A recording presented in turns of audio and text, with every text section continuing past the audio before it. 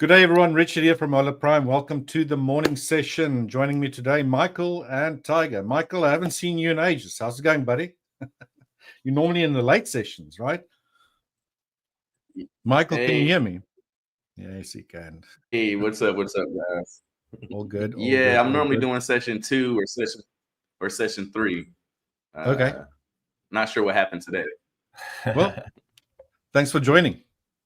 To all our listeners from wherever you're watching, as always, if you've got any questions, let us know. And maybe Tiger, you want to kick things off for us today and get the ball rolling. Get my screen up here real quick, and I'll just kind of touch on last week's economic info, and we'll take a look at what we got this week. So, I think really the biggest thing that came out of last week was the U.S. What was that? The GDP number. We kind of touched on it last week, but it was the third month in a row right down here where we had a negative growth rate. So it's really kind of added to the bearish bias, if you will, for the U.S. dollar. We did have some other good info that came out on some of the other reporting, like the PMIs and stuff like that. But yeah, that's I think really the one weighing down the market right now for the U.S. dollar anyway is that GDP. So just kind of looking forward to this week. I mean, we got a lot of the regular reporting that comes out weekly, obviously the unemployment, non-farm, that kind of stuff. We got a lot of lip flapping that's going on tomorrow. We got the Bank of England, Governor Bailey speaking. We got the Bank of Japan, Governor Ueda speaking. And then, of course, we got Fed Chair Powell. So I like to call it lip flapping because it's a lot of hurry up and waiting. Hurried up and waiting. So, but yeah, then we got unemployment, non-farm coming up on Thursday. And then, this morning, Lagarde spoke for the Euro president there. So, other than that, no other major reports coming out, just kind of your typical ones. Just a quick note there, Tiger, to all our viewers. So remember, it's Independence Day on Friday, right? So that's why we got non-farm payrolls on Thursday. So it is a bank holiday on Friday, as far as I believe. We'll also not be live, right? Correct. Yeah. Well, the Forex market's still. That's a good point. The Forex market, it'll just be low liquidity. It'll be quite slow. But for those nerdy people like me, I'll probably still be on it. I'll still be checking it out. I don't have to be to my family's till afternoon, so I'll still be taking a look at it. But anyway, that's just kind of a look. Yeah, obviously for the stock market for New York session, we won't. New York closes at 1 p.m. Eastern time on Thursday. That's right. So you can trade. Obviously, it'll be light liquidity Thursday morning as well for those stock traders. But yeah, and then obviously Friday will be closed altogether. So, and then just kind of moving over to my economic surprise meter here. When you look at all the economic reporting that's been released of late for the currencies, clearly the New Zealand dollar is the strongest one at 75% positive. So 75% that have beat expectations. So yeah, that's my strongest currency I've got right now. The euro dollar, obviously a 46%. If I take a look and isolate just the U.S. economic data, we'll see here where we had that GDP number, which was the surprise down last week. So obviously bearish for the U.S. dollar. We also had the PCE. That was the one good report for the U.S. dollar. Okay, that gave it a bullish rating, albeit it's not as important, I don't think, as the CPI, which comes out typically 10 days earlier. But it's just kind of a early sign for the next CPI, if you will. So it did come in bullish. And then other than that, the jobless data was good for the U.S. dollar. But yeah, that GDP number, that's really the one that's weighing everything down. And then if I look at the New Zealand dollar, the most recent reporting we had was the GDP number on the 18th. Was a bullish number. So yeah, it's really the strongest one at a 75% impact. So that's really the number one, my strongest currency in my book. And then obviously the dollar is the weakest. So naturally, I would want to look to find look at the New Zealand dollar US dollar pair and see if I can find a buy point. So if I just kind of flip on over to my and one other thing I wanted to show before I left that screen was the COT reporting from last week. Man, I love that dashboard. It's really cool. Yeah, no, I love it. But New Zealand dollars at the very top. The most important number on this screen, and it is paralysis analysis, but the most important number is the net change percent right there. So the institutions basically increased their long positions by 6%. Their net long as it is. Anytime you see a blue number next to net position, it's net long. A red number means it's net short. So they had a pretty healthy gain to their overall portfolio. The euro had a modest 1.5%. The Canada dollar 1.4%. So that's really the currencies that the big banks institutions increase their longs on.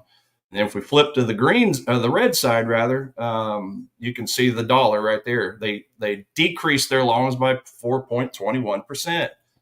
And then the same thing with the British pound at a minus 2.2%. So they sold off there. Yeah, they're really beating down the US dollar. So and just to kind of look at US oil, even, I mean, remember all that craziness that we had there for a week with the war. Yeah.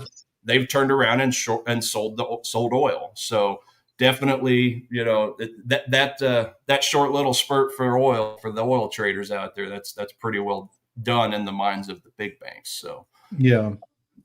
Okay. Well, good to know. Yeah. So that's just a little bit on what the big banks and institutions are buying. If I flip on over to my trading plan.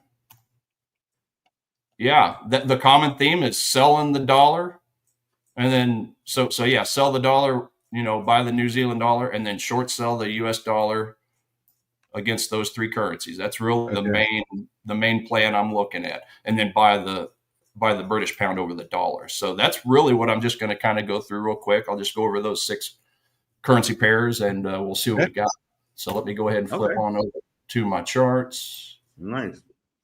Yeah. So do you primarily, Tyke? I know this is our first session together. Do you primarily go with the fundamentals and kind of get those small edge that way, and then jump over to the charts?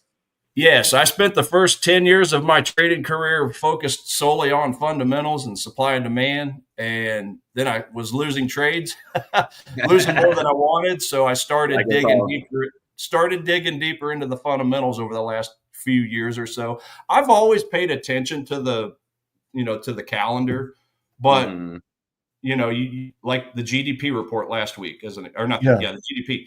Like I would be aware of it for that day, maybe the day after, but then there's a second day, a third day. I just kind of would start forgetting about what was important.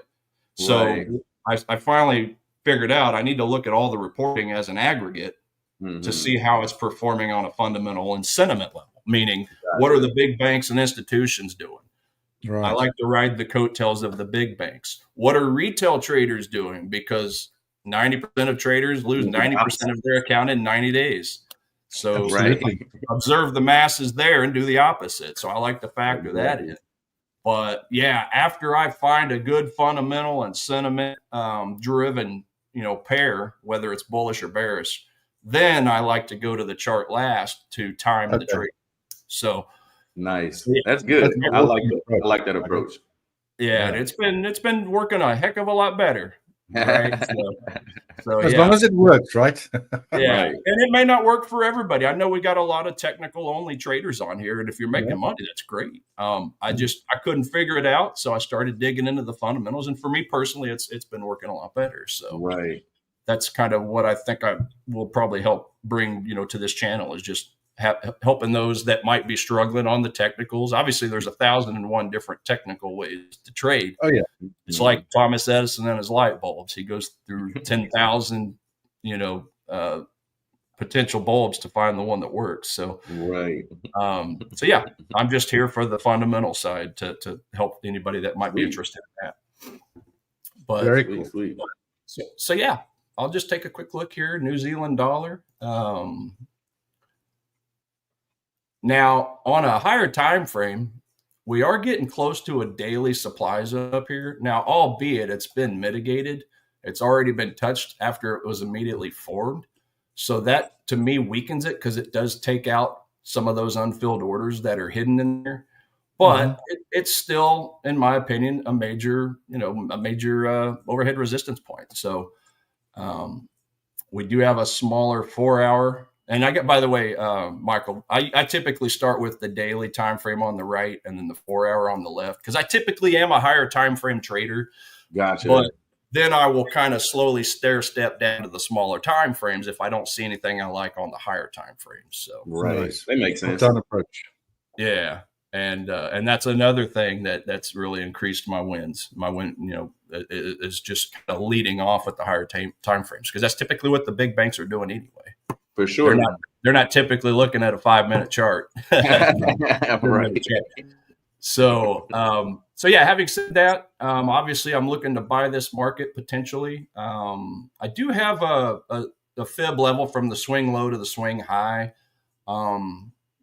At the very tip of it, I do have that 4-hour zone. If I get rid of my drawings, you can see I use a order block tool that maps out my supply and demand zones. I'm still stuck in the habit of just drawing them in manually, since I did it for 10 years before I found that indicator, which is important. So I like to just color in the important ones that I see. Now, the only, other than the 4-hour at the very bottom of that, I do have I believe that was a 1-hour. Yeah, I do have a 1-hour demand zone kind of hidden in here.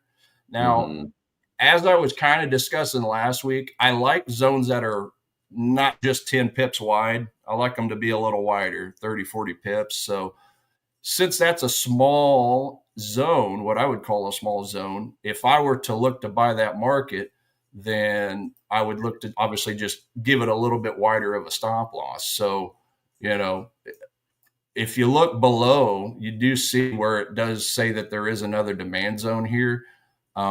Pretty decent volume coming out of that, or growing volume. So essentially, I see that as a zone on top of a zone. So if I were to just kind of color that in, now I got 2 zones I could play with.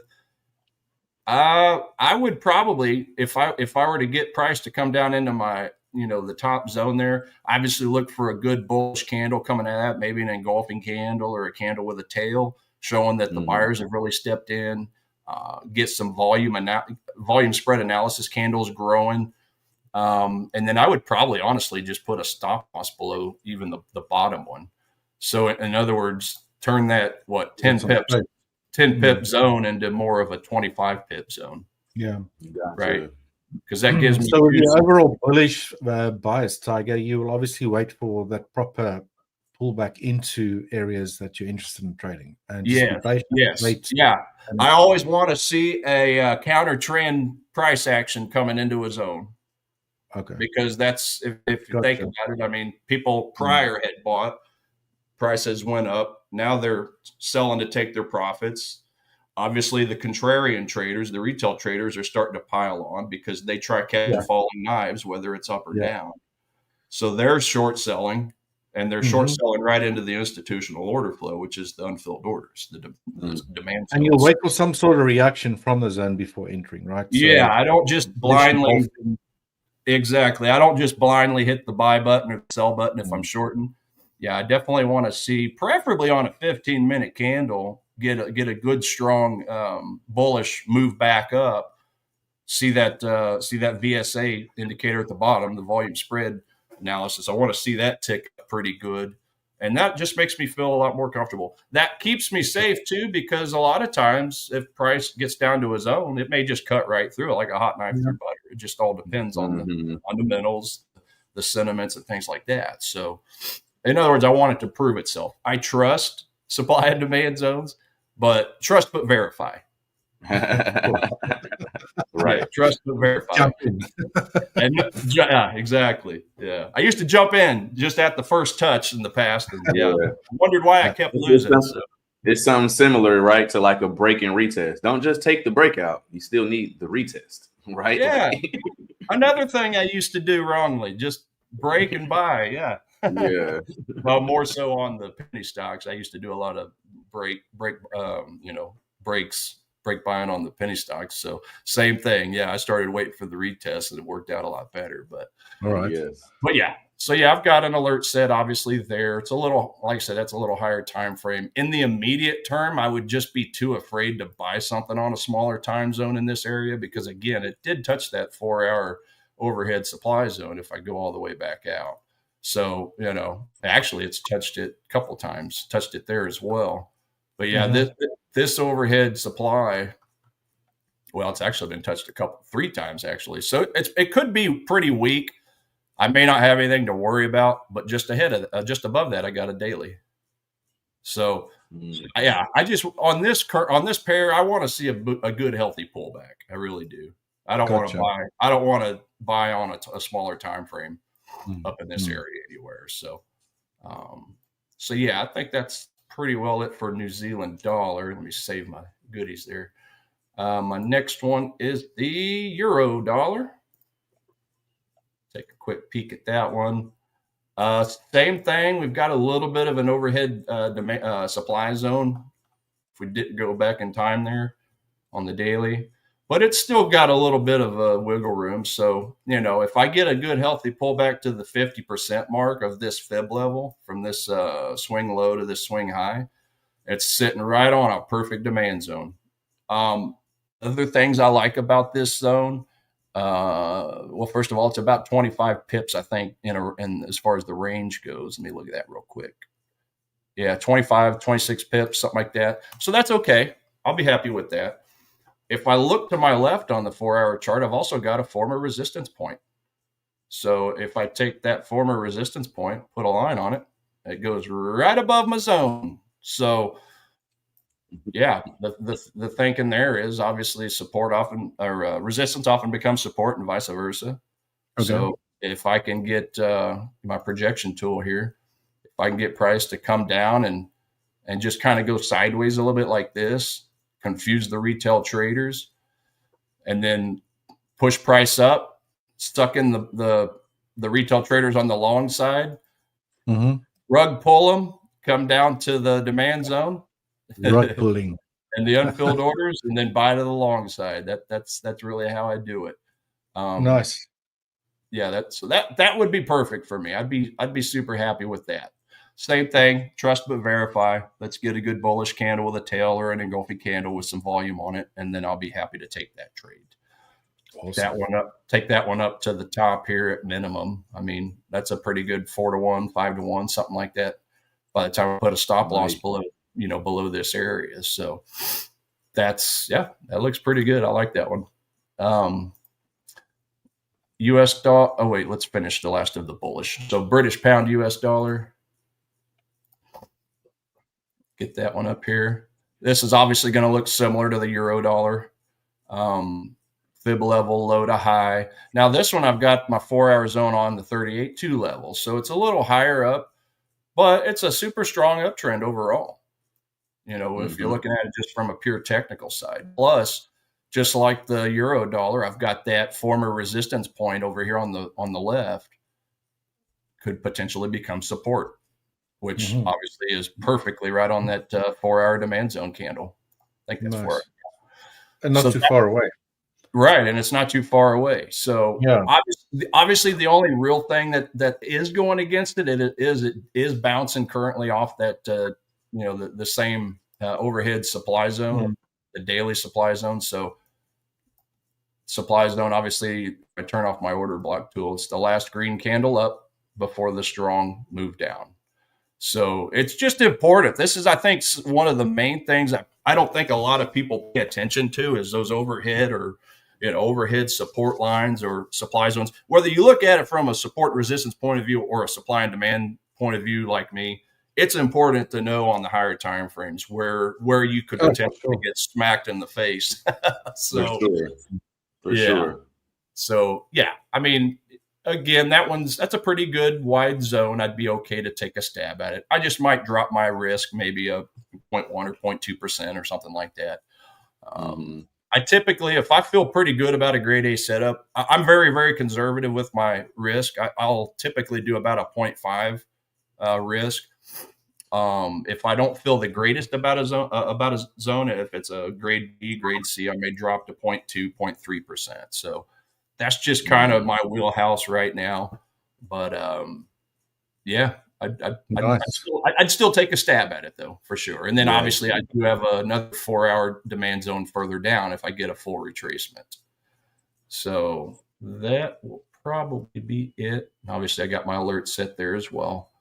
I think that'll be it for the pound dollar. I'll do my short sell items real quick and then I'll be done. So okay, dollar Japanese yen. Okay. So on this one, I did have some zones on the 1 hour. I didn't have anything on the 4 hour I particularly cared for. I've got this zone here. Okay.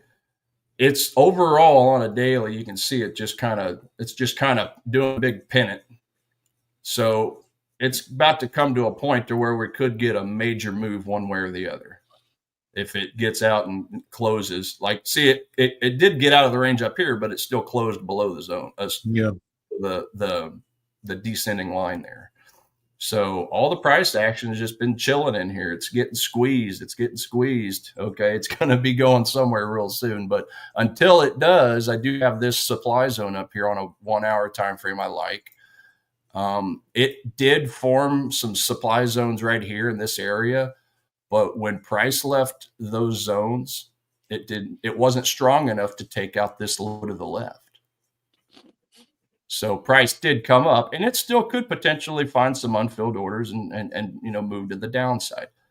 But what I like about this zone up here the most is how just awesome it looks. Let me tell you. So it's about 20 pips. It's not quite the size I like. But one thing about supply and demand zones I've learned is this. If you find a supply or demand zone that's kind of out in no man's land, meaning if you look to the left, you don't see a lot of congestion. Mm-hmm. Those are some of the best zones out there because, if this zone were to be down here, well, then you got all this mess over here. And that's in theory taking away a lot of the orders. People are getting tired. Right. They're just fighting and using up all the orders. So up here, that's some of the best looking zones. When you go look to the left, there's not a whole lot there. I mean, obviously price went through it, but it didn't just hang out and linger there. So I don't know if I explained that. Are those like order blocks, Tiger? There's the blue and the orange blocks you got on there. Oh yeah, that's my master pattern contraction points. So that's another thing. And I know I kind of touched on this last week, but anytime I can get price to be, like in this case, this is a short sell opportunity. So if I can get price over value on the smaller time frame, then obviously that's the best. We buy low, we sell high. So this is where buyers and sellers, this blue box, these are the ones these are more important than the orange because those are what's called a minor contraction point, and these are major. So for this to be a major, basically price collects in this area. That's the buyers and sellers fighting it out or agreeing, however you want to look at it. But then ultimately somebody wins. So in this case, in the short term, the buyers won because they pushed price out. Well, when they did that, they formed liquidity down in this area for their stop losses. Then the sellers step in and push price down and collect that liquidity. The sellers put their stop losses up here, which is that liquidity line. So now the banks, the retail traders that kind of know how this works, they turn around and they push price up. That's the goal, is to push price up, catch those unfilled orders plus this liquidity, and then ultimately find the trend phase of the accumulation distribution model. So that's essentially what I'm hoping will play out on this particular play. But yeah, anywhere I short sell up in this area is short selling over value. I don't want to short sell under value because it's like buying crab legs at full price. I want crab legs half off. So that's why I want to. Trading is No just butter garlic sauce. Yeah, trading is just like buying or selling anything. You go to the mall maybe somebody likes a jacket. They find a jacket for $300. Gotcha. You know, they don't want to pay full price. They might wait a week or two. Might come down to $250. Might come down to $200. Maybe they're a real good shopper. They come back a couple more weeks. Comes down to $100, $150. Right? Yeah. Nobody wants to pay full price. That's all trading is. So yeah, that's essentially what I'd like to see. If I just take my projection tool here, come up, tag that short sell, and then down here I've got some demand zones. So obviously I would want to sell for profit or buy to cover for profit ahead of those. Let's see here. I've got two more: dollar Swiss and a dollar CAD, dollar Swiss. Okay. Dollar CAD. This one's going to be a similar picture. Nice overall downtrend. Oh yeah, and another thing is I do use anchored VWAP. I like to put it on the high points and the low points, as I've done on this one over here. I just kind of put it right here at the high point. It just acts as a good dynamic support and resistance.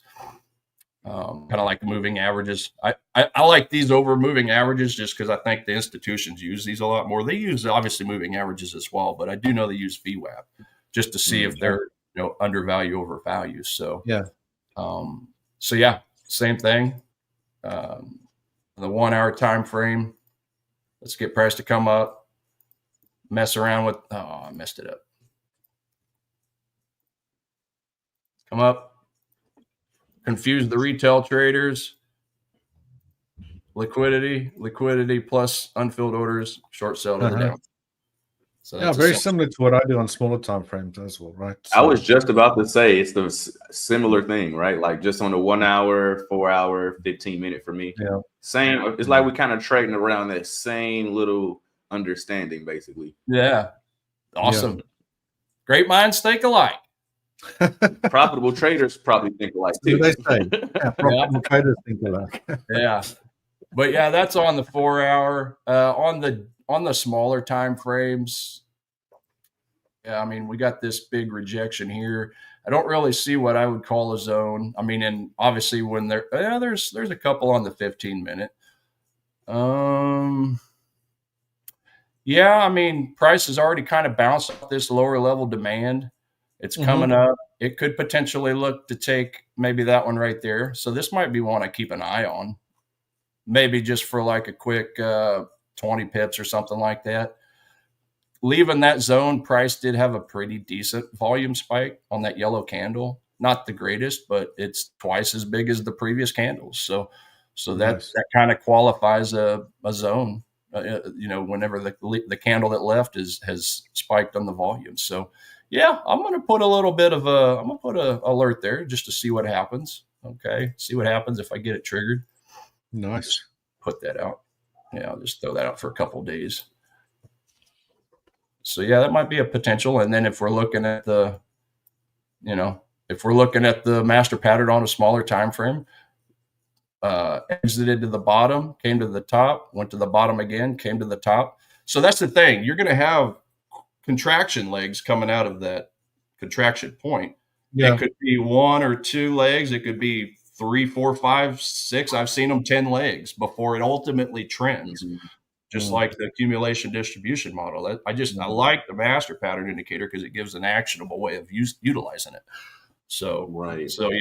But yeah, that's the point. That's the point of the big banks doing that, is just to confuse retail traders, create this liquidity, like you see those shreds. What I say, chop them to shreds. Yeah, that's it. But yeah, I mean, and it works on all the time frames. I just absolutely love that. Same with my supply and demand zones, the order blocks. So yeah, if we can get a little bit of a movement up into here, hopefully that happens during the stream, because I'll probably take a little bit of a stab at it. Nice. And then, nice. And then lastly, the dollar Swiss franc. There we go. 4 hour to start, just to see what higher time frame. Oh yeah, so I did have a 4 hour zone here. Obviously, we got a pretty good downtrend over the last several weeks. I I did just kind of put a fib level on this upper and lower level. Right on the 61.8 level, I've got a 4-hour supply zone.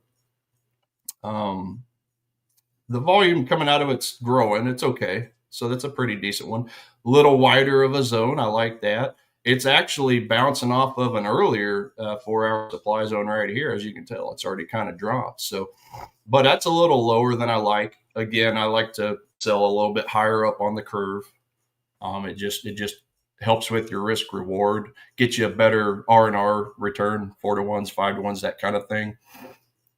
But yeah, I mean, we've got that there. Let's see what the 1 hour looks like. Yeah, not really any zones that I like. 15. Yeah, we did have, I mean, this one worked. I mean, little zone coming out of here, but I would have not used it because it wasn't strong enough to push down to the bottom of this.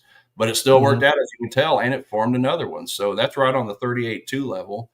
That's the minimum retracement I like to see if I'm going to buy or sell, is at least a 38.2.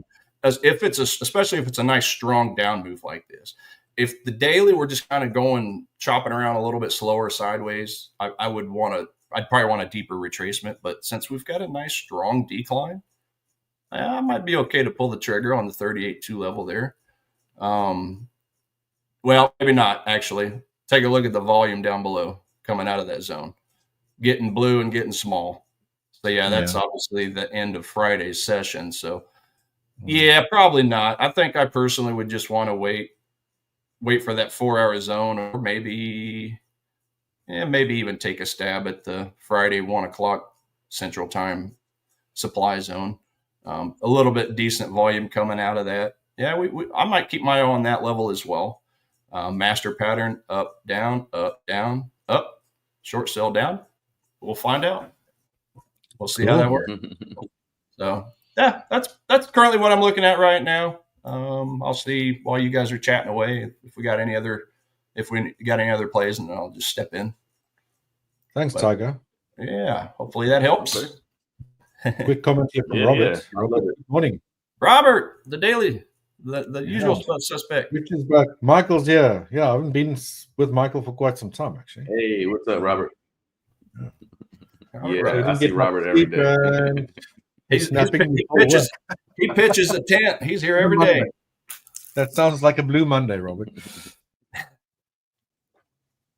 Yeah. All right, Michael. Do you want to?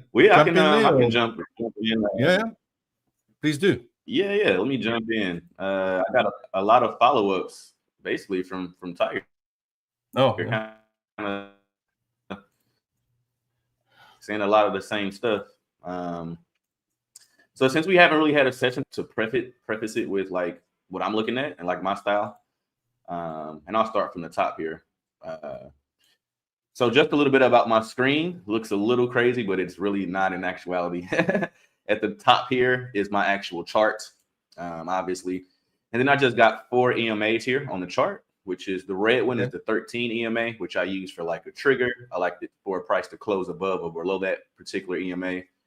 I got my blue one is the 50 EMA on here. So typically that's like a lot of bounce moves I like to see off of there. Price tends to always interact off this EMA pretty well. What is that EMA's current value there? Just for interest, because I'm also going to look at the NASDAQ a little bit later. The upper EMA. Which color? What is that? The light blue one. Price so this is the 50. Right now. Yeah, this is the 50 EMA. 50. Yep. And then and then there's white one. Actually, I can just do this really quick. Probably make it a little bit easier for visual. Red EMA. But the current price value of it, Michael. So that one be, let's see, about 22,517, somewhere around there. 22,517. But so the red one I got is my 13 EMA. The light blue is my 50. Right. Then I got the white one, which is the 200. Then I got the dark blue Yes, to me it looks a little purple, but dark blue. Dark blue is the 800 EMA. So I got these 4 EMAs on here at the top on my chart, and then at the bottom, this indicator is what we call the TDI, which is short for Traders Dynamic Index. So TDI. Dynamic Index.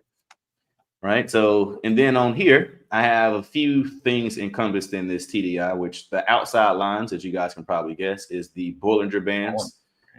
So I like price to be within it, and it kind of gives me some dead giveaways sometimes. If it's outside of it, like here, it's kind of creating some outside structure. Same thing here. I won't trade, even if a pattern sets up, I won't trade it if it's outside the band. This purple looking, let me scoot this up a little bit.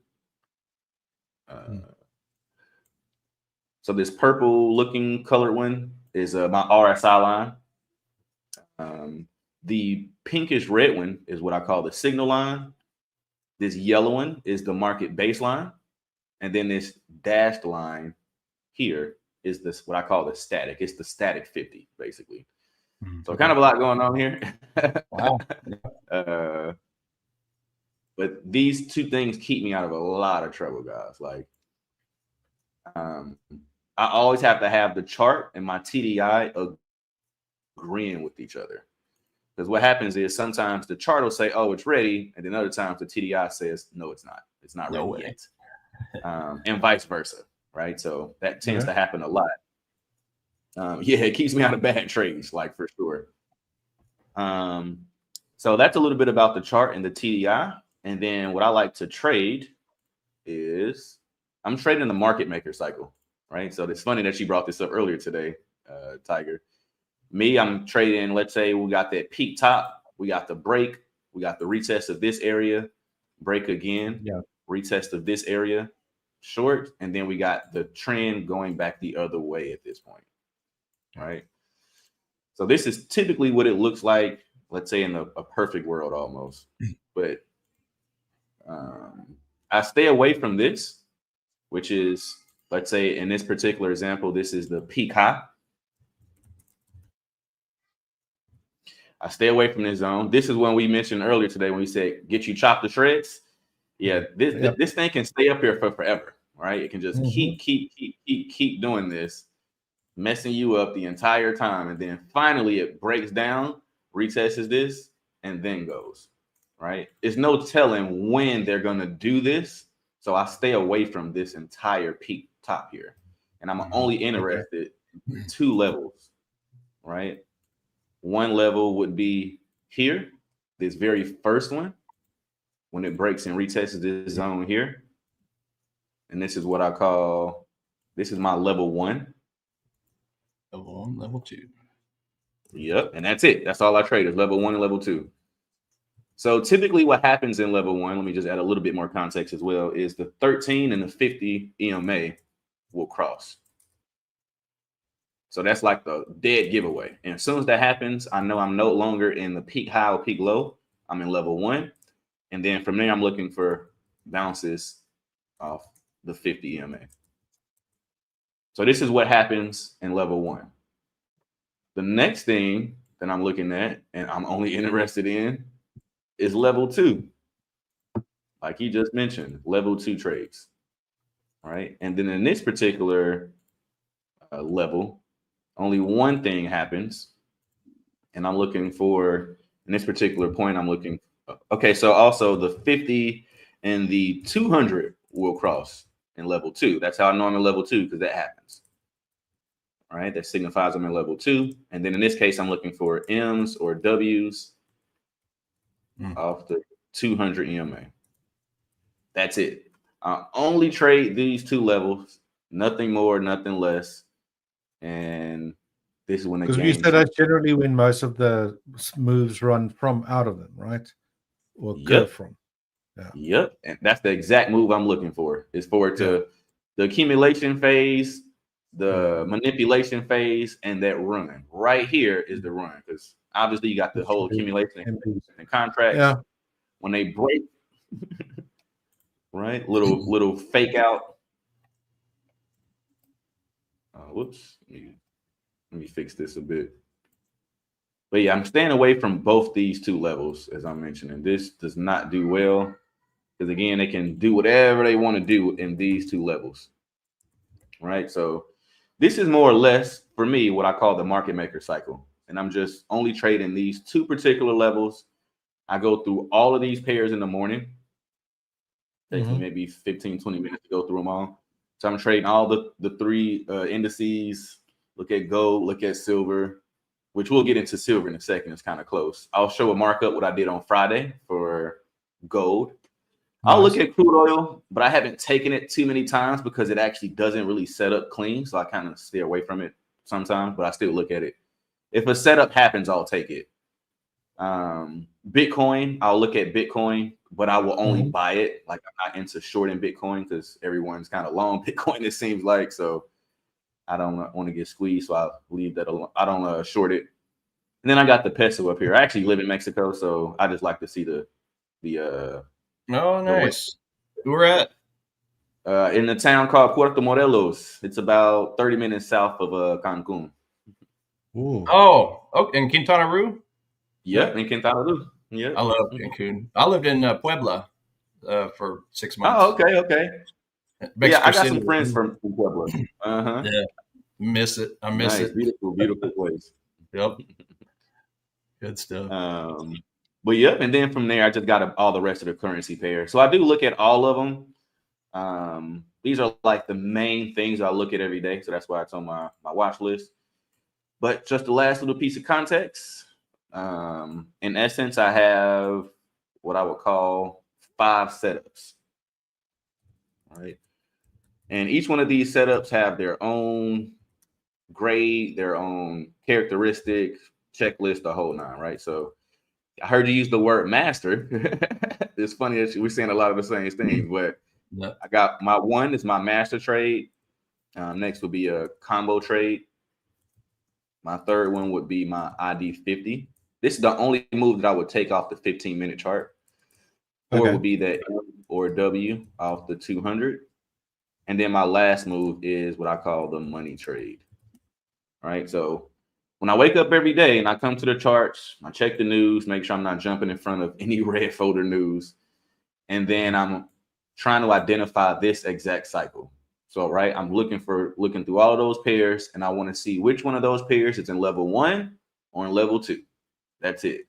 And if it's one of them is in level 1 or level 2, I want to identify which one of these setups is possible in that level 1 or level 2. Cool. Typically, setup 1, which is the master trade and the combo trade, they would happen in level 1. Level 3, which is the ID 50, that can actually happen in level 1 or level 2, right? And then number 4, which is the M or W off the 200, that can only happen in level 2. And then number 5, which is my money trade, that can happen in level 1 or level 2 as well. So I'm literally breaking this down till its smallest mathematical, scientific edge point to be able to identify all of this. And then, of course, I'm using the chart and I'm using the TDI to kind of guide me on the actual confirmation of it all. Right. So, and then I have these broken up into obviously grades. Right. So this is my A setup. This is a setup as well. Oh, whoops. It's not an A plus. It's just an A. A setup. This is actually a B setup. So is this one. And then, of course, this one as well is a B setup. And then I just risk properly for each one of them. So this one, I can risk my full 1% on my A setups. In fact, for my trading plan, if I have an A plus setup and I don't risk my full 1%, I'm breaking the rule. So I have to put my full 1% on it. It's super high probability. I mean, even my B setups right now are performing at 63.83% right about now. Nice. So, wow. My A setups, I've seen them as high as 80%. So wow. I have to put my full 1% on my A setups. Don't leave any money be set up. Yeah, exactly. And it's been plenty of times, right, where I might be a little scared. I won't put the full risk on, and I'm like, man, like it looks clean, but I'm like, why don't you just put the full thing on? It's been too many times where it runs in my favor. I mean, so quickly that I'm like sitting there, like, yeah, I'm happy that it hit, but I'm like, dude, you totally missed the other half of it. Like, you left so much money on the table, it's ridiculous. Well, that's the way it works. Sometimes. Having the ones that we think are going to be nailed, yes, that might be some of the more losing ones, and the ones that we're not so comfortable about, they may turn out to be the best trades. So exactly. And again, that's why I literally implemented that into my trading plan. Like, I can have a green day, follow all my rules down to the T, entry, stop loss, management, the entire thing. But if I have an A+ setup and I don't put my full percent on and it hits, that's a red day on my process. Yeah. Like I was exposed. Yeah. So obviously it takes, a lot to go through all of that. But yeah, over time, I've just noticed that these trades are hitting, and I can't keep leaving money on the table. So strong rule for me. It's a hard rule that I have to do it. I make jokes and say it's illegal, right? I will fire myself if you don't put your full position. You're going to call the SEC on yourself? Right. Like, or the FTC? You have to put that on there. Yeah. No, that's a good one, though. Michael. Right. Yeah. Michael, I just want to quickly share my screen. I might be taking a trade shortly. Yeah. Let's check it out.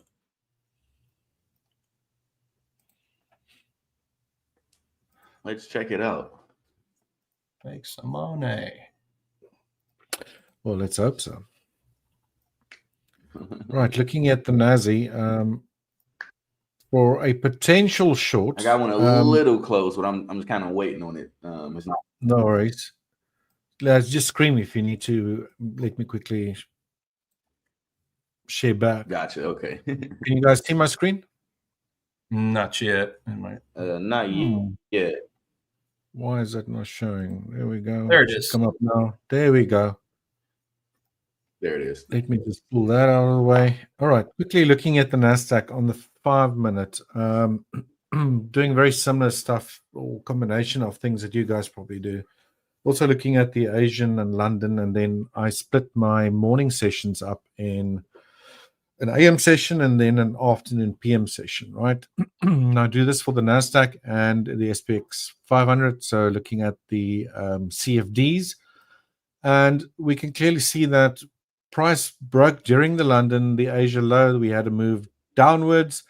I'm almost thinking we might see a continuation lower until at least the PM session. Whether we're going to get a reversal now, whatever, I'm not sure. But my bias for the time being would be short. And one reason for making that decision is that if I go back here to, I think this was Friday's price action. I also look at SMTs, which are, let me see if I can get back to that before. Hopefully this doesn't set up while I'm busy talking.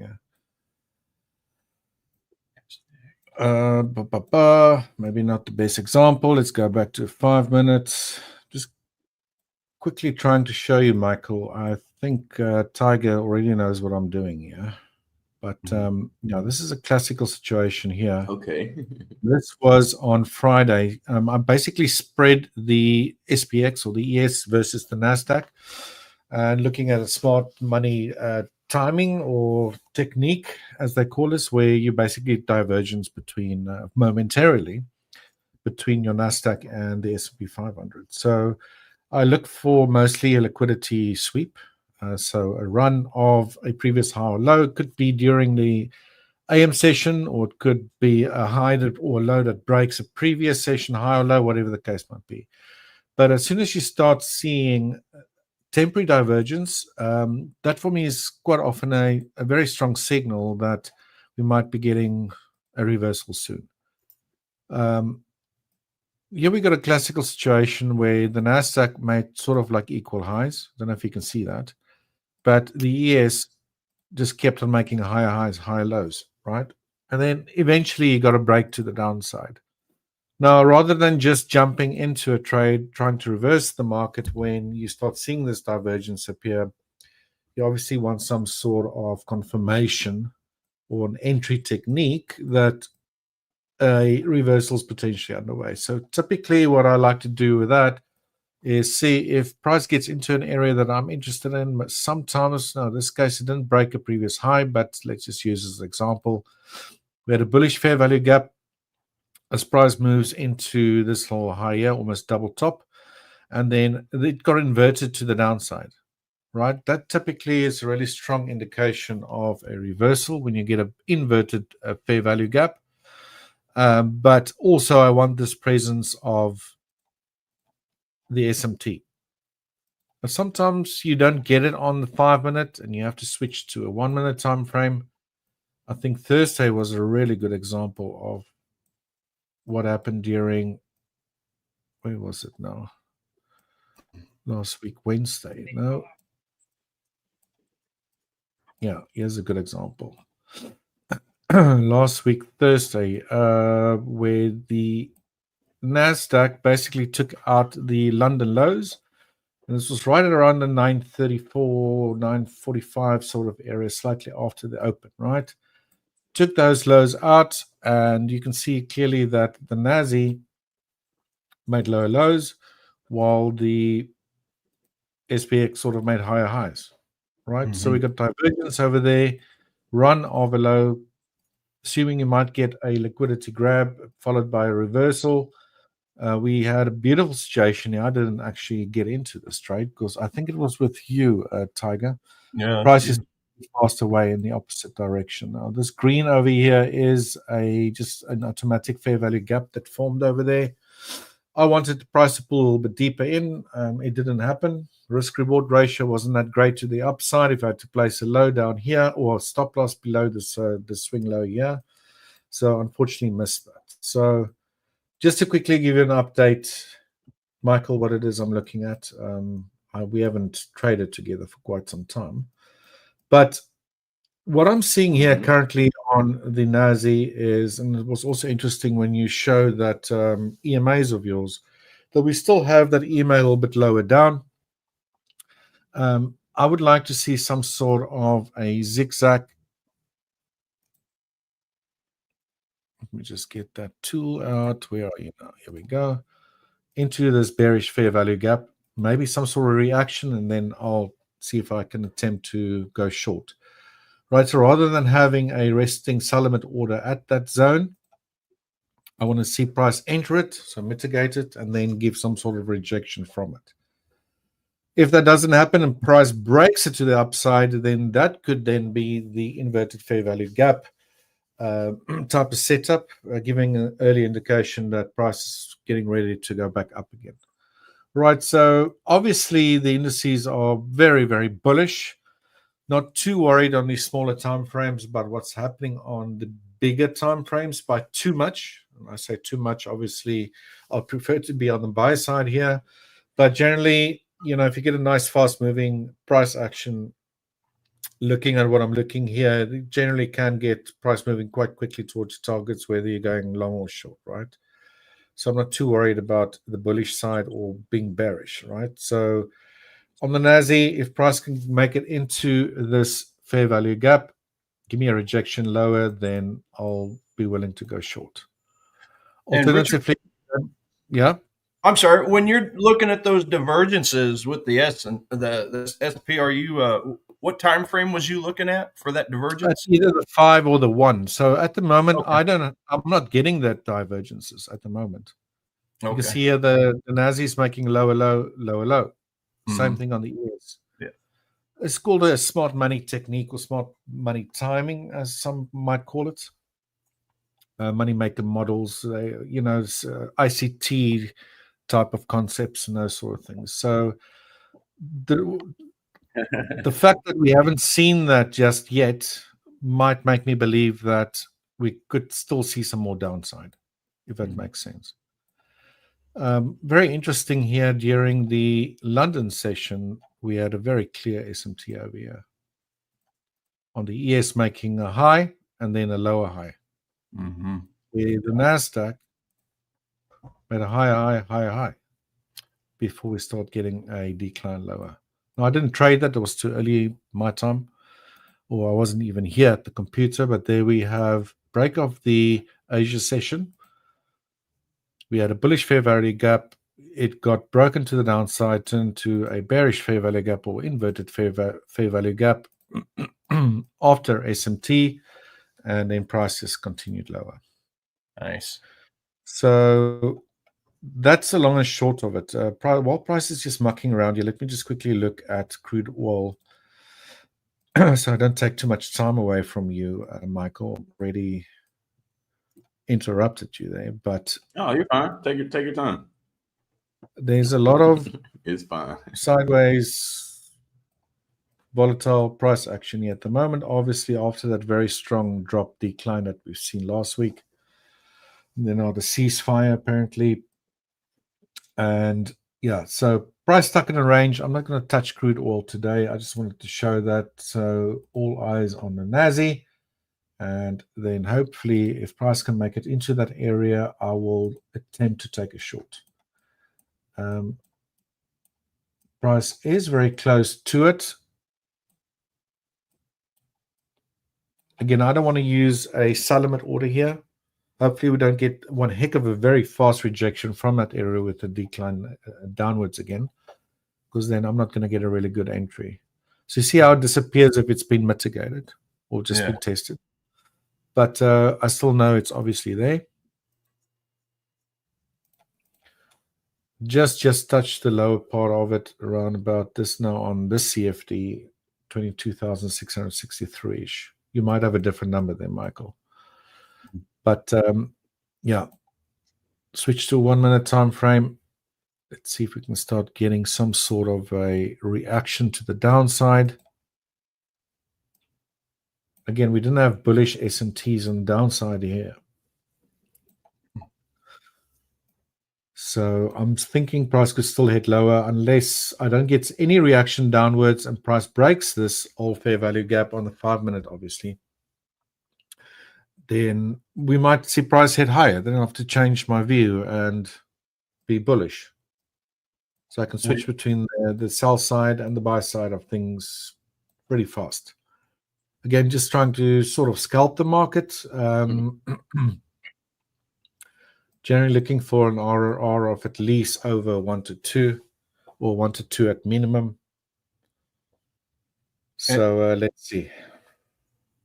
When you buy or sell on a FEG, do you have a preference on how far into it goes, or just touch it? With the NASDAQ, sometimes it just touches it and then it lifts off. Yeah. If you always say, I want to be a bit more conservative, we wait for price to go midway into the fair value gap, then so be it. But I found as of late, if I don't jump into that ASAP, especially on the NASDAQ, you're going to miss most of your trades. Don't leave without you. Twice that happened with the NASDAQ. So, we got a bit of a pull into that bearish fair value gap. There's now one obviously it formed here on the 1 minute, but I'm not really worried about that. Obviously, they're going to form more over the show, but maybe this could also be an indication. We got a small 1 minute fair value gap. Price is on a bullish side of things. Price is pulled into the higher time frame fair value gap, and we maybe see an inverted fair value gap happen here, and that might be the signal to go short. And what I'm also going to do is, rather than, if I do go short here, and there we go, we got a break of it, is place my stop loss above this area over here, above the bearish fair value gap that formed on the 5.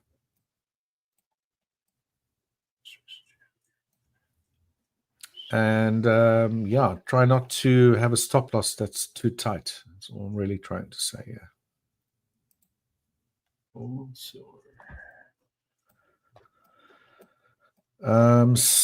The other thing is with the CFD sides of things, with the trading platform, I've seen quite often the spread can sometimes be, on the NASDAQ, it's not that wide, but, You have to be pretty quick. Use a limit order. Price obviously has to move the spreads distance through the limit order first before you get filled. Mm-hmm. But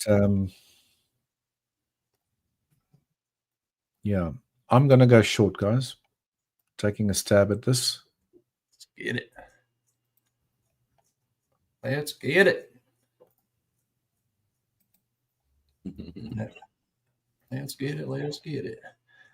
And then I'll pass things back to you, Michael. Okay. Sounds good.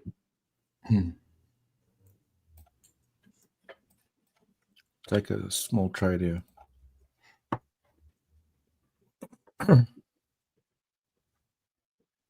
Get it, get it, get it.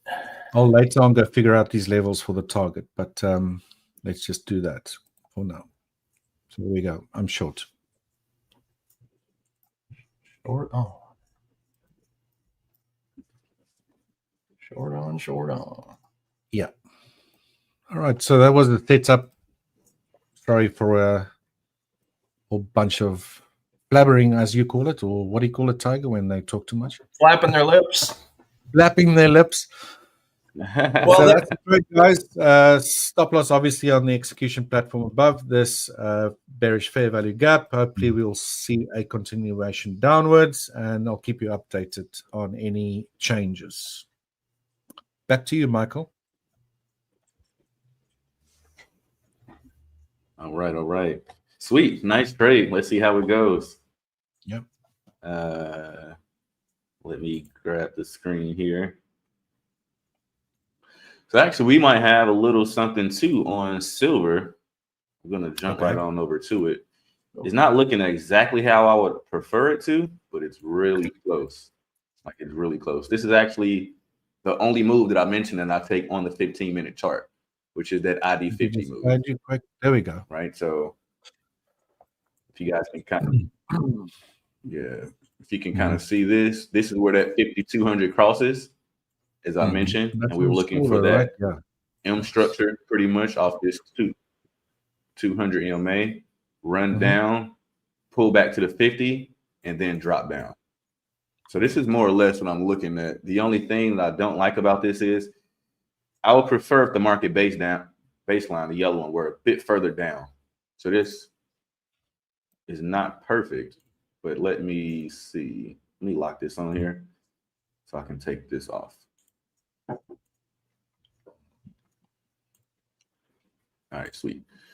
Yeah, see, this is technically not ready just yet because what I'm really looking for, and I'll try to draw this on here. I want to see this yellow market baseline go down, and simultaneously, these two, this RSI line and signal line, come above the market baseline like that, and then drop. Because what typically happens is when it's not, I call it the TDIs out of order.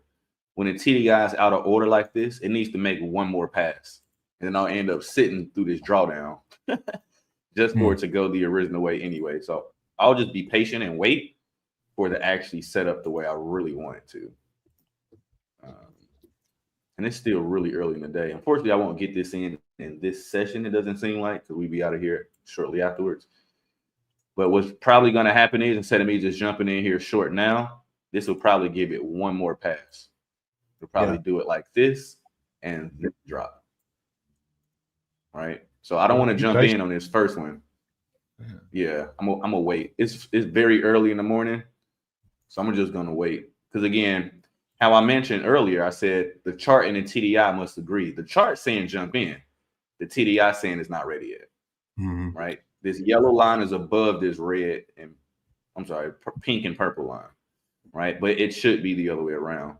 The RSI line and signal line should be above this market baseline. All right. So it needs to be above the center line. And then cross down. Yep. That's really interesting. So let me how you combine the RSI and the Bollinger Bands. I like that. Very nice. Yep, and it keep you out of some stuff, right? So let me see if I can change this color on here, just to kind of give a little bit more context. Yeah, guess this is close enough. Sorry, guys, I dropped my pen here. Oh, no worries. Back. Let me just do this purple in like this. Make this more purple. What's purple? Here we go. Here's a good one. All right. So I want it to look more like this. All right. You see how the the pink and the purple are above this yellow line here? This is signifying to this will tell me that it's ready. And then I want it to drop. But seeing that it's not like that yet, the market baseline is above those two lines. This is not ready. This is going to end up coming back, making this pass, and then go. But I will be ready when it does, because I'm going to have my handy dandy alert here. And I have this, and then I have the app on my phone and an Apple Watch. So typically I just write myself a message. Like in this case, I'll just put ID 50 ID 50. And why can I not type today? Confirmation. All right, so I'll just put that on here, and then when it does come back around, obviously I'll know. But you see what I mean? Look at this. This is soon. If I would have jumped in, it's pulling back already. I would have to sit through this drawdown. Yeah. I want to see it make this second move and then go. Just gotta sit on your hands. Yep. It works. Sitting on your hands. For me, no setup, no trade. Because what happens is, if I take this trade because I jumped in early, to me that's an amateur mistake. Right? Get taught a lesson. I'm impatient. And I'll be honest, one of my strong suits of trading is to be patient. I typically trade the 1 hour and the 4 hour anyway. So like I'm waiting for quite a bit of time. And I don't want to sit through this drawdown. Even though it'll go, more than likely, the benefit of not jumping in early is, one, if it doesn't go, I never took the loss. Right. So like if it doesn't confirm, I just never took it. But two, even if it does go, right, I'm not sitting through this drawdown right now for it just to turn back around and go my way. Typically, when I take my trades and it confirms the right way, it doesn't take long for it to get to TP. So like some probably around here. So let's say typically about halfway through it, somewhere around here, I would like just put, and I just make a quick, sometimes I do like shorthand, it makes it a little bit easier. I'll just do SL2BE. For me, this is stop loss to break even, right? So once it gets there, I'm at break even anyway. Depending on what the setup looks like, I might take some partials off. Like I do that more than half the time, especially if I haven't taken any trades for the day. I'll go ahead and just take something for the day, right? Like I don't want to do all the work. Yeah. Get on the board. Then I love my infamous. Yeah, got to get on the board. I love my infamous TP smacked notification. I love getting that. And yeah, I'm gonna just typically just wait on this one because again, this is not ready just yet. I'm gonna just wait. It's gonna be interesting to see because this will end up doing exactly what I'm saying. Like this will end up coming back, touching this, and then dropping. Right. So do you trade well often? But yeah, this is Michael? part of that. I'm sorry, what'd you say? Do you often trade silver or?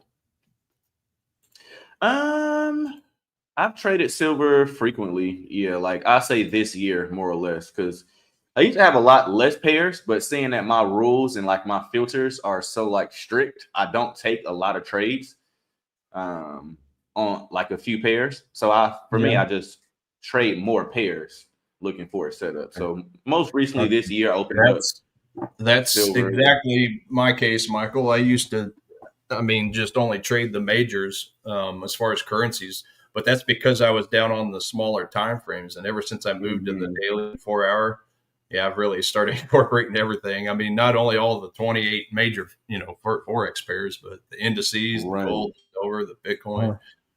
Because to have a perfect setup the way I like it on the higher time frames, I might get one, maybe two good setups a week, and that's it. Right. So I've started branching out. But I might get 2-3 solid setups a week, what I call Mona Lisas, right? The rest of them are like iffy. And I don't really take the iffy ones. Like, I know exactly what my setup looks like. I have, out of all those 5 setups I showed, I have more than 100 flashcards for each setup. So we're talking about over 500 flashcards. And I know exactly what it looks like. Like, this is close, but this is not it. Right? So it's amazing. Exactly. It's amazing how picky we get with years. Like, I spend more time, honestly, talking myself out of a trade than I do talking myself into it. I mean, I try to think of myself as a retired trader. Like, until I see that's very easy to do as well, talking. Until I see all the stars align, I'm a retired trader. I'm going to wait. Yeah. And that's just me, right? Like, I tell a lot of traders all the time, they're like, "Oh, I just want to jump in," and I'm like, "Why do you want to jump in now? It's not ready." It's like, I feel like it's gonna run without me, and I'm like, "See that right there is just FOMO." Yeah. That's the slot machine mentality. They just want to crank the handle. True. That's true. Like, to get a hit rate like mine, not even a brag, but I'm sitting on my hands. I'm literally not interested, right? Like, I'm not interested until, right? Like, say for example, I typically show everybody GU and GJ every day because that's pretty much what most people like to see. Like, this is, I've been waiting on this for quite some time. Right, let's get out of here. This is the 1 hour chart. So, right, like, this is what I'm looking for, pretty much. Like, I want to see it do something like this. Right, and I'm not touching this trade until this happens. I really don't even care how long it takes for it to happen.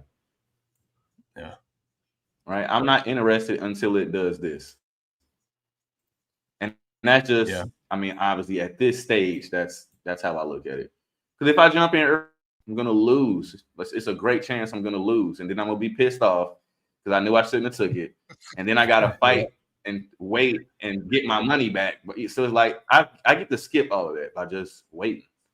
I literally, even when I'm in trade, a lot of the times it's like, because once it gets to break even, again, I'll move my stops to break even at a certain point, and I'll take partial if anything. But I have very, very, very strict rules. Like, I won't close the trade early. I don't like to swing trade, so I close my trades typically every day at 3:55 p.m. I found that last hour from like 4 to 5 Eastern, a lot of craziness happens around there. So I avoid that last hour altogether. And I close majority, I say 95% of my trades at 3:55 if I'm still in it. I don't want to pay the swap for like the next day. I'm super, super patient with all of this. Yeah. And that's something that, the carry trade, it's important. Thankfully, my tool has a carry trade scanner. It actually lets me know if I'm going to pay or get swaps. So I like to look at that before I even get into a trade. Hey, is this going to pay me to hold it overnight or not? If it's not, then if it's a really good setup, like a dollar Japanese short sell or something, I mean, it better be a good grade A setup for me to short it and hold it overnight. But because otherwise, I'm not going to do it. But no, you were saying about drawing it out and being patient. I mean, that's why I like to draw out with my projection tool, like I was doing with the lines. I like to do that and save it so that every day I look at it and I remember, okay, this is what I need to see if this is going to be a grade A setup.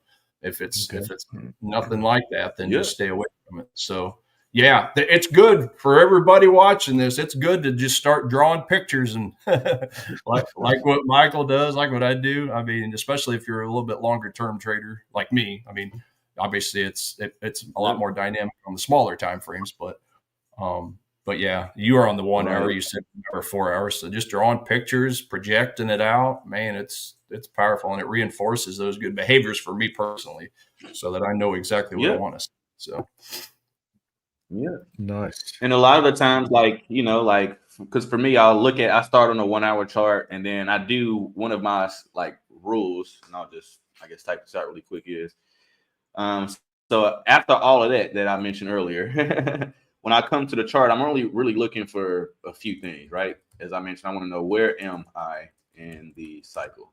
right? Am I in level 1, level 2? All right, let's dig deeper. If I'm in 3 or peak low, peak high, I'm not interested. I'm going to the next pair. It's just simple as that. The next thing I'm looking for is a nice pattern. It's typically off the 50 EMA or the 200 EMA. The third thing I'm looking for is the higher time frame confirmation, right? For me, since I'm typically looking on a 1-hour chart, I will go up to the 4-hour chart, and I want to see price on the same side of the 13 EMA for me to take it. And then the last thing would be my entry confirmation, well, entry signal rather. And that's really it. Like I kind of go through the whole process. Typically, you're gonna get held up by one of these, right? Like a lot of the times that happens on number 3, which is the higher time frame confirmation. If we go back to silver, this one does check, right? So if I go to the 4-hour chart and I zoom in here, I can see that price. I want to short this, and I can see that the last, let me move this over. The last closed candle. Man, why is it doing this? Oh, it's locked. That's why. Let me go to the one and take this off of here because this thing is locked. They won't let me move it. Yeah. Okay, there we go. All right. So if I look at this candle here, the last closed candle, you can clearly see this is the open candle now, but this last one is below this red 13 EMA. So I have higher time frame confirmation. If I'm looking at it on a 1 and I want to go short, I need to kick it up 1 level, which would be for me the 4-hour chart, and make sure price is on the same side of the 13. A lot of the times I will not take a trade because I will not have higher time frame confirmation. This will say, yeah, you want to go short, but price on the 4-hour chart is above the 13. For me, that's a hard pass. I just can't take those trades. Because if it's below it, the trend is already there. Like that extra confirmation that I need is right there. So in this case, we do have, higher time frame confirmation. But again, it's still just not quite ready yet. So I'm gonna leave this alone for a minute. But yeah, guys, I try my best to. I'm sure you, just like you guys, you mentioned 10 years earlier today, Tiger. I got pictures of me in front of charts in 2012, right? For the longest. I wasn't one of those guys who figured this out fast. It took me forever to figure this out. Seriously. Well, that's what I was observing. I wasn't on it every single day, whatever the case may be, but since 2012. Yeah, so ever since 2012, it took me 8-9 years of losing. Then I finally had my break even 1 year, 2 years, and then recently the last 3.5 years, I finally figured it out. Like, all right, now I got this. Yeah, man, that sounds very familiar. It took me forever. That's why I'm so strict to my rules now. You have to pay the school fees first. Yeah, well, that's the beautiful thing. We all have an algorithm, and it might take some people a year or two, might take some people 10 years to find what works for you, because everybody's personality is different. But that's what I like about your setup, Michael. Your algorithm, your personal algorithm, it's no nonsense. It's cut and dry. The rules are the rules. So as complex as it may look to somebody seeing it for the first time, by the time you break it all down, it looks pretty simple.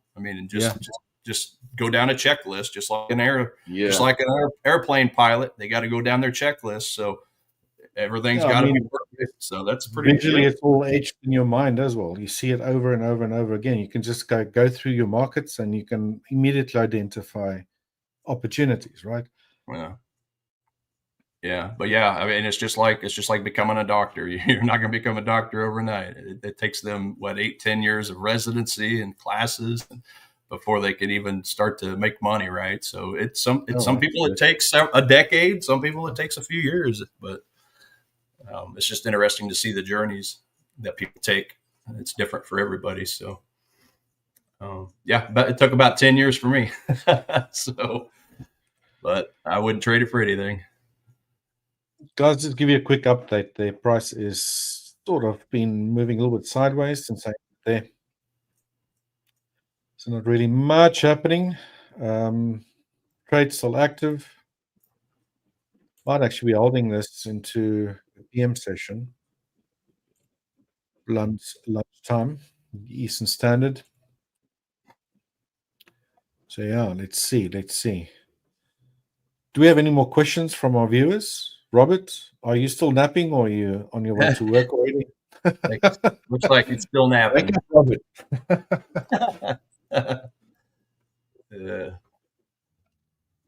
Yeah, I was just watching some of my older demand zones on here as you guys were chatting, and like I mentioned earlier, sometimes the ones that we think are grade A may not be the best, but the grade B, the grade C, sometimes they just come out of nowhere.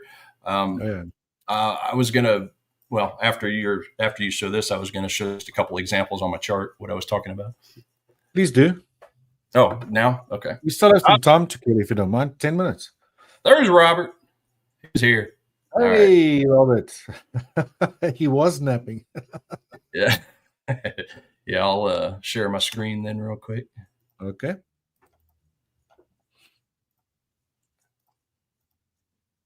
All right. Let's let that come up. Yeah, so just looking at the euro US dollar, where price is right now. I mean, if you look at it on the daily, it's quite high in the curve, but I call high in the curve. Buying crab legs at full price, right? So obviously we like to see the pullbacks to the lower ends, but yeah, I was just observing this early this morning, late last night, just going down to a 30-minute time zone, a time frame. I mean, you can see clearly where price bounced. I mean, just nicely off of this demand zone here. Yeah, bounced up, but came back and then formed another demand zone before it bounced up. So that's obviously what, 5 to 1, 4 to 1. Same thing with this one, bounced up, nice 4 to 1. And then currently if we go down to a 1 hour, like right on top of those, it forms another demand zone. So, how many times can you go back to the well before it's dry? I try to stay away from the mitigated zones as much as I can, but when you see price action like this happen, where those zones just work perfectly, it's just hard to resist. So, but yeah, I mean, it's already it worked once, it worked twice. I'm going to go ahead and add this in as a daily or as an hourly zone. Okay, and then we'll keep an eye on that. See if we can get a price back down to catch it for a third time. We'll see. Nice. I'm going to throw me an alert on that, though, just before I forget. Awesome. Throw it up till tomorrow. But yeah, power of supply and demand. I mean, it's crazy. Get that down there. There we go. So that's those alerts are important too. It used to be a lot of times where I would see a trade and then I would forget about it. And I'm like, man, I totally forgot about this, this trade. And I'm like, man, I need to figure out some type of way to not forget. And that's when I started utilizing the alerts. And man, it's been working wonders ever since. Well, that was me for gold last week. We were talking about last week. I had a 4-hour demand zone touched perfectly before it shot up. 4-hour zone within the daily, missed the trade because I didn't have an alert set. But then, well, I mean, you're gonna make mistakes. I mean, that's pretty normal, right? And the beautiful thing is, there's always just an oversight. There's always another setup right around the corner. Oh yeah, for sure. Multiple. Always another one. Yeah. And you, Michael, anything else we want to show us? We still got 5 minutes. Oops. Deleted my thing. No, that was pretty much it for me today.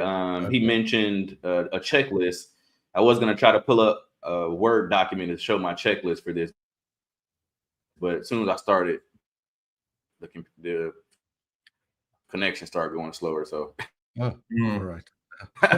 Maybe I'll show it. Well, Canada, I know. Yeah. Well, just to finish my piece, I mean, obviously, I think Trump was picking on Canada the other day for the digital tax thing that Canada was not getting rid of. So he basically put that temporary pause on the talks with Canada, and just like that, Canada's prime minister said, "Oh, we're going to scrap it. We're going to scrap it so they can resume their trade talks." So yeah, that's something I'm keeping an eye on this week. Dollar and the Canada dollar, just to see how they interact with each other based off of that. Right. Guys, Robert says he's off to work. Off to work. You had a nice cat nap, Robert. All the best. All right, Robert. I know you tend to pop in during session, the afternoon session with the other guys as well. So I don't know how much work you're getting done, Robert, but all the best. Oh, I had one of my last jobs. I was in sales and I was doing my trades. I was doing penny stock trading while I was on the clock in the office. But my manager was fine with it. She said, as long as you get your work done, I don't care, because I don't know what the heck you're doing. She said it looks like the Matrix. Was she asking you for some tips though? Well, she said it made her brain hurt. My manager. I'm like, I can train you, but yeah, maybe not in work, because I kind of need to do my other job while I'm trading. Yeah. Nice. That was a lot of fun. Right. I really don't have much to show. Well, let me see. Do I have anything? I'm still in that trade, running sideways. Tiger, maybe just give a quick rundown for Michael for that algorithm that you're using. I mean, we did touch base on you looking at the fundamentals. Oh, yeah. Because we got 4 minutes. Let me just share my screen. Yeah. Now, again, this big disclaimer: I'm not affiliated with this company. They don't pay me. I don't get any money from them.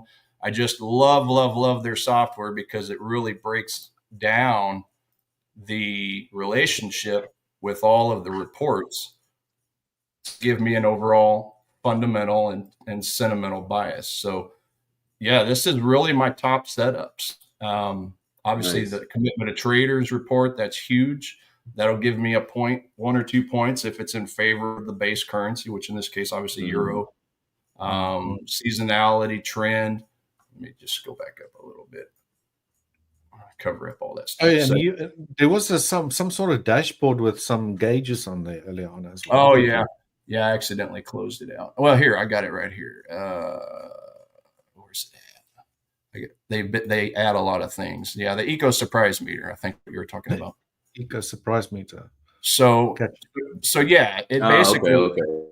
So the New Zealand dollar, just as an example, is the strongest currency, because if I click over to the New Zealand dollar, you'll see 75% positive impact because of all the reports that have fallen in the favor of beating what the economists projected. So it'll obviously give it a good rating. If it exceeded expectations, it'll give it a bearish, obviously, for the opposite. So this is the first thing I like to look at. First thing in the morning is which currency is the strongest. Nice. Yeah, which currency is the weakest. So currently it looks like the Swiss franc is the weakest. So, but I like to match it up with the COT report, which you can also obviously get on barchart.com. But flip on over to the COT, see what the big banks bought, see what they sold last week. Now, the important thing with the COT report is it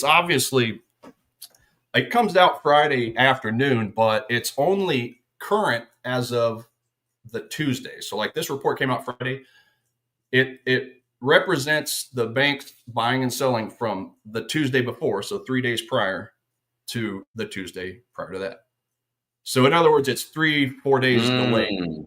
Okay. But that's good to know. It still gives an overall view of what they're doing recently. So obviously if you're a position trader, this is what you care about. Right? Yeah. They're obviously net long gold, silver, Japanese yen, just to name a few. But us as intraday or short-term swing traders, the week-to-week changes is what I like. Because if they're buying New Zealand dollar, well, that tells me I want to buy the New Zealand dollar. Yeah. And just match it up with the U.S. dollar, because clearly they increase their net short position. So get all that info, and then I go to my top setups page, and that's where it kind of gives me that. It adds everything up. The sentiment, the retail positioning, the seasonality trend, and then the economic data, which you see there, the GDP, the inflation reporting, employment reports, interest rates. So you take and add up all those numbers, and it comes to a 10 for the euro US dollar, just as an example. So this I love because it saves me 2-3 hours a day. Traders tools, right? Yeah, but again, I'm not affiliated. I just love their software, and it does. It saves me a lot of time. Thank you very much, guys. We've reached our end time. Time flies. So it was great being with you guys again. Again, Michael, nice seeing you. Robert, you're off to work. All our viewers, you thanks too, for Richard. watching. Nice meeting you, Tiger. You got a lot more sessions coming up. Definitely. We'll do it again soon. Cheers. Bye-bye. All right, guys. Bye.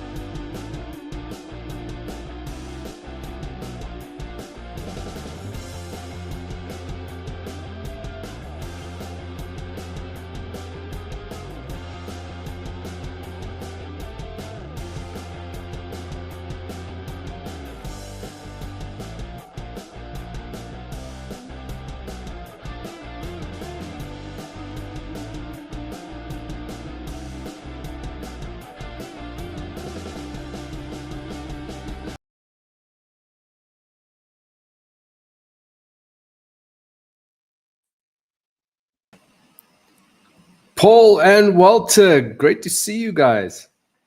Likewise. Hi, Walter. I haven't seen you for Hey, some Jannie, time, how Walter. are you? I know. Great, You man. saw me like literally like 2-3 hours ago I was just saying, on Walter, it looks like the you just video went to call. the gym. Huh? Yeah, but for those of you watching will know, I haven't seen Walter for some time now. Sure. Ah. By the way, guys, just a quick mic check. How's the microphone? Can you guys hear me clearly? It seems Yeah, okay. yeah. You look like one Oh, of those good. security those dangerous security ones, looking after the president. Yes. Yeah. Well, yeah. maybe someone a bit more better than the president. I don't know. Like, Yeah. like someone wants to kill the president. Like, okay, go for it, do it. All right, great. Well, again, it's nice to see you again. And you too, Paul. Likewise. Nice so, Oh, all right. All right. I mean, Paul was like, why weren't you talking about me? Yeah. I think he's used to it by now. Yeah. I'm used to it. It's all fine. What have you done with the? I'm pretty sure you had flowers behind you or something like plants. Didn't you have like something behind you against the wall? I've just switched from it's exactly the same. I've just switched from my MacBook to a GoPro to give a slightly better quality image. Right. Well, it's not really working, but no, it's pretty good. Where's Walter? Where did you go, Walter? Oh, sorry, just my. Oh, you're just video tucking in your camera shirt? kind Is that what it is? I'm back now. Let's have, I think I need to do this button up as well, just a little bit too liberal. For this Nah, I like to leave. I like to show a bit of a chest hair. It might get more ladies onto our webinars. Who That's knows? a very good point. You should do more of that. That's not a bad idea. I like the way you think, Walter. Marketing like that. Exactly. That's great. All right. Well, I am now looking at the pound US dollar, and I would like to see the pound US dollar come down to 1.36438 to be 100% exact. And that's just because, Walter, we haven't had a session together for some time, but you see this level here, that was the resistance level I marked. I always mark the first point of the second touch or so. It's always the first level, and we eventually broke out here, but on the 1 hour time frame, we did get the retest, and I missed that one. We did get the retest, and then it broke through. So I'm now looking for price to come back to, not to this retest level, one support level above that. So that's going to be the 1.364 level, right? That's where I would like to start to focus on price action, and hopefully we can see a clear reversal back away from the support level, back to the upside, and then you can target the previous highs. So that's the pound US dollar. So I'm sitting on my hands to the pound US dollar. Do you have any thoughts on that? What's your input on that? Any disagreements? Can we place the pending order? Yeah, I think so. Go for it. Yeah. Yep. Do the damage. Do the damage. I'm not going to do the. I'm not. Make up the capital as well. Make it a 100% position. Let's do it. Yeah. Exactly. I actually tried that once in the session. I've tried to do that, by the way. To go max position, and then just went MT5 or MT4 even. Yeah. Like not enough margin. Yeah. So even when you that's a very embarrassing sound. That's kind of like it's saying it's like you're broke. That's like getting your car declined. You know what I mean? Exactly. Yeah. Exactly. It's like that. It pretty much is exactly the same feeling. Yeah. But this is obviously a 1-to-30 leverage account. But I think it was on Bitcoin where I tried to do that, and it just didn't want to place the trade. I'm like, oh, okay. Yeah, Bitcoin. The margin of Bitcoin is lower. Much lower. A lot I think lower. It's 1 to 10. I have to do like I have to do like 0.1%, 0.2% max risk is what I usually go for on that. Yeah, safe. I like it. Very safe trader, Walter. That's what we need you in these sessions, just to kind of, talk some sense into, especially Paul's head, but mine as well. Yeah, I definitely need some sense talking to me. That's for sure. I mean, what is safe? Safe is relative, right? For my safety is someone else's too much risk.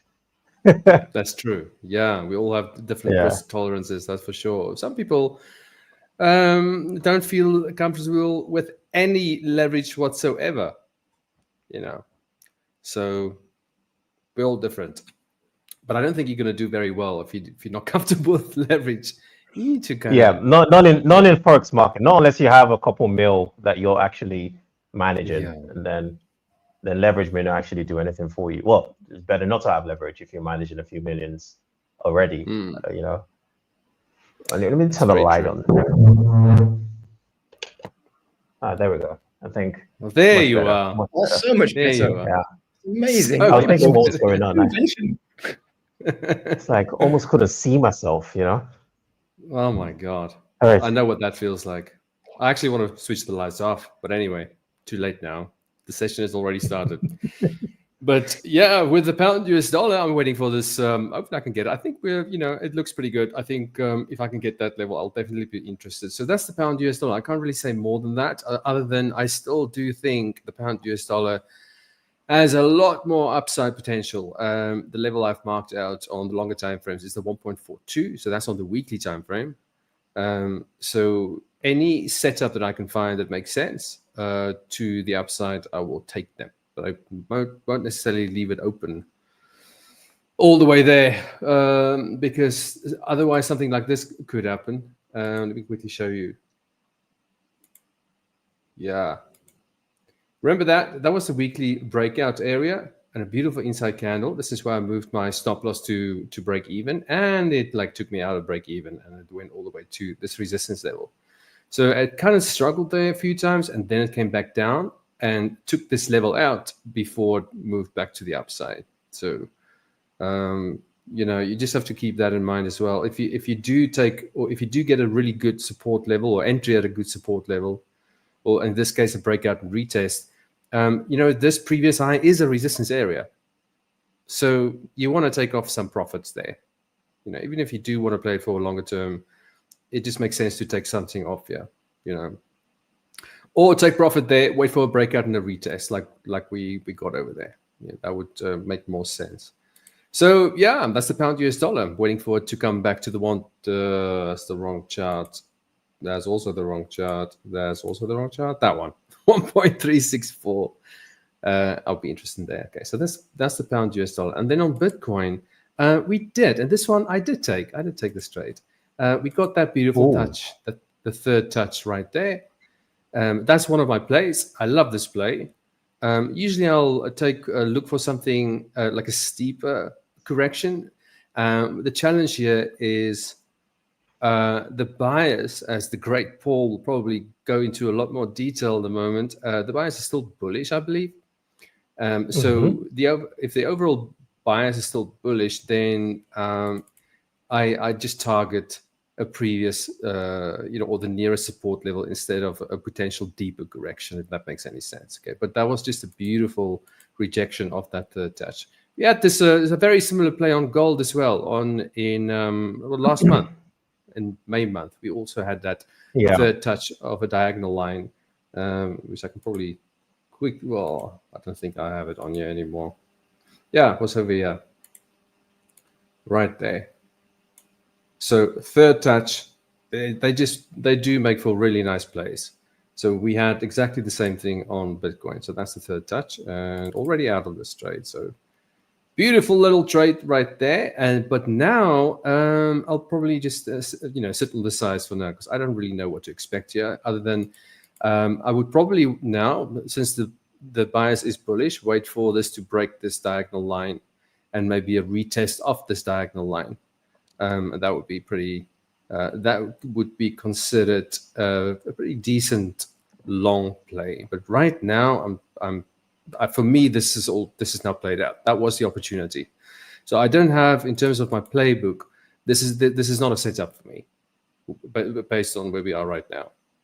Okay, we just right on that support level, and it's just not something I'm interested in.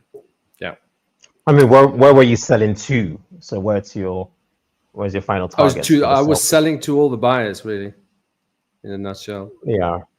No, sorry. No, of course. I mean, I was about to say that, no shit. Like for a second, that's my immediate response to that. You think? I'm like, who are you selling to? I'm selling to the buyers. What do you think I was selling to? Yeah, to the buyers. But I don't think I've answered your question, and that's probably because I didn't quite understand. Can you just like repeat that again, please, Walter? No, so that where were you? Because you said you sold at the diagonal trend line, right? Yeah, like basically that inside candle. So on a diagonal touch, I don't look at smaller time frames typically. I want to see it at least on the 1 hour or the 4 hour time frame. So I just want to see. Well, there were two things for me. It was obviously the diagonal touch, but you'll know, well, Paul will definitely know this. When I see I always pay attention to these steep rallies or like a steep drop, right? And if I see that, then I know it's very likely that we'll get a correction, okay? Right. And right. So, and also the bullish count, because it's just bullish candles all the way there. And there's your first inside candle, and it's just a beautiful touch. It just touches it. But I don't enter immediately. I have one final criteria, and that is like price action has to break the low of that bearish candle right there. You see, so it only happened over here. That's when it's confirmed. Because sometimes what can happen is you get that, an inside candle. It can be a bearish hammer or engulfing candle, or any one of those very well-known kind of candle formations.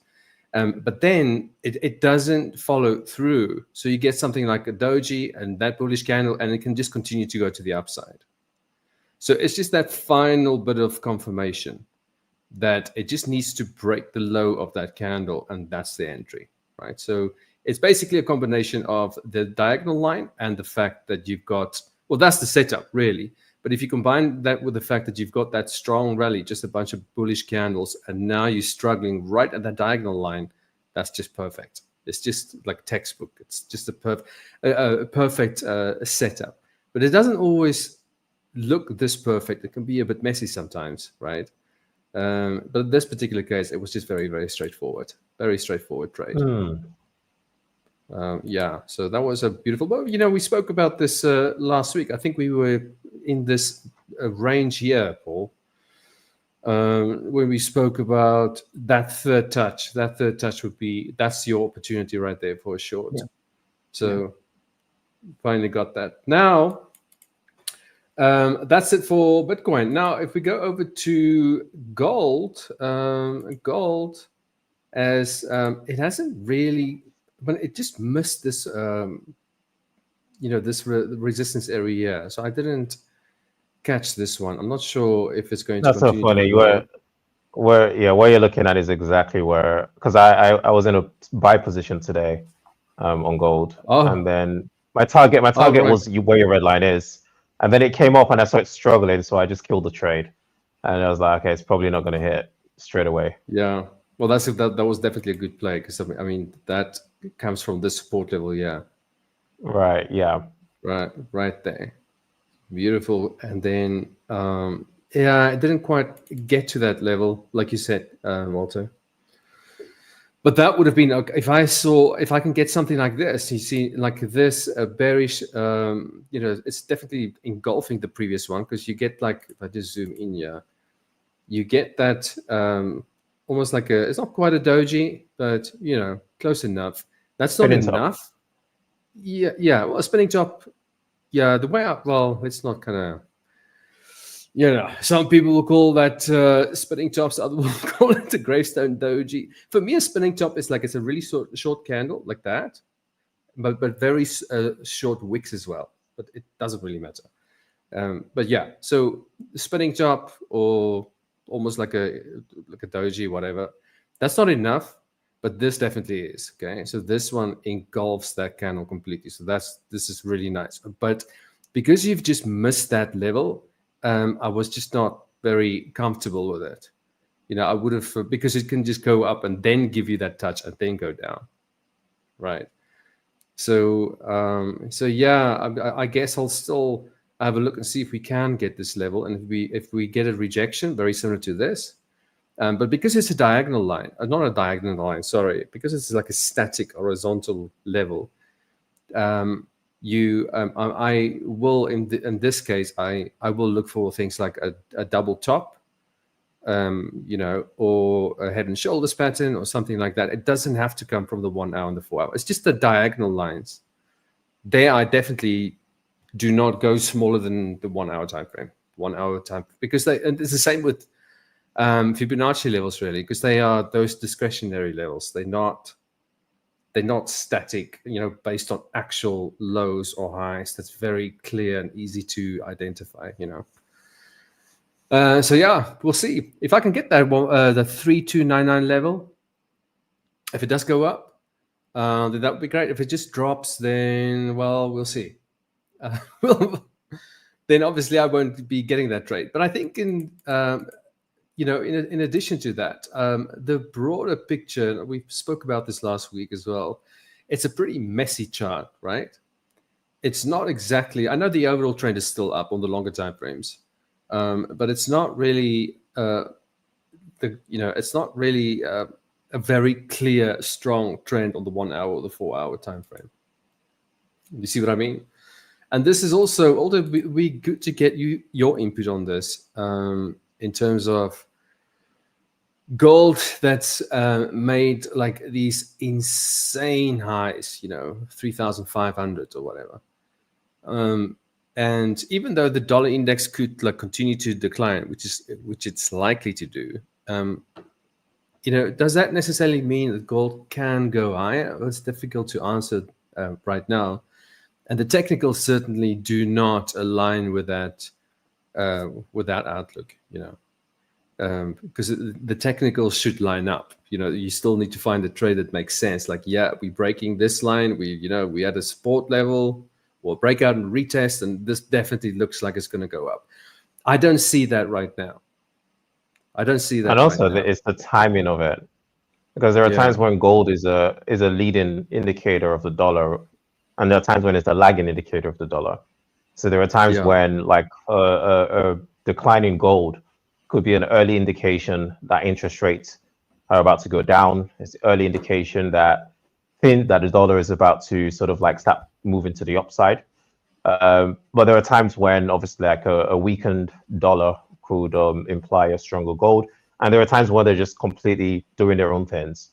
So that's why I've like over time, I sort of stopped trying to correlate gold with the dollar. Like I would look at the dollar to see how the dollar is performing, but then I would always treat gold standalone on its own, based on the technicals and based on the underlying fundamentals. What picture is it painting? Because in the long run, it tends to do its own thing, over time.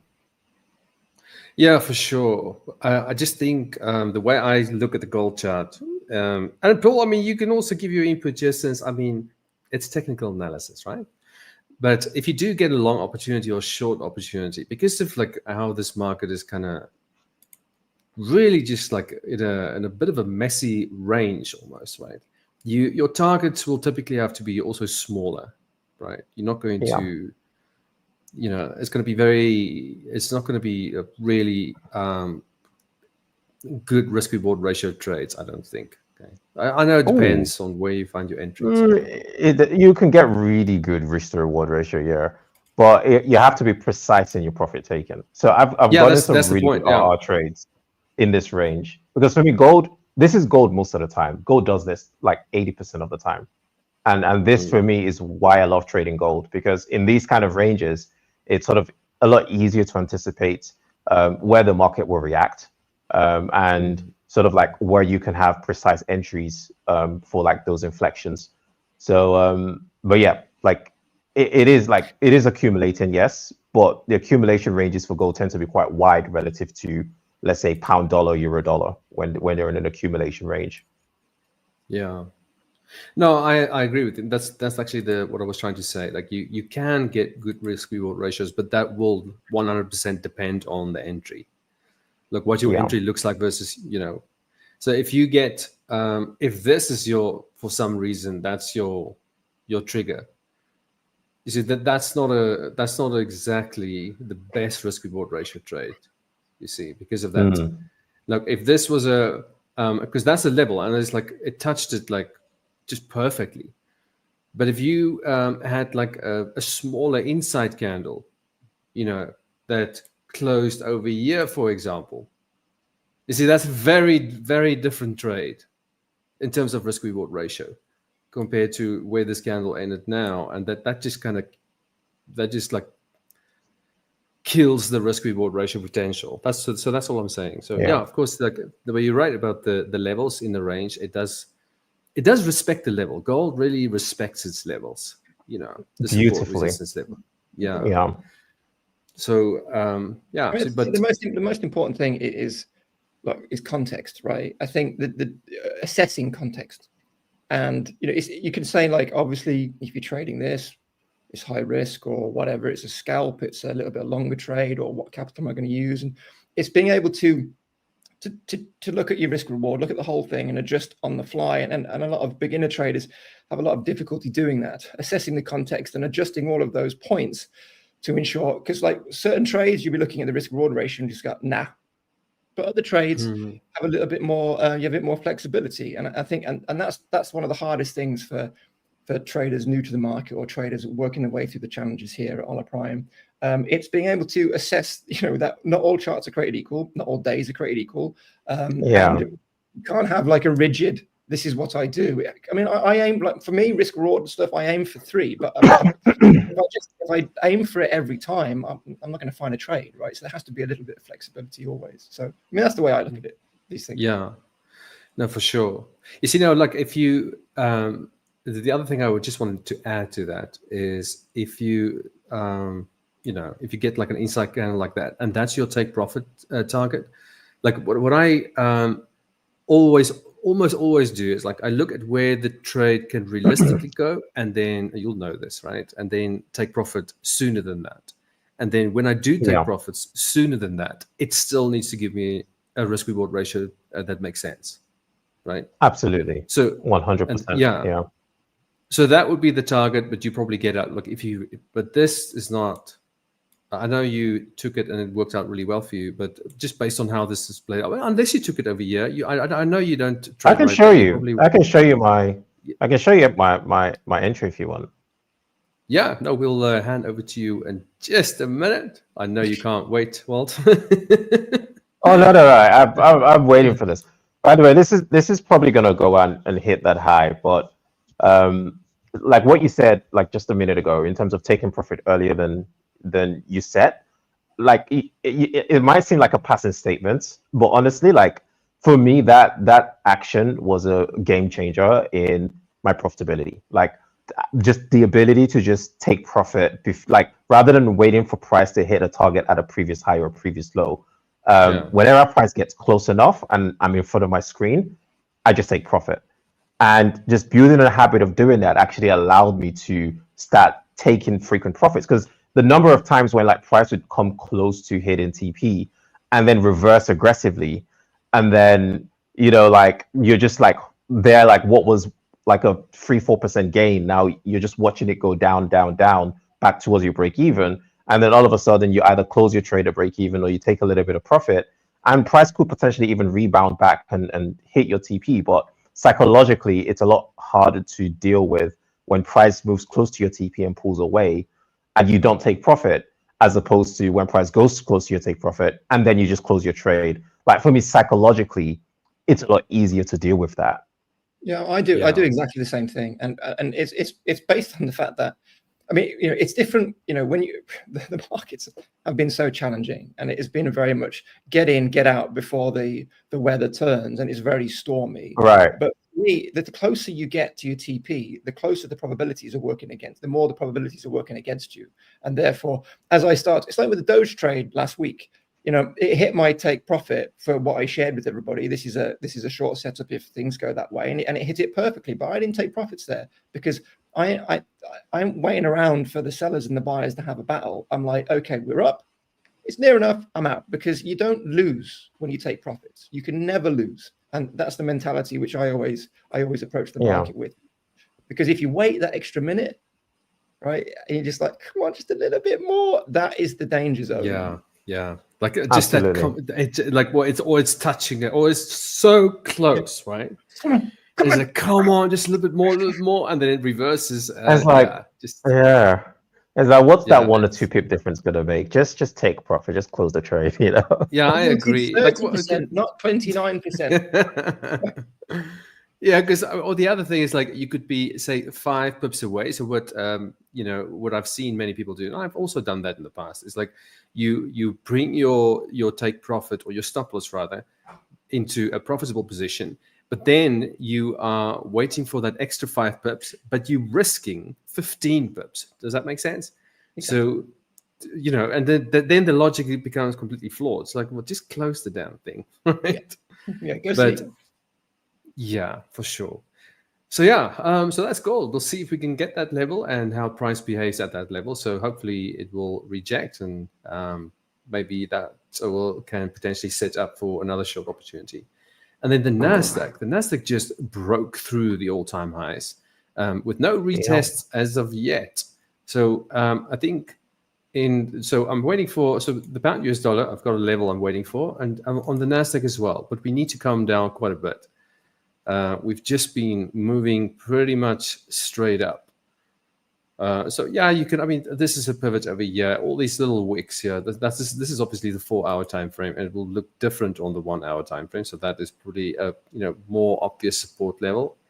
But because we haven't had a retest, I would love to see a retest of that level. So this is also beautiful. What I like to see on a retest, just that arc coming back to that level, that would make for a really good level. That's if we can get it. But that's the level I'll be waiting for. And that the level on the CFDs, that's 22247.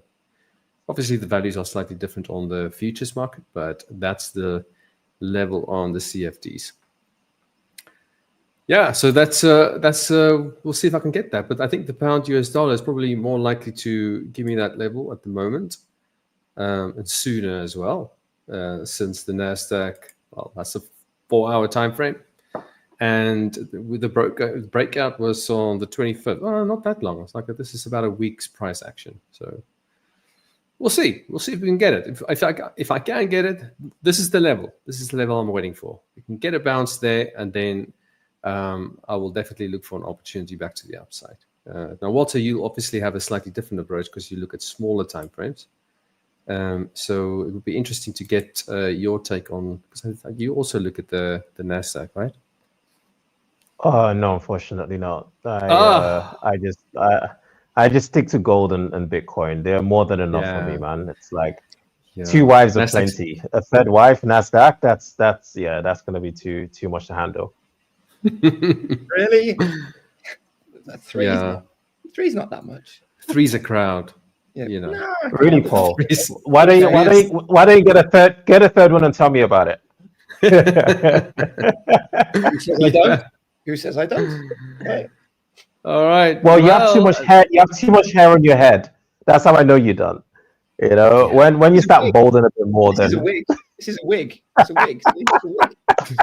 like I'm bald. I've been bald for decades. This is just fake. It's false hair. It's fake. It's a fake hair. Well, that's basically those are the 4 markets I'm looking at. So I think on gold, obviously waiting for that resistance level, see how price behaves there. On the pound US dollar, waiting for that support level, and on the NASDAQ, I think I may have to wait a little bit longer for this one, but that's the level I'm interested in. So, and that. Those are the 4 markets I'm looking at. So now over to the great Walter. Walter, please, if you don't mind. Oh, I'm next. Oh, thank you very much, sir. Yeah. Yes, I used to trade indexes actually a while ago. I used to trade US 30, and then when I started trading Bitcoin, I realized Bitcoin was just so much more productive and profitable than. And also, like for me, like there is a very specific market that I'm very I attune with, and that's a market that has a tendency to accumulate for a period of time before trending. Like and gold and Bitcoin are very much like that.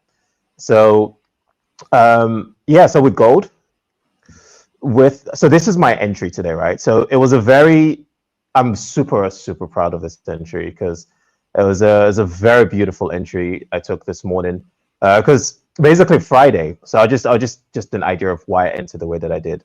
So Friday I was anticipating, because Friday was a sell day. So the way that I sort of do my bias is I look at a few different things, but first I obviously start with my higher time frame, get an idea of the daily trajectory.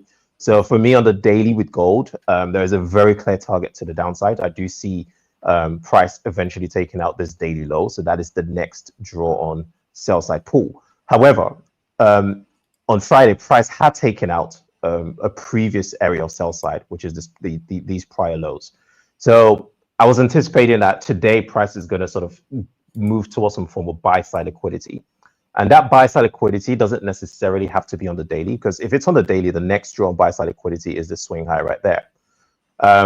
But it could also be on the 4 hour. So the 4 hour target is basically this fair value gap, which is the next draw on buy side prior to market open today. And on the 1 hour, it's basically this swing high right there, right? So that's the next draw on buy side, which is exactly the same target that you identified.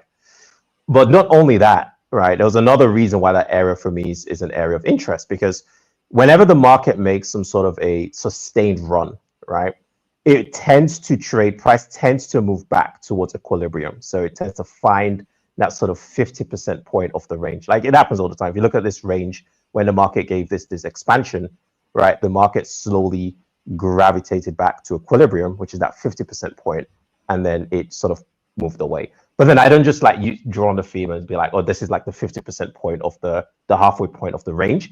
Of course, I look for price action that is in that same area as well. But a lot of the time, there's some sort of price action around that equilibrium. So for me, that's always the big. So whenever like there's a move like this, that reversal move is the easiest trade to take towards the equilibrium. So that's just the general idea. So Monday, because Friday, I anticipated Friday to be a buy day, meaning on Thursday we had a sell day. So on Thursday, the market took out buy side liquidity and then sold off to the downside. And then that sell-off continued into Friday. Now, typically speaking, 2 sell days, the majority of the time would lead to a buy day, right? Because a lot, like the way it sometimes works is you'd have a sell day and then buy day and then a sell day and then a buy day and then vice versa.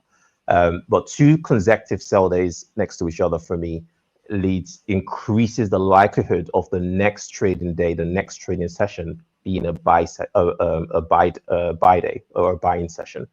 So hence why going into this morning, like Asia, because I mean, for me, I trade Asia open. I woke up super early. I was super excited. I was like, okay, today's the day.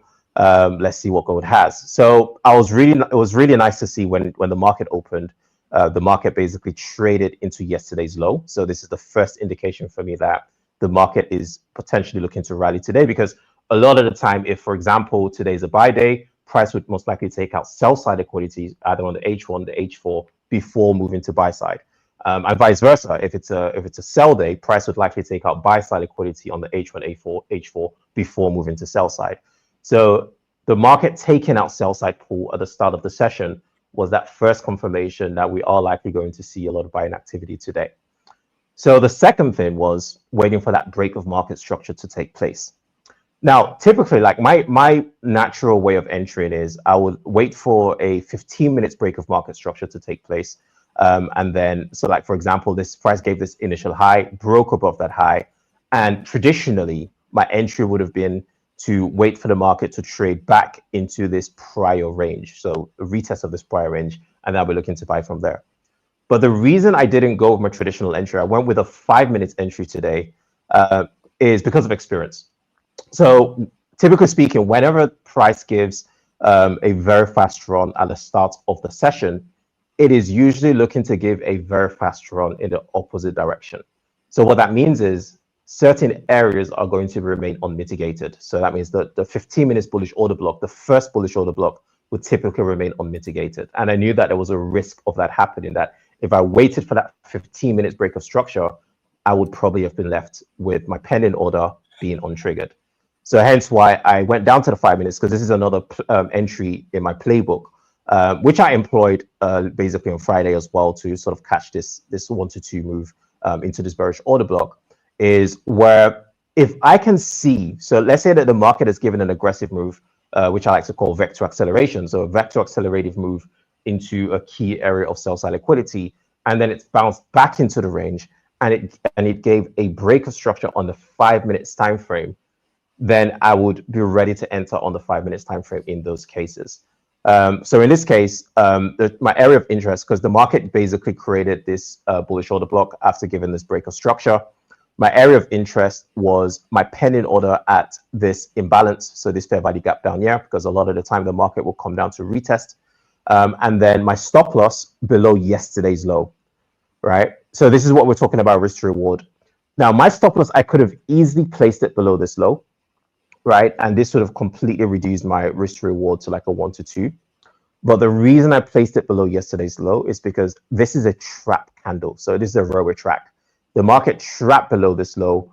So any sort of traders that would have been anticipating a breakout below this low to trade towards that daily sell side, any sellers would essentially be trapped below this low.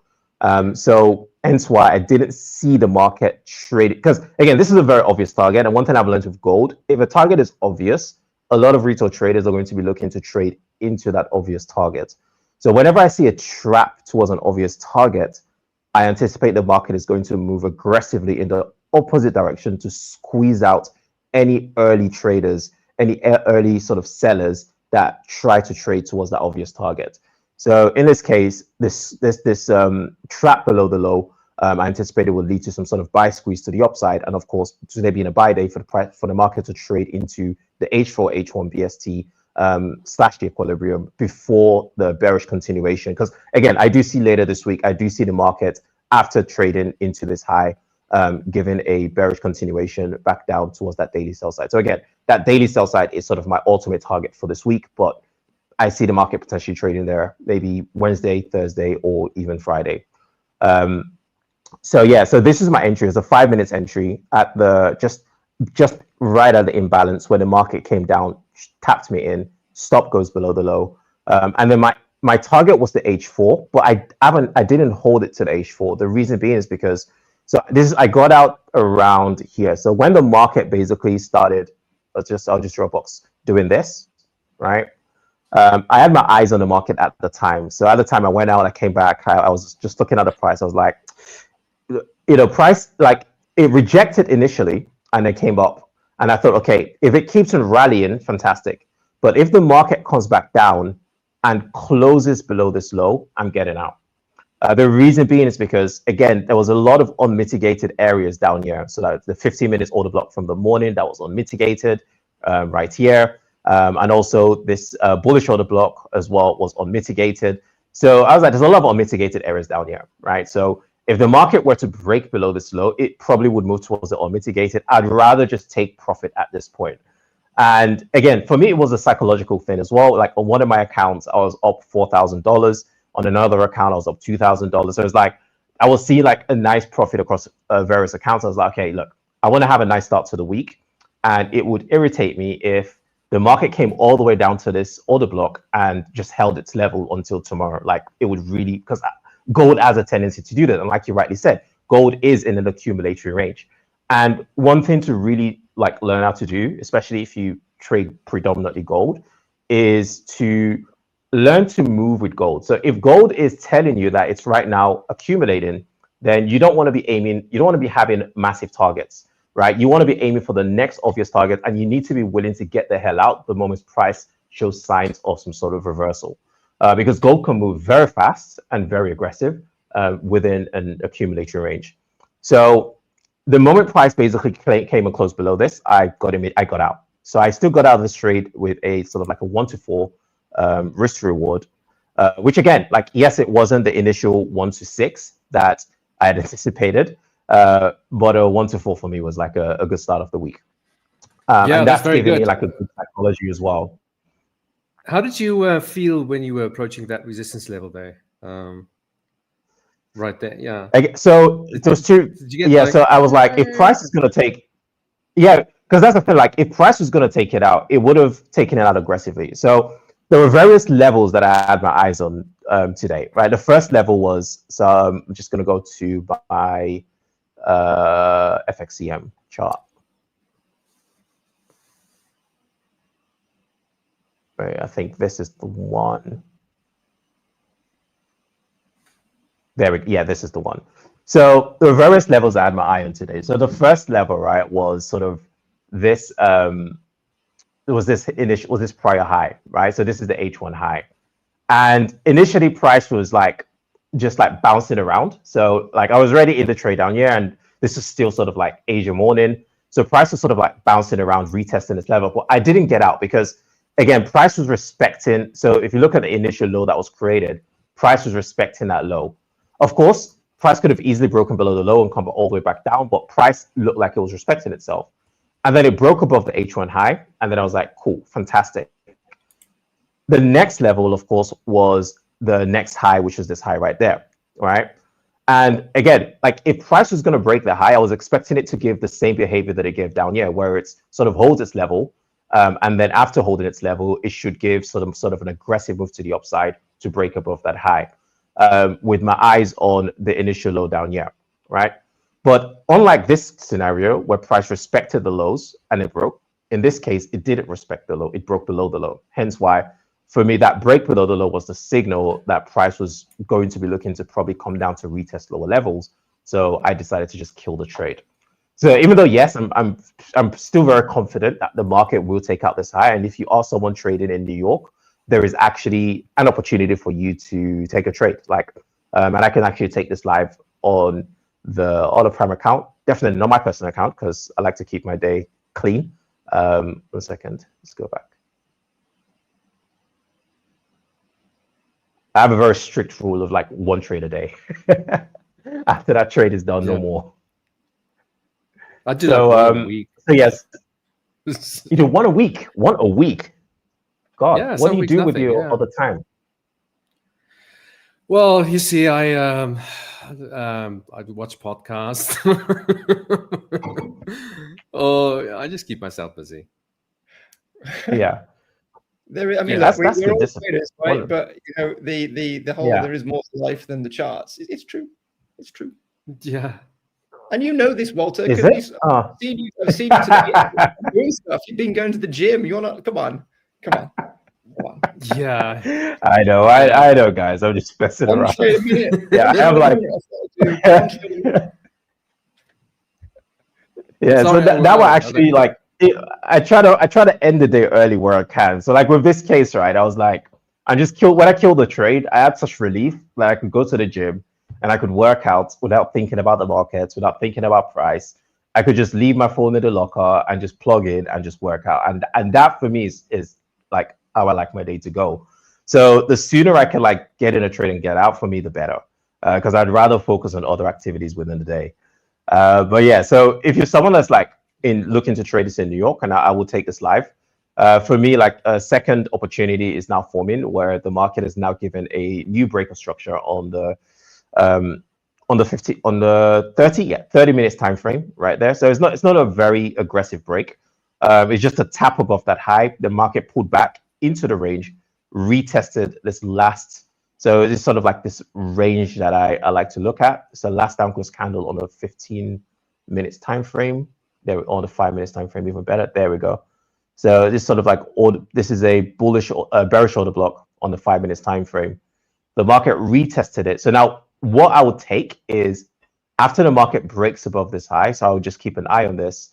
So the moment the market breaks above this high, creates a new swing high, then I'll be anticipating a retest, and that retest would be another entry opportunity to go long into that H4BST. So this is kind of like a frame of the next bullish run into that H4 buy side and H1 buy side targets. So I'm still long on this anyways until the market takes out that high. It will probably take out the high, if not today, tomorrow morning in the Asia session, or later tonight in the Asia session if you're based in New York. So yeah, so that's my projection goal in terms of like just that longer term picture. So the weekly is sort of like where I like to gauge myself. So right now, my key target on the weekly is this low. The reason being is because again, price for me, like I simplify my technical analysis because price is very simple, right? Price tends to just do one of two things. It either runs for buy side liquidity pool, and then after running for buy side, it goes for sell side, and then after getting sell side, it goes for buy side. It's like a ping pong, right? So in this case, it took out sell side, which is within this fair value gap, wicked, and then went for buy side above this high, right? And then now I'm anticipating the next run to be sell side, which is below this low, right? So the two ways that could happen: either A, price comes down, takes out the weekly low, next run sell side liquidity, or B, we could see gold accumulates within this range. It forms a new swing high, right? So the market forms a new swing high after this bullish candle, making a new area of sell side pull below this low. Price could come tap below that sell side pull and then run for buy side above this high. So that's the second variation that could take place as well. But right now, I'm anticipating gold to take out some form of sell side liquidity on the weekly time frame. So, like my intra week, sort of over the next few weeks, like my bias is bearish, and then daily is the same as well. The next key target for price is this daily low. So over the next few days, price will eventually go down to that low. But until then, right now, I'm anticipating the market to find balance or to rebalance its books or to find equilibrium above this H4 high. And then after finding that equilibrium, I'll start looking for some sort of a reversal or continuation opportunity in line with the predominant bearish trend that has been taking place for a few weeks now. Yeah. So that's my take on gold. Fantastic. I like it. I like really it. good. I mean, I don't. I mean, we trade slightly different. I think we look at the same levels. I think we identify them the same way, but we don't trade them exactly the same way. Our entry criteria are not the same. So and that's different entry criteria, but same key levels. Same key levels, yeah. The kind of everything channel. Nice to see you, man. I don't think I've seen you before. And Robert, nice to see you again, mate. The kind of everything channel. Which kind of scanner would you most recommend? When you say scanner, do you mean like in terms of identifying like a specific Forex pair, or how do you mean? Because we don't look. I don't think. I personally don't use a scanner. I just have a very, very low number of markets that I focus on. So I just look at 4. Walter looks at 2. So, and Paul doesn't use a scanner. He like manually goes through all 500 of them. Paul is the scanner. Yeah, he is the scanner. I look at all you can hire Paul. Yeah, he's got this. He is the scanner.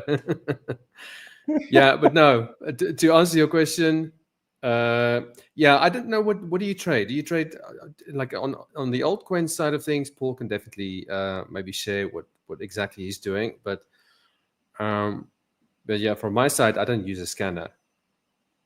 Yeah, I just look at it. Just look at just a small number of markets. That it's really.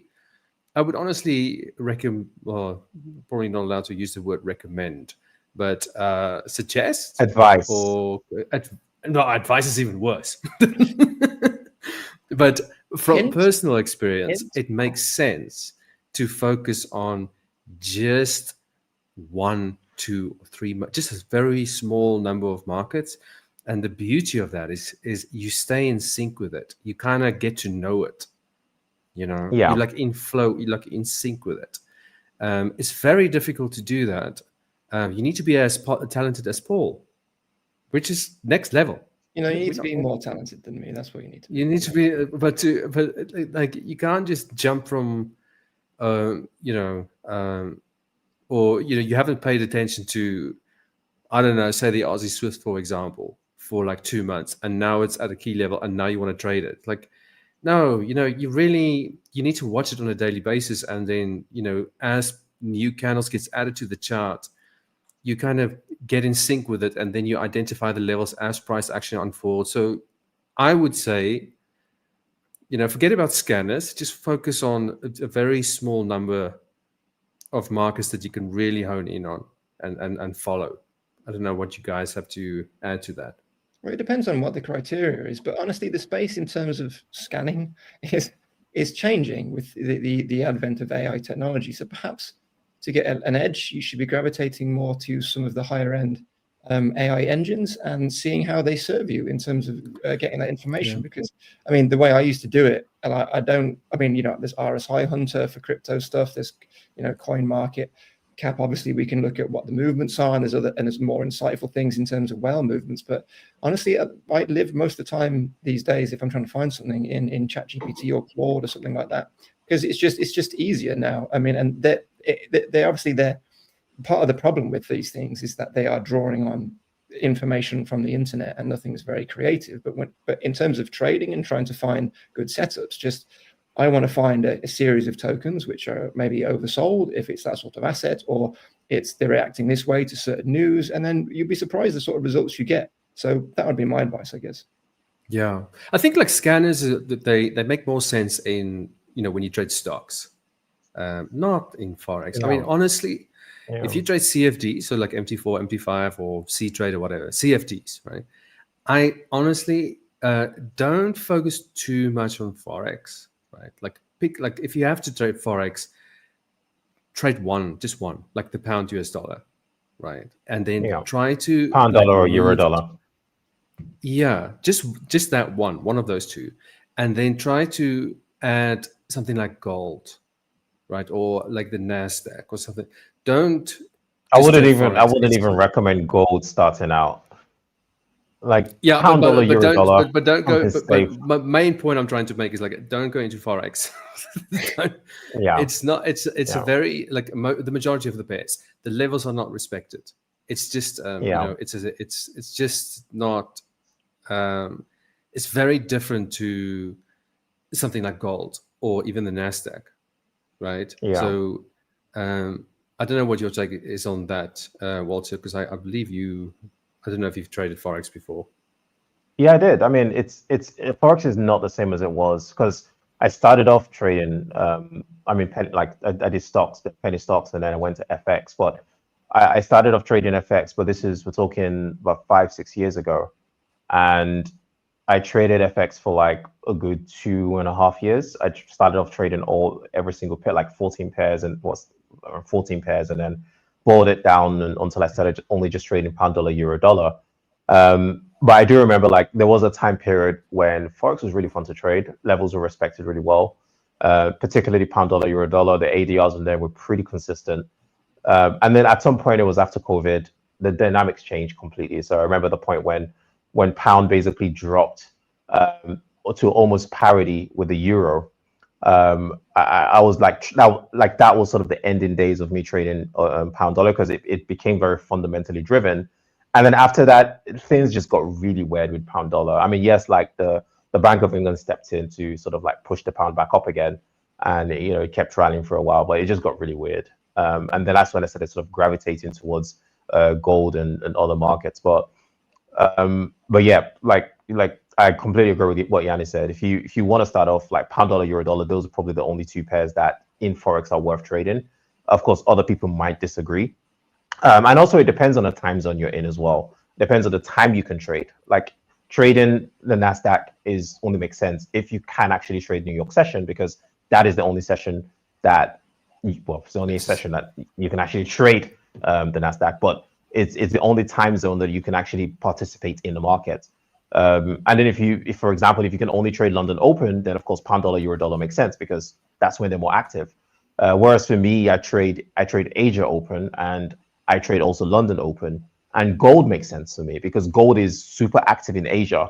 And this has been the case for the past 2 years. Gold wasn't always active in Asia, but over the past 2 years, a lot of liquidity flow for gold has shifted to the Asia market. And of course, like then we're seeing like continuation moves in London, and at times New York doesn't really do much for gold. New York is just gold sort of like tailing off from the Asia and London move. And maybe once or twice a week you might see a big move in New York on gold. But yeah, so that's why I just stick to gold, because Asia and London are my active trading sessions. And then I trade Bitcoin dollar as well, because Bitcoin is very active in Asia, New York, and London. It's just about what the technicals are saying in the time that you're looking at price. So the time you can trade should dictate also what you trade. And also what you trade should also be dictated by the markets that are also very active at the current moment, because the market, like not every market is active every single time, you know? Yeah, very true. I just want to add, like, I'm not saying like you should never trade Forex, but if you are like you said, Walter, if you are more like a beginner trader and you're struggling, try just to limit your like the pairs you look at. Just again, and don't look at the pound US dollar and the euro US dollar because they're so correlated. You'll like overtrade and do all sorts of stupid things. Yeah, right. 100%. Just pick one, and then try to add something that's not really, even though everything is correlated at the end of the day in some way. Try to pick a market that's got nothing to do with the pound US dollar. You see what I mean? But perhaps not look at meme coins because that might need a little bit of an initiation process to trade them. Yeah, yeah, it's That's some serious initiation with meme coins, man. I'm new to trading. I'm going to trade this new meme coin, which has just been released. It's not even on a centralized network. I'm going to ace it. Oh no, wait, I've lost everything. Ace it. Oh, okay, sorry. Next one. You just based it. Just honestly. All right. Okay. The kind of everything channel. I don't know what your name is. He says, I'm new to trading on this platform. I'm trading small cap momentum stocks under $20, low float, high volume. Yeah. I don't think, we don't really focus on stocks here. We just mainly focus on the altcoin markets, obviously Bitcoin as well, and then gold, and then Forex. That's what we mainly focus on this channel. So I don't think there's anybody who would be able to help you with that. But you can still pick up a few things in terms of technical analysis and so on that you can apply to your stocks. So hope that helped. The kind of everything channel, I think. I know what you're doing. Look up Zendo channel. Thanks, Robert. Robert is jumping in. He's helping answering any questions. Robert is a gangster. He's always on the sessions. The most consistent guy I've seen. He's definitely all right. Cool. Shall I briefly touch on Bitcoin before I hand it over to Paul to give us the lay of the land in the crypto scene? But gold looks like it's trying to peak above that high, or push above that high. So I'll keep you guys posted on the advancement of this over the next few minutes. All right, Bitcoin, my second favorite wife. Now, Bitcoin has been pretty interesting. Yeah. I don't know. This price action of this made me laugh today because so the price action of this actually cracked me up today because so last week I was bullish. I was looking for longs on Bitcoin, but the market basically so let me just try and like gauge myself again. There we go. So this is the weekend. There we go. So yes, I was looking for longs essentially on Bitcoin towards the end of the session. The market didn't really deliver, but over the weekend, because the market gave that sort of nice break to the upside, and then the area of interest essentially for the duration of the weekend was the most recent bullish order block, which is right here. So what was created. So I remember like I was watching this over the weekend and price was sort of like bouncing on this order block. And I'm just like, oh my God, this looks like such a good buy. Like a crack addict when they're just looking at crack and they're like, I should try some. But no, fortunately, I don't. I believe you. No reference to that. I'm glad you made it out safe to the other side, Walter. No idea what you're talking about. Thank you so much. I am clean now for all the years of my life, Walter. But but this is how I know, right, that I have good control of my trading and I'm not addicted to this because I'm able to look at a good opportunity and not act upon it because it's the weekend. I used to trade Bitcoin over the weekend. Led to a lot of disagreements with me and my girlfriend, right? It was like, give me some time, just stop trading over the weekend. So I was like, fine, I will sacrifice the markets. You've got a girlfriend and 2 wives. Is that what you got a girlfriend and 2 wives? I know. This is what I'm trying to explain to you, Paul. It's just not worth it. Just stick to 2. 3 is too much. Okay. But well, looking at the chart, this was definitely very emotional. Look at that. Yeah, because so this is where today was so interesting because the long opportunity was there, but what I was anticipating was this long opportunity for the market to trade into this weekly high, right? So this weekly high, the swing high right there at 90, I think 110,000, right? So that's the next target for Bitcoin. I do believe it will take out that level at some point over the next few days. It's like Bitcoin is never like in a straight line, but at some point it potentially will take out that level. But what I'm very curious to see is what happens after price takes out this level, because I know that there are a lot of traders thinking, of course, that if it takes out 110, it's going to push above and it's going to potentially break and potentially give higher highs. That's definitely a possibility. But I'm hoping Bitcoin can be a little bit more cruel, because there is a very good chance that it could just peak above 110. And then after peaking above 110, we could see Bitcoin sort of like plummet back down, because it is due for some correction. Like if we look at this again, if we look at this range, right, price hasn't yet. So the equilibrium of this range right down here, this 0.5%, which coincides with this fair value gap, price hasn't really tapped into it yet. So I do think at some point there's going to be an aggressive correction into this general area, into like 91K. And then from there, we could see a sustained move to the upside. But again, knowing Bitcoin, it's probably going to take 6 months for it to like trade in this general range. And then after that, another 6 months for it to like go into a new high. And the reason I'm saying this is because it's based just on how Bitcoin has behaved in the past, right? Like I'll give an example. So before Bitcoin basically gave this high, if you remember when, so I'm just going to go back to, wait a second. I just want to demonstrate something briefly. Yeah, this is probably a good demonstration. So if you remember, like in 2019, Bitcoin basically gave this high, it pulled away. It has a tendency of like looking like it wants to deliver a higher high. And then after that, it sort of like pulls away, and then it sort of like gives a massive decline. And then even like the most recent one, when Bitcoin pushed into 62K, right? It basically pushed into 62K. It gave a very, very sharp decline. It is incredibly aggressive, guys. Like, it gave 62, it did 65K in April. And then from April, it just came back up, and then it just dropped all the way down into 29K in June, right? And then for it to get back up to 62K, it only happened sort of towards the end of the year, going into October, November, when Bitcoin gave a new high. And then after giving a new high, it just completely plummeted again. So Bitcoin has a tendency of, after giving a new high, it will sort of accumulate around that level for a bit, right? And look, it might even tease traders, looks like it's about to like push and trade even higher.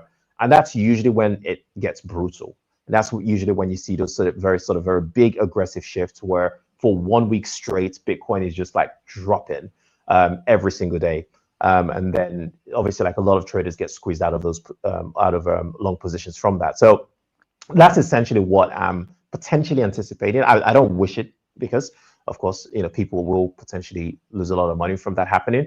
But I just go with whatever price is telling me. So I'm not saying Bitcoin is going to go back to all-time high, but what I am anticipating is for Bitcoin to get to 110. And then once it gets to 110, I want to see what happens. So that's kind of like where my bias is leaning towards right now, is to the long side. But obviously today was quite, I didn't take any trade on this today because I was on gold, and I like to just commit to one trade a day.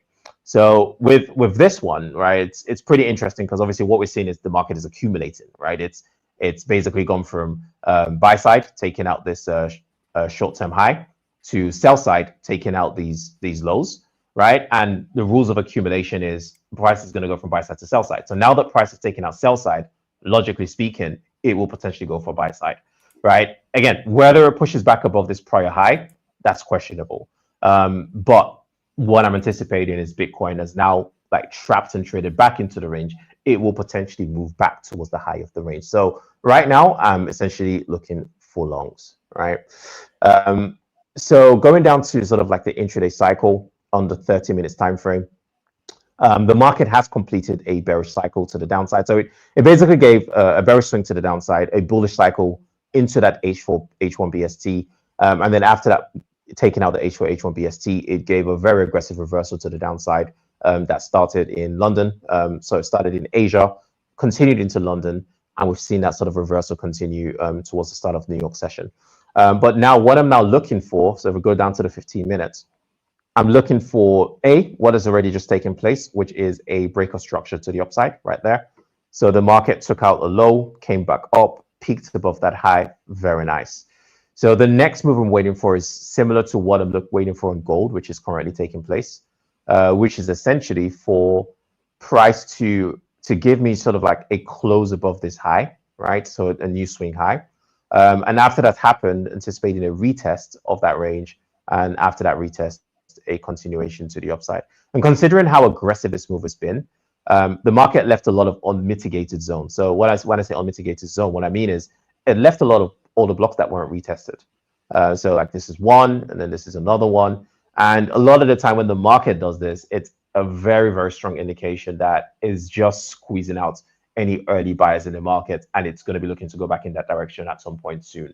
So for me, there's a lot of indications that the market is going to be looking to go back up.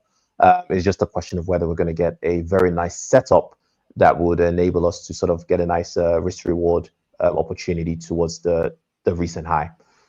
So that's where I'm leaning on Bitcoin right now. I'll keep you guys posted over the next few minutes when something confirms. But yeah, looking to go long, back to that recent high and potentially to 109K. And then from 109K, I'm anticipating price to get to 110K. Okay. Thank you very much. That was very good, Walter. Thank you very much. Yeah, it's really good to get alternative insights for sure, because it keeps us all on our toes, and that's the game, isn't it? It's always just trying to have another look at it. What do you think? What do you think? And then just trying to take all that information. So it's really helpful. You've got a very unique view, Walter. I think we need to do more sessions. I'll become a better trader, I think. Well, I don't know. No. I think it'd be the other way around. I don't know about that, Paul. Yeah. No. We all build each other up. It's all good. I think Paul, I think you're the only one I think you're the only one I can really talk crypto with, to be fair. There's not a lot of people I have sessions with that also look at the crypto market. So a lot of the time when I do my Bitcoin analysis, everyone's just like, okay. That's interesting. Crypto. Moving on. Is that Tiger Berry? Tiger Berry is also here. Nice to see you, mate. Hi, nice Tiger. to see you in the chat. Hey, Tiger. He's here. Yeah, Paul. There's only like sorry, I'm done. 23 minutes left, so you can take over. I'll do it in 3, and then you can figure out what to do with 20. All right. I think he spoke to you, Walter. No.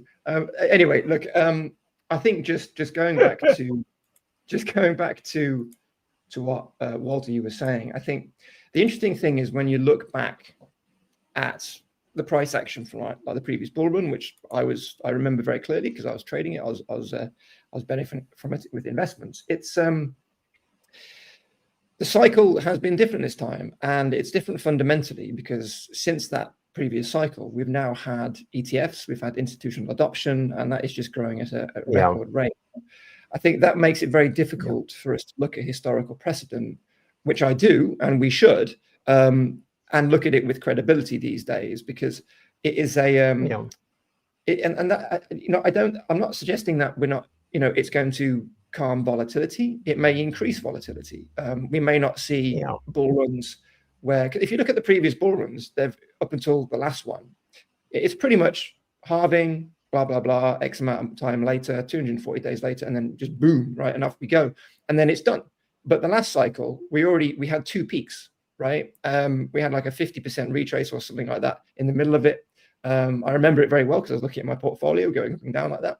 And I think we may see more of that, which, like, for example, the altcoin, we haven't had altcoin season yet, and it's a year late. And it's a bit very difficult. Oh my God, every time I go on Twitter, it's like, altcoin season is coming. I was like, okay. Yes, it's been coming for like 2 years. It's coming. I promise, it's coming. It's like waiting for a meal in a really bad restaurant. It's like, it's coming, sir. I promise. Really? Are you sure? Yeah, like a lotto ticket. It's coming. You know how much garlic bread I've eaten, right? It's just, so it's that sort of thing. But so nonetheless, I think it's just look at what we're looking at with that kind of proviso, if that's not the right word. But anyway, so this is like the 4-hour chart, and we have some hidden bullish divergence, which could get in. I was worried it's going to get invalidated, but it's a little bit loose, and hidden bullish divergence is just on one time frame. It could be on another. I'll have to have a look, but obviously that's a continuation sign. Now, when I see the price action sitting like this, right, just for multiple, I mean, like I took off last week from doing coverage videos, right? It was a perfect timing because Bitcoin did absolutely nothing, right? Absolutely nothing. And I know what you're thinking.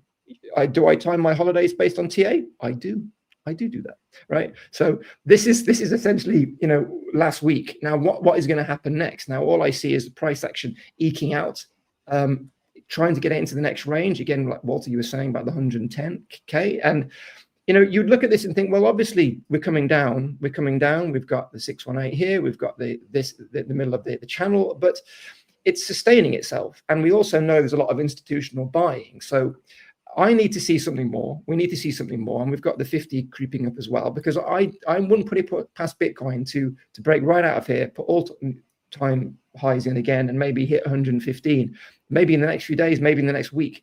And that obviously will be invalidated if we see this break lower, of course. But I think that's potentially on the cards. And obviously, when you see some hidden divergence coming up, that kind of does highlight potential. So when you, in terms of the context of trading, it's like, am I going to suggest people should be entering altcoin long trades here based on this kind of sense that we might be going up? No, of course not, because we need confirmation. And this is the problem we've been in the last 10 days or so, because it's just sitting there and we just don't quite have enough to play off. And I mean, look, this is the daily chart, and we are bouncing off the median line in the RSI, and we've got the golden zone below us, right? We've got the 0.5, we've got the 618, and you can see a reversal from here. You can see a bounce from here at 105. So there's a strong bullish context, even with a bit of a retrace.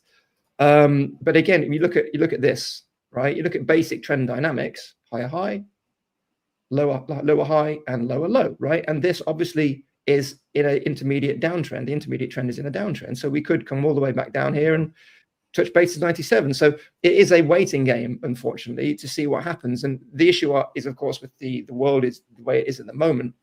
You know, sometimes, you know, Bitcoin will be building to a breakout, and it'll be waiting to see. And then we just get some bad news at the wrong time. And then we get that sell off. Like you said, it could hit 110 and then just peak its head above it and then sell off, right? And it's very dependent, unfortunately, at the moment over what's happening in the stock market and the rest of the world. There's no necessarily direct correlation, but we're all looking at the same news feeds. We're all looking at the same sort of thing. And bots, of course, are programmed by people. So, you know, I was pretty surprised how reactive Bitcoin was with the Iran Israel situation. You know, when the missiles started dropping and Bitcoin was dropping, I'm like, that's a weird mix of events.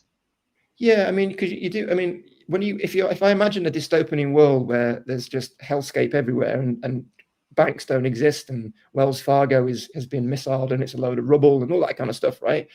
Where's the money? It's gold under the bed, and it's Bitcoin, right? But you know, it's obviously under the bed. Yeah, but the problem is, of course, and I think you obviously get reactionary sell-offs, right? Everyone is going to be like, oh, something's happening, right? I'm going to sell, or I'm going to wait before I enter. And obviously, when people wait to enter, the battle between buyers and sellers obviously changes bias, because if the buyers just decide, hang on a minute, I'm just going to put my shield down for a second and figure out, then sellers obviously take over. So it's not necessarily like everyone's selling their positions. It's just buyers are a little bit more hesitant about entering their positions, and then sellers take back control. But then when the dust settles, people look at it and like, well, actually, maybe this is a good time to get in, right? Maybe this is the best place to put my money. And this is kind of what Bitcoin's been doing. But so in a basic trend, you know, we could see lower prices, right? 100K is still the floor at the moment, with maybe, you know, 98 acting as that. But unless you look at these candles here, right? All-time highs is one candle and then down. Then here again is second attempt, just four candles, 4 days, just, you know, a little bit of a week, and then down we go. But it's holding its own. And that obviously is something which we need to be paying attention to. And likewise, this is another daily chart, multiple perspectives, which I'm so grateful for Walter's perspective, because we put all this together to try and have the best chance of the probabilities in our favor. And obviously, this is looking ripe for a move lower, right? We're right at resistance, but I can also see it just popping its head around, and there's 115K, right? New all-time high, right? Wouldn't take much at all. It could just be the Genius Act could get signed, an executive order or something like that. Anything like that could do it. So we are in a very odd place for Bitcoin. Again, we've had this retrace. We've got the 50 acting as support. I can see a bounce from there. So it's a bit frustrating in terms of trading. And again, look, this is the 30-minute.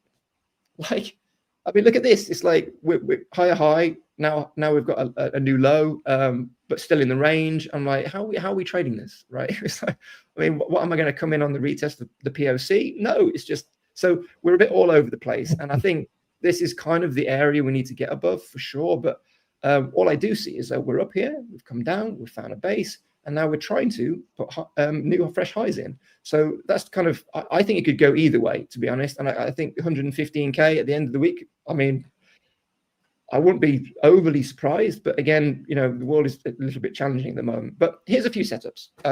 And please just be very mindful of where you want Bitcoin to be to enter these, right? And at the moment, you want to look at what range you're trading in, and then you want to think, right, okay, so this 105 maybe is what I want to see Bitcoin do. Maybe 105 come back down here, right? It forms a little bit of a retrace. But again, we're getting a lot of mixed signals. So just be very careful. It's not really a good week to be trading altcoins. But this is Trump coin.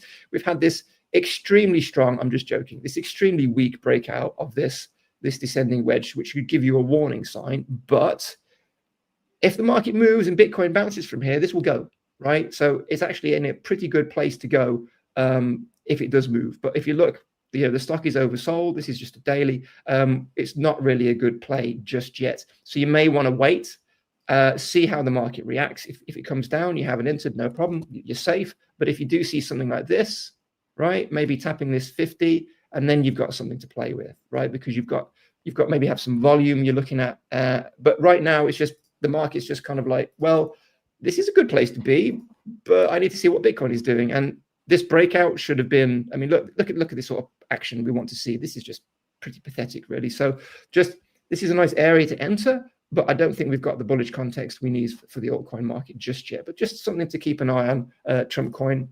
And likewise, this is Wormhole, slightly better setup because we've had a more bullish move and there's much better volume. Now, this obviously was pretty scary, this little wick here, but there is a potential pocket forming here for a long entry based on the fact that we've got a unique volume, which we haven't seen for a month or two. We've got a clear definable breakout with much better movement. And obviously, I think this is just people taking profits from here, and it's just got a bit overwhelming. But this might be a nice pocket for Wormhole. But again, be very cautious. Maybe just trade the range. That's potentially it. But this will afford Bitcoin to come down a bit to the bottom of the range, which is a better setup than the Trump thing. And likewise, if we look at Pengu, I mean, look, there's nothing to trade here right now because we need it to come back down. And by the time it does, right, even though this is a nice move, the market's going to be different. But maybe just put that in your back pocket, because obviously we're looking for setups which have these strong moves, which put these higher highs in, because that brings buyer attention to it. But we've got to have it lining up, and nothing's quite lining up just yet. But this is Theta, and I am an investor in Theta, but also there's a play here. So we've had a breakout, right? We've had a pretty moderate retrace following its attempt to break out. We've hit the moving average here. We've come back down, and I'm really just looking to catch a wick in this pocket, right? So I'm going to try and let me just check the thing 6.5. I'm going to see if I don't think this is going to come into play here, but I'm just going to dump this on 6.5. Just put an order on the exchange. I'm just going to try and catch a wick at that level, and if it does come into play at the end of the session, then we've got something to talk about. But I'm not sure. I don't think we're going to have to be a bit of a crash in the next 10 minutes for that to happen. So yeah, but this is my plan. Yeah, especially like it's not the weekly. It's not the weekly time frame, right? No, this is the. Are you using Akinashi there for a second? Yeah, some of the charts will do. Yeah, I'm not sure on this one. Yeah, I am. Yeah. Oh, I haven't seen anyone else use Akinashi in a while. Yeah, I've always gravitated to it. I find it cuts out the noise for me and makes just my decision making clearer. That's a little bit potentially controversial, but yeah, that's I do. Yeah, well, good. No one's ever noticed that before, so and just for people paying attention. No, because I used to use it because it was very good for identifying expansions and contractions without the noise. And then I went back to the good old Japanese candlestick. Well, Akinashi is super. I haven't seen any other trader use it. especially in crypto. I never knew it was particularly effective in the crypto market. Well, you got to ask yourself, like, you know, the market. I think it's a personal thing, right? Just yeah, absolutely. But it's about minimizing distractions for me, right? I don't want to minimize the noise. Yeah, because I mean, when I'm looking at trades, it's more about, you know, aligning up a setup with Bitcoin and what the money flow is doing, right? That's my focus.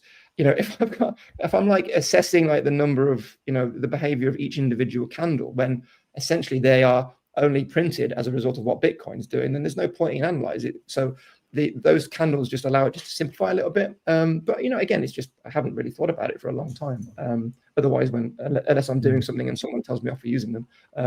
But that's about it. But yeah, I mean, so this is the theta play. Just trying to catch a wick because it's obviously solid support. This potentially acting like this is a bear trap, but this is challenging conditions. And the reason why I like this, of course, is because we've got a little bit of, you can see the other people I think having the same idea.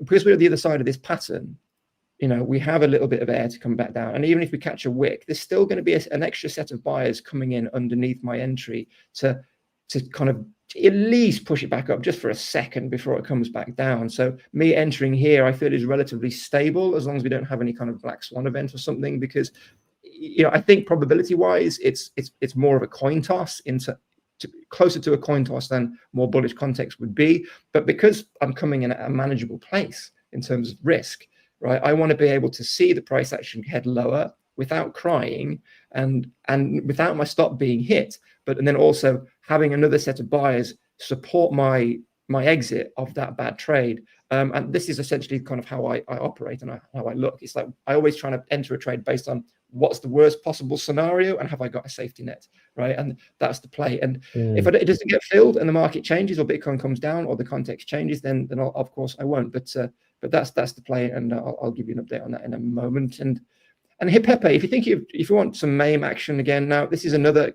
potential trade coming in at the 786, but I think you'll agree that this is looking a little bit more worrisome than the other two setups. The idea would be to come in the pocket here and then just maybe ride it up to this previous high, presuming this isn't going to be hit and there's going to be a weaker high.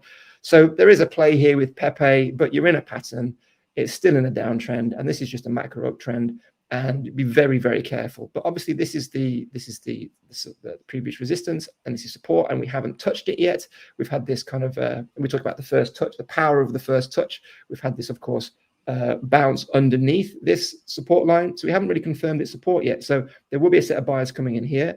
There will be a set of buyers potentially coming on this for the third touch of this little trend line, but this is going to be a scalp, quick in and out, and just be very careful and do your due diligence and make sure Bitcoin is lined up. But just a couple of setups. I'll have more at the end of the week, but my advice really right now is wait till Bitcoin's decided on a direction, and you know that will either be, you know, something like this, right, away we go, or it will be ultimately, you know, struggling price action like this, and it might head down a little bit lower, at least maybe to the 4 hour. So it is unfortunately a waiting game, and it's a very difficult environment at the moment because we have a very odd bullish context with Bitcoin consistently, very bullish, lots of people buying, lots of institutional adoption, but then we have an altcoin market. If I just bring up Bitcoin dominance, we have an altcoin market which is just putting in highs, right? But here's the premise for an altcoin long. This is Bitcoin dominance 4 hour. And of course, when this is going up,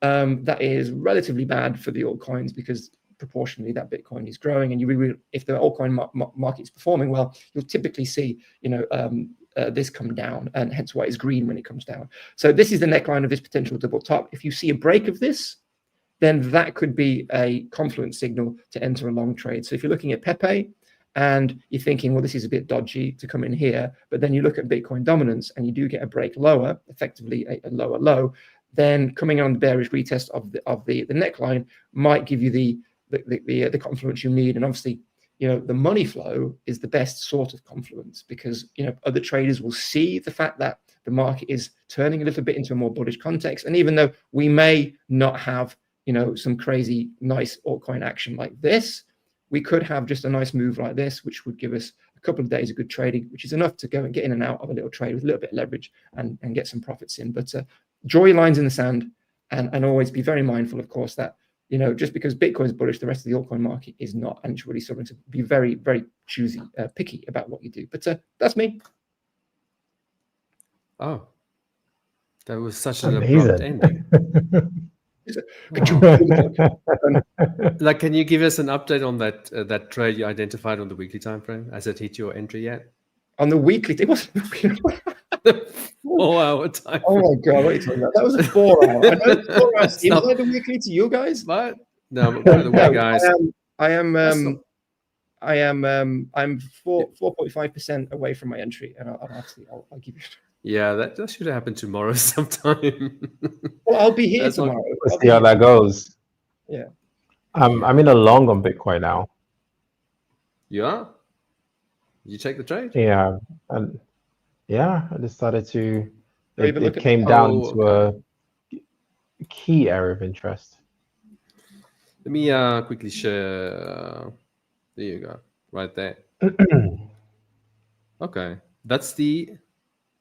So I can't. So executed a trade here, but I will. It's sharing. Sorry, let me just share my own screen.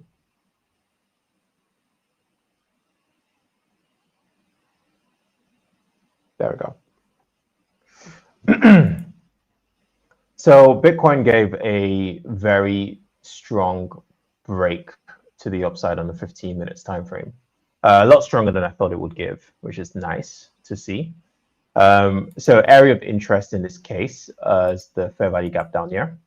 I like to look for confluence. So the fair value gap coincided with this 5 minutes sort of like, so again, it's like this is a key area of interest because obviously that big swing to the upside before the final drop, and then the market came and closes above this price level, so making this a 5 minutes bullish order block. And then thereafter, obviously, what I'm anticipating is some sort of rejection from this area. Now, again, price could very easily drop lower, but one thing that I'm aiming for, so if you look at how on the 4 hour time frame, the market gave this morning star formation. So this is a trap formation, morning star right back into the range. So my stop loss is right below this 4 hour low, because again, if price were to trade back below the 4 hour low, then it's probably going to be seeking lower prices. So if it respects, then we could see potentially Bitcoin trade higher back towards obviously today's high.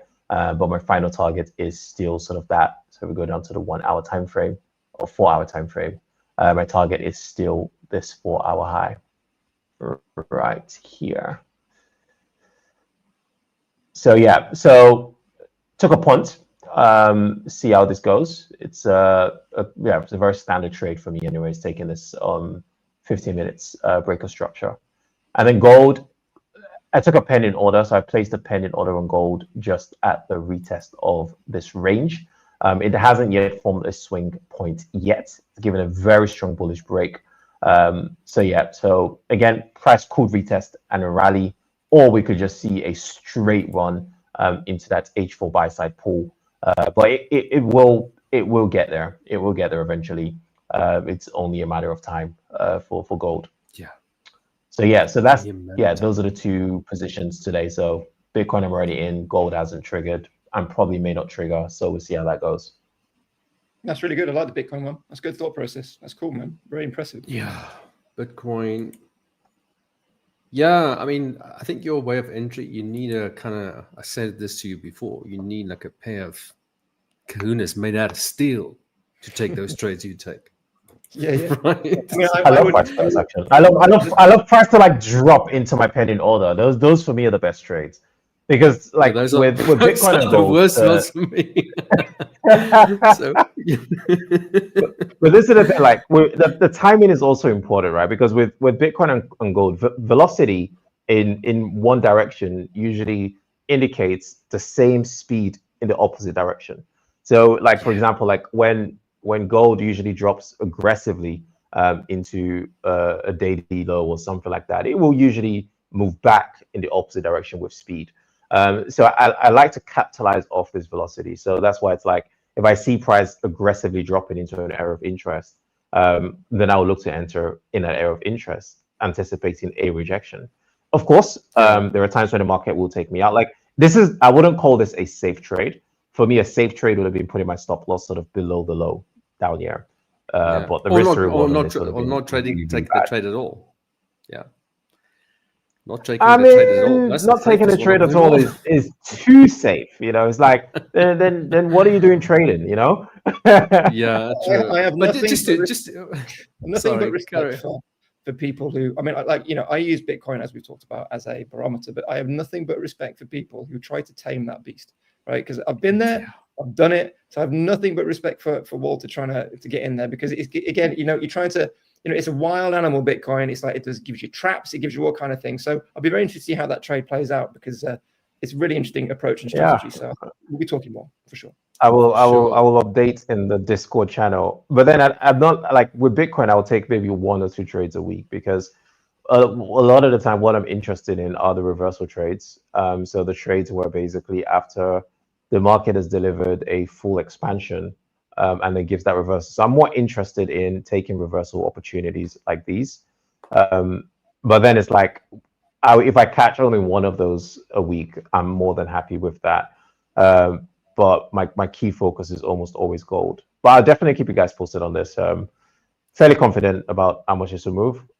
For me right now, it's 12:30 a.m. in the morning. So you may not get my update until I wake up in 5-6 hours. Well, really that's just so you know. Just not good enough, Walter. 2 hours.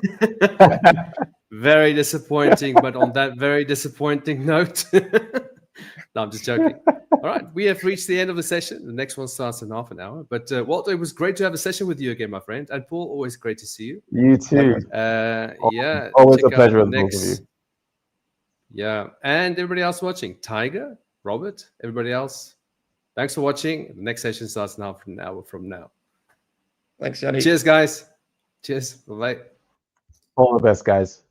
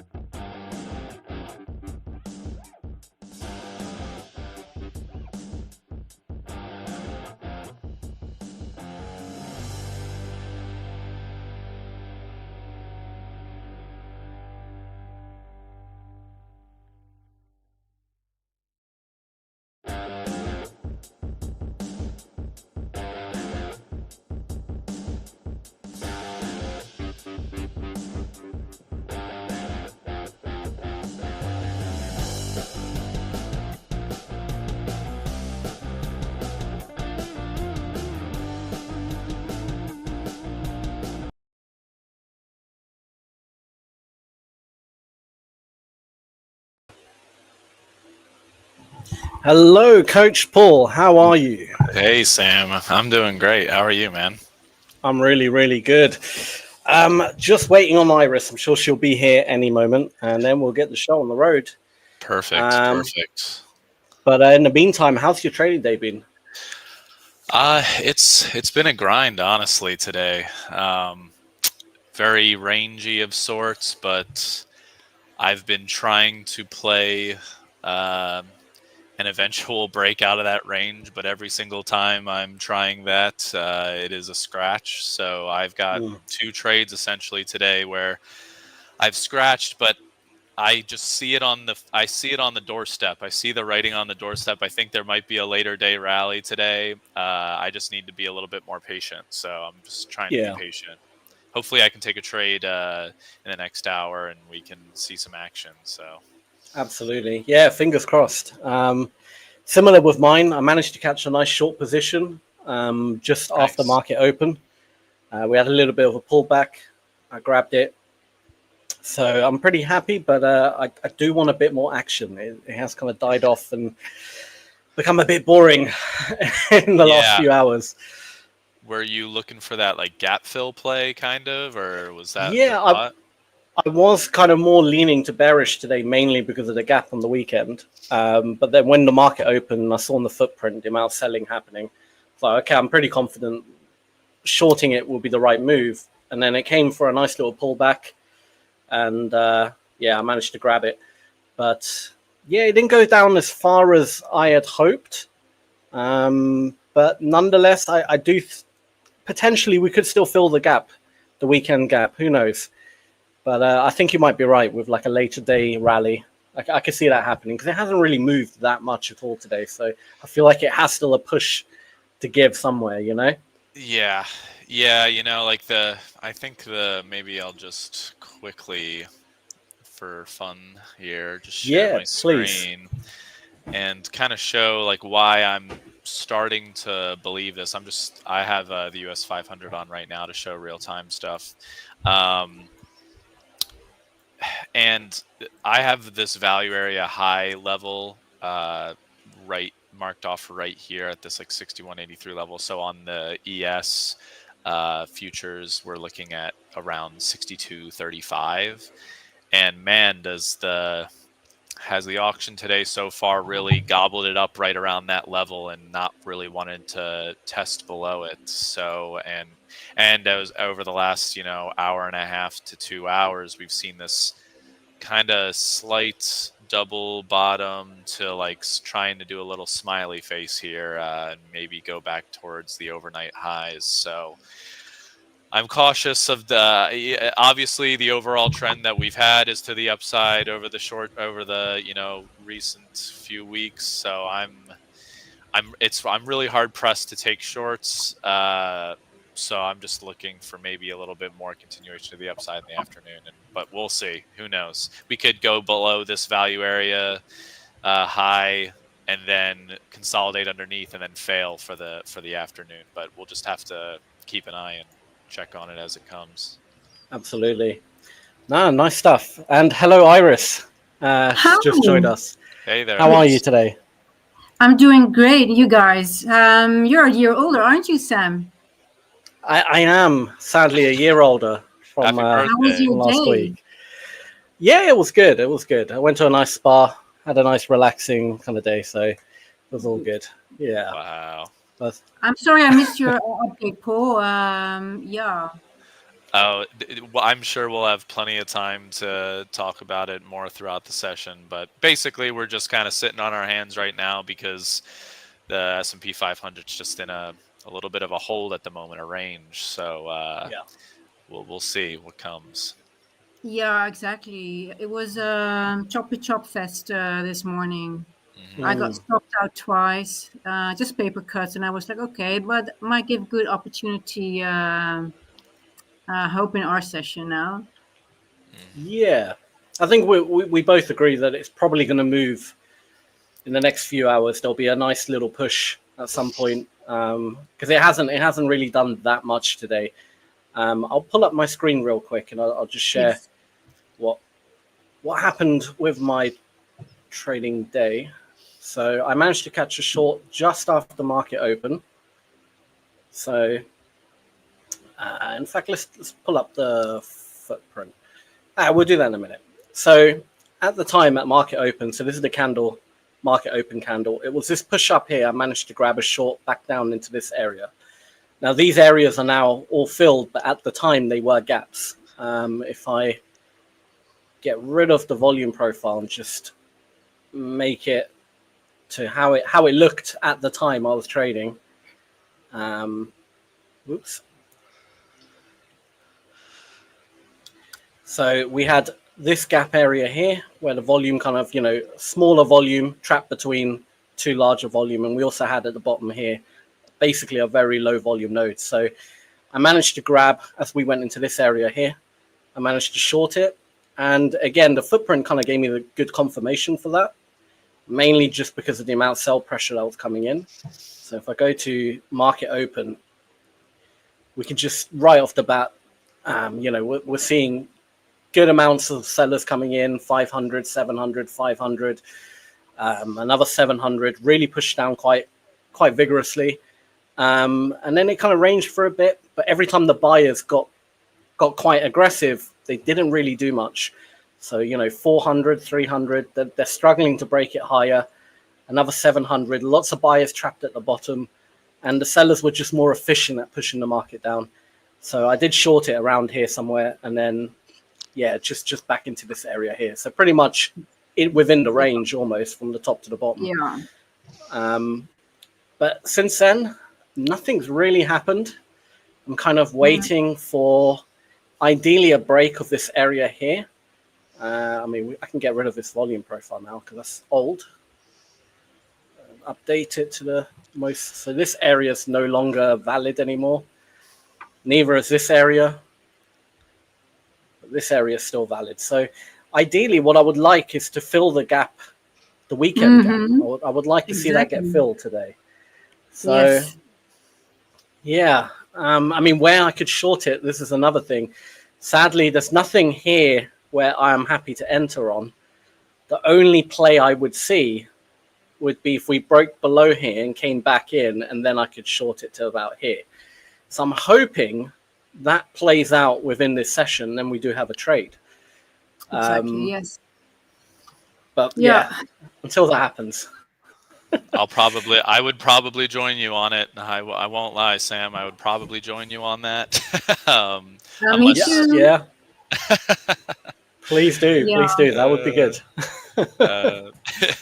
But it's hard today to find a good, what's it going to do? Because it's quite obvious. Everybody's aiming for that weekend gap for we call it the end walk. And it's sort of like, are they going to, not do it today? And then, because normally on Mondays, we have a lot of ping pong between those gaps, right?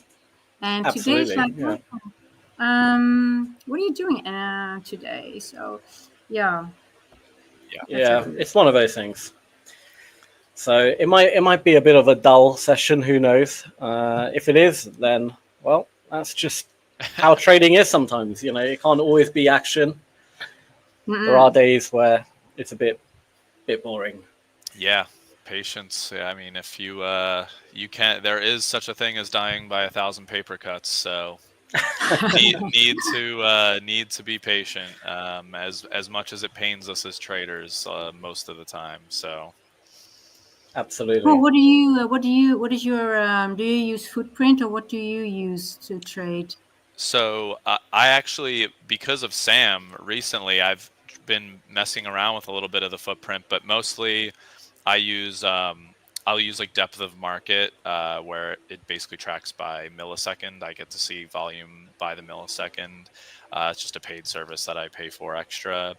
And then I use market profile analysis, along with some just really basic 5-minute, 1-minute candle stuff. I don't trade the patterns as much. It's more so just using the market profile to find some setups and then analyzing what the volume, the order flow is looking like, and going from there. So I'll use cumulative volume delta and the NYSE tick. I don't know if I use the tick a lot for market internals to try and understand the buying pressure or selling pressure combined with cumulative volume delta on the ES. So yeah. You are ES. You like the ES. Yeah, it's my favorite child of the three between the Dow, the NASDAQ, and the ES. So join the team. Yeah, exactly. Yeah. It just kind of gives me comfort. NASDAQ is a little bit chaotic for me, and then the Dow gets a little bit spready for me. Yeah. So the ES is just a nice combination. Yeah. I have to. I want to just let you guys know I have a bet inside. That's why I was 3 minutes late. Oh wow! Well, yeah, and I'm sort of like because I had to close the curtains and the lights on for the stream. I'm sort of like looking around if it's like, and I'm looking where it is, but that you might see a bat flying over. So that I was sort of struggling, like, oh my god, I need to close everything now. But once we're done, it's stuck here, and my cat is sort of. I think I know where it is, but I hope it stays up there. But if it gets chaotic, you know why. If I stand up and do something. Yeah. No, absolutely. I mean, I might actually add some flair to the live stream if the market's a bit boring today. The kind of action we wanted. Title: Live trading and live bats. Live bats. Yeah. Oh my god. Well, it happens sometimes because I leave everything open and then it just happens to fly. Sometimes it just flies in, and normally they just fly out. But you normally have to switch off all the lights, and then they make their way. And it just went in a few minutes to 1. And I was like, right. Okay, you know what? You have to sit out this time. And what timing. Don't you have cats, Iris? Yeah, I do have, and that's why I'm looking. Well, I can might be a little funny. I'll show you what she's doing right now. Oh my god! And you see her sitting there? Oh my gosh! So she is looking. I know. So that's why I was looking, and she's looking up there. So it's a very high. Oh. Am I still there? Yeah. Yeah, you're still there. It's still there. So that's why I was like, okay, we don't want the cats to suddenly jumping on my computer chasing the. Oh my gosh! Letting you guys know. Yeah. Wow. But let's have a look at the chart. So it's interesting that it's just hanging around in an opening range gap, basically.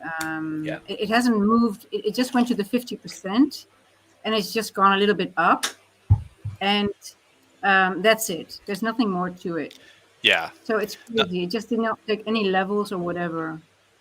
Yeah. Nothing more boring than the ES trading at point of control on a small range day, but here we are. So fingers crossed. Yeah. Fingers crossed we get something going here. Maybe a headline. So. Who knows? Do any of you trade anything other than Paul, ES and Iris, the NAS?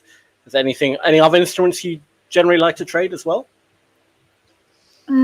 I want to branch out to oil, and obviously I have ES as my confluence. But mainly, I even though sometimes it might be better, I still stick to NASDAQ because I just feel more comfortable with the levels. But I want to branch out, so I'm looking. I'm sort of like, you know what?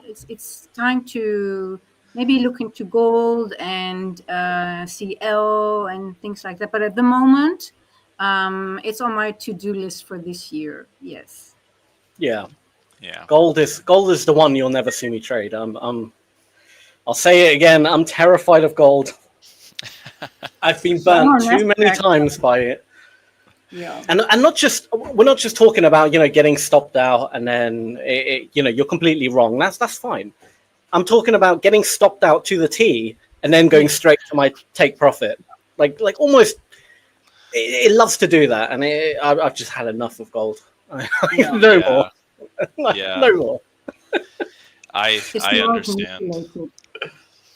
I don't like to trade gold much either. If anything, I would probably try to trade the micro gold if I really wanted to play around in it, but no thank you. I mean, I used to trade crude oil a while ago, like 3 years ago. I used to trade crude oil a little bit, So I might get back into crude oil because crude oil has been very interesting for a long while, honestly. So, but aside from that, I'm trying my hardest to get a grip of risk reward in the Dow. I'm really like, even though it's spready, I'm trying to gravitate towards learning my stops and whatnot, like where I would feel comfortable in terms of like placing trades and getting out like targets and whatnot. But I'm just not there yet on the Dow. So, but I would like to, try and get in on the Dow a little bit more. And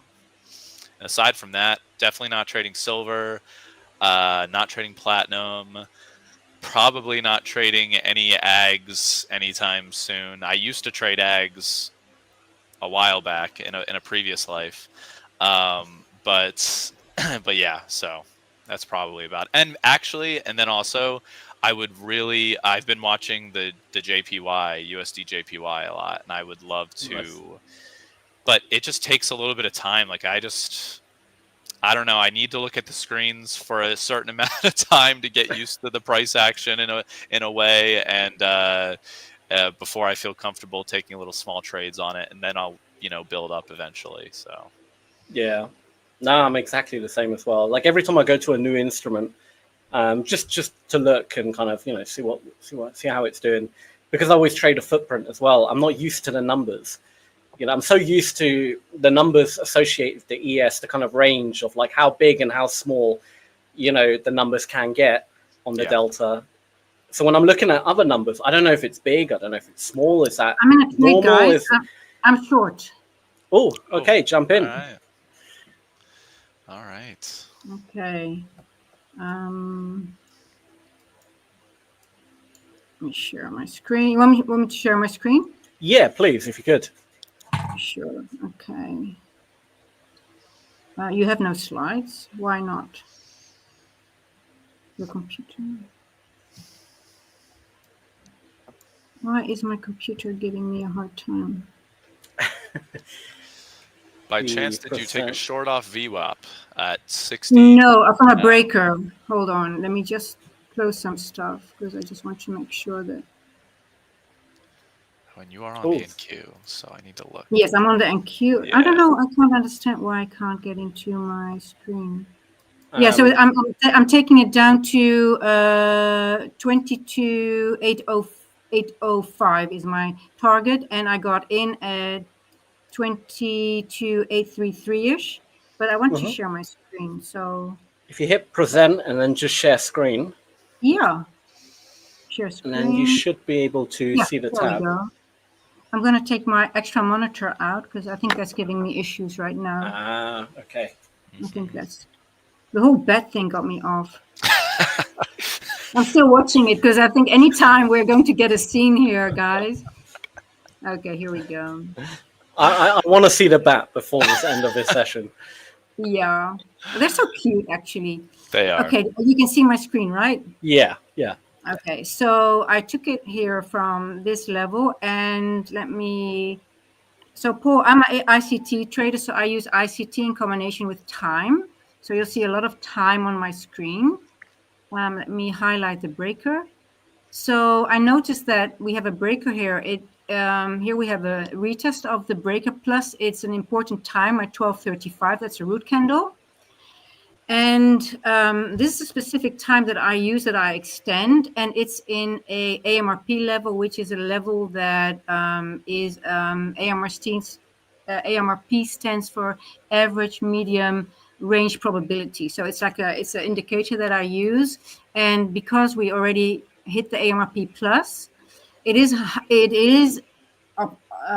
highly probable that it's going to AMRP low. It doesn't have to do that because you see it's already hitting off the 10 o'clock and again rejecting. So I will be very upset if I get stopped out again. But it doesn't look very. I don't know. It doesn't look like an easy trade. Let me put it that way. But then again, I think ultimately you're absolutely right. Even if it kind of just messes around near your entry, I think you'll be fine. I'm looking at the footprint as well. It's clear as day for me. We're still very bearish. It's just just gonna, it's just kind of accumulating a bit. There was a candle, my time 5:55, the 5-minute candle. So I'm not sure what time that would be for you guys, but basically the one 5, 10, 15, 20, about 25 minutes ago, 5 minutes before this session, that candle is very interesting on the footprint. Really heavy volume from the sell side came in. So I'll be surprised it will break that candle. So I think the trade is actually a very good one. Yeah, I normally put my ticks here, not price, so I'll need to change that again because I don't find that interesting. I'm more interested in just ticks. Yeah. So what candle were you looking at, Sam? What time did you say? 25 minutes ago. So 25 minutes. 5:55 for me, but it will be something 55 for you. I don't know what time zone you're in. I use Eastern on my. Oh, we're going down. Oh, okay. Yeah. So okay. Yeah. I'm just trying to see, because always when you mention it, the footprint always it lines up with my analysis, but just in a different way. So it's really interesting. I really like that we can have different ways of looking at things, and we end up in the same. We get the same analysis. Absolutely. Yeah. So, go on. Sorry, Paul. No, you go, Sam. Sorry. No, I was just going to say. I was just going to reaffirm what Ira said. But yeah, that candle definitely. That's a nice trigger candle for a short. So, I think your trade's going to play out very nicely, Iris. Sam, could you tell me how you, with footprint, how would you determine your TP? TP would still be generally always structure. So the nearest low, or anything that used to be resistance but now is support, for example. So like if we're going down, it would be an old high, if that makes sense, or any. It'll be within structure, unless something in the footprint is like, if I'm counter trend trading, then I'm looking for like heavy volumes. I'm looking for, say, imagine right now I bought the market, so I'll be counter trend trading. My TP would be wherever there's heavy sellers that came in and actually pushed the market down. So that would be like my TP, but that's very rare. I rarely counter trend trade, so to speak. So generally, yeah, TP is always down to structure or any gaps in volume, anything that kind of makes sense, Yeah. I don't like this trade for some. I'm getting a little bit like, normally I would have more confidence in this trade. So I'm just thinking of bringing my stop loss a little bit down, because I would rather get stopped a little bit sooner, because it's a little bit too high to my liking for this trade. Well, I don't blame you for feeling uneasy, because it is a range day. And then on top of that, especially looking at when we look at on Friday, for example, the previous trading session, cumulative volume delta was like screaming. Sellers were being super aggressive, but the entire first half of the day was just up. And then finally in the afternoon, it broke down and we had a massive sell-off, at least, and then basically in the last hour, it just boomed up again. So the thing that I start to get worried about when I start seeing a lot of selling pressure in the cumulative volume delta, and then I look at also the NYSE tick ranging between, let's say, like negative 500 and 500, I start to get worried that the sellers are going to become slightly overwhelmed or afraid once they start getting closer to getting stopped out, and then we get like a kind of a squeeze of sorts. So yeah, exactly. Yeah, the 10-4, these two times always work together, and you can see the 4 o'clock hasn't been tapped since 9:30. So I'm thinking we're going to get, we might just, we're tapping the 10 o'clock now. So that's my worry a little bit, because those two are always working in conjunction, and it hasn't yet. It hasn't done it today. So I'm sort of like, we might get a squeeze to the upside. But who knows when that's going to happen? It could be another hour and a half, like your trade looks pretty good. I would think as well. Yeah. I would still be happy to hold your trade for now. Yeah. Yeah. And you're absolutely right, Paul, about Friday. We actually took that trade in the live session, the sell, and it melted down. And all three of us, me, Eamon, and Michael, we were all like, "Yay!" Yeah, and we saw the same thing in the cumulative delta. It was negative, negative, negative, kept rising, and then it really started to peak near the top. And I think in the session, what I was saying was, it actually makes perfect sense why it was negative delta, because what we're seeing are all the people who bought from earlier days, because it was a very bullish week, all just taking profit, getting out. It's a Friday, they're unloading their positions. So you had loads of people just selling, getting out of the market. And that caused this kind of huge buildup of sells, so to speak. And right at the top, we just had about 7,000 additional contracts traded right at the top, and then it flooded. It was insane, absolutely insane. Yeah. And Iris, you're not that you necessarily for your trading strategy pay attention to the shorter term EMAs, but the NASDAQ on the 1 minute and the 5 minute is holding underneath like the 21 period EMAs on the shorter time frame, which is a good small, at least sort of momentum or trend following kind of thing to see. So I will take that. Yeah, because you see, it's bouncing off that 10 o'clock all the time, and that's my only. So it just needs to go. Well, we're going to get 130 now, so it might make a big move then. But I just hope it just go to the. Yeah, I just want to change my stop loss with this one a little bit more, just to make sure. I would rather be stop. It's okay because one of these days I'll just put it above the first presented. Here we go. Yeah, it's fine. I would rather be stopped out with less loss.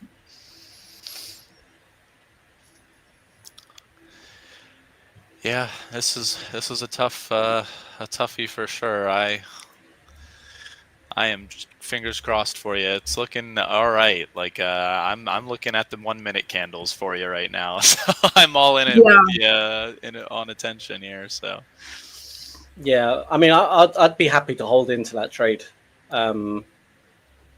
Everything looks pretty good so far. We've got a lot of trap buyers in the last, I'll say 20 or so minutes. Sellers are still quite aggressive. They are being absorbed a bit, but I think there will be a pop. Any moment, there will be that pop, and it will push down quite quickly. Okay. Yeah, I think it's going to be fast and violent if it goes down or up. Yeah.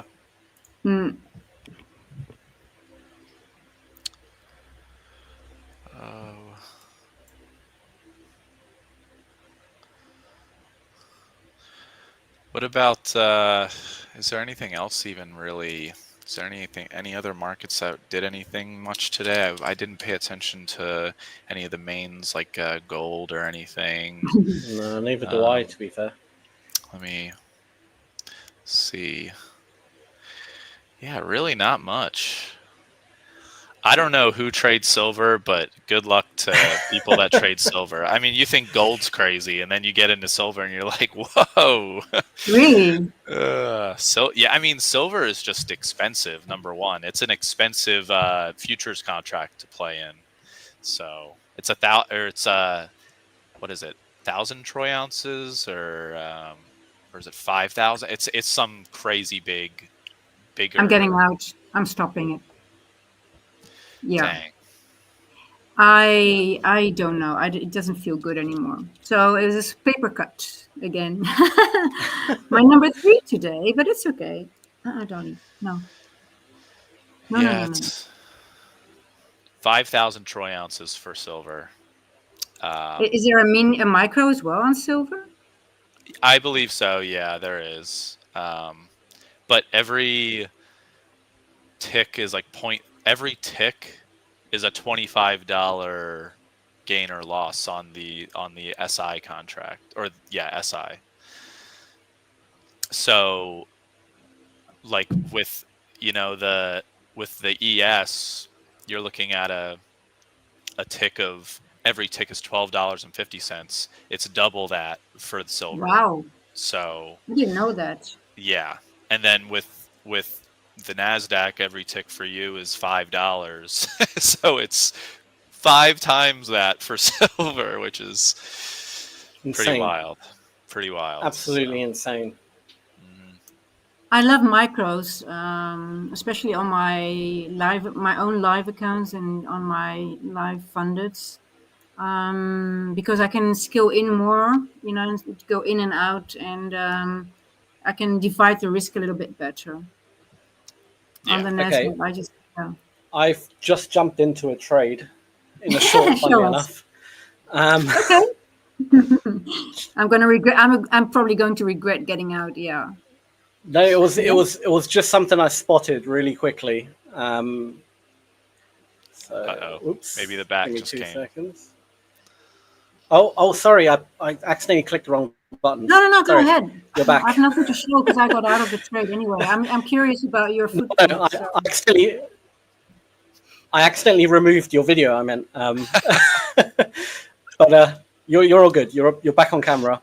So this area right here, we had this 860 on the delta, and that went all the way up to like 1,200, and then it just dropped down to 800, and then it started pushing against them. Sellers coming in again quite heavy, and we're seeing this kind of pattern. Buyers are trying to push it up, but they're struggling. You can see just big numbers. They're having no luck at getting the market any higher. So I jumped in for a quick sell just at the tip of that candle. And essentially, in terms of where I'm targeting, the obvious target would be the low. Yeah, I mean, the obvious target will be the low of the day. That would be a pretty obvious one.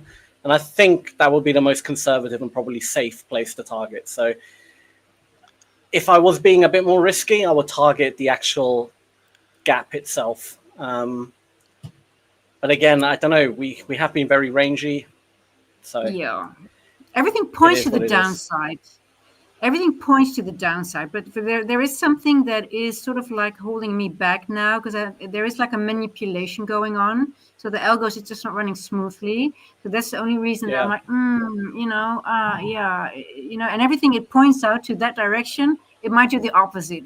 It just feels like one of those days. So I'm sort of like, you got me twice already, and this is number 3. NQ. We're yeah. I'm just. I don't want to get 3. I don't want to have 3 losses on a day. But I took it. But I ended it shortly.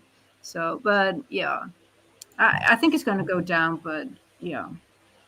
What's interesting as well is on the depth of market, just how big some of these limit orders are on the sell side. Which, since we're going down and there's heavy sell limit orders, that would kind of tell me it's either two things. Someone is spoofing the market, trying to show that there's more aggression on the sell side than there really is, or there's actually people wanting to get in for a sell, but for some reason not market orders, they're doing it as limit orders. But that's generally a good sign. Yeah. And yeah, it's growing. The low of the day, I think, will be quite a good target. Yeah, it's going. Would you ever consider just moving your stop loss down a little bit, maybe into profit, if it looks like the volume is just accumulating on the footprint and it's looking like a super big sell, and that gap fill could be possible, and you would just instead change your take profit area? Or? Absolutely. Yeah. In fact, what I might do is put my TP to the gap, and then but I'll keep an eye at the lows here. If there's something I don't like the look of, then I'll manually get out. Yeah. Because I'd rather be more cautious than try to get that home run, because it's just been very choppy today, and there's a good chance it will get there and then just go back up again and start ranging. You know what I noticed this morning? The gap is exactly 50% of the dealing range. So it's a very important level. So I think it has to go there before it can go back up, because it always goes, it's sort of like a very important level. It's just going to stall. But yeah. I like the plan, Sam. I like it. Looks good. Oh my Fingers crossed. Yeah. This is good for I me need a right good now. entry. 777 buy delta and literally no effect at pushing the market up. That's a good sign. That means the sellers are taking good control of the market, hopefully. Yeah. And It is. the 6220 area, is that the I'm trying to remember the that gap area that you were looking at previously. I believe it was Yeah, that was from a previous day, that gap. Yeah. So what I think I'll do, I'm going to get out the low of the day if it goes there. And then if it does break this gap, then I know we are going down and filling the weekend gap. Then I'll jump in at a retracement. And I think that's what the plan is. Yeah, me too. Oh, there's a lot of buyers coming in. Oh, yeah. Yeah, exactly. It's playing with us. It's not going to make it easy today. And they are very adamant, but I have a good feeling about it. I'm just gonna. It is definitely. I haven't even set a stop loss. I mean, we don't know for sure, but it just feels like it. But just sort of like when you least expect it, probably. And 6235 is that value area high from the previous day. So if you're just looking at value area ranges and whatnot, we're kind of just contesting that right now. So what number, sorry? 6235. Oh, right. Yep. Right where we're at. So. Yeah. Very nice. Yeah. I'll be surprised if it doesn't fill the gap. I mean, it kind of has to. It's very rare it doesn't. Yeah. If it doesn't the next day, I think maybe more likely the day after that, and then more likely the day after that. It just keeps getting more probabilistic. Exactly. Yeah. And Friday was such a lovely day for trading, and so I was quite. I had really a few killer trades, and I was thinking like, oh, it was sort of like unexpected for a Friday, right? To have such a like not only in the morning but also in the afternoon pre-market. So I was like, if we had that Friday, maybe you're going to make it a little bit harder today, because it was such a, sometimes Friday can be a little bit also like like a little bit challenging and just not doing exactly things that you think it would do. Yeah. Everybody would like to kick their feet up on a Friday and whatnot, but it was an odd one this past Friday. It was very odd. Action-packed.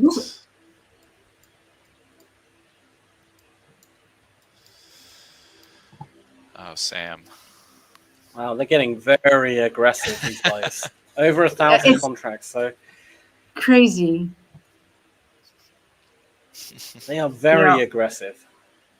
I don't know why. They should just give up. It's inevitable. Just let go.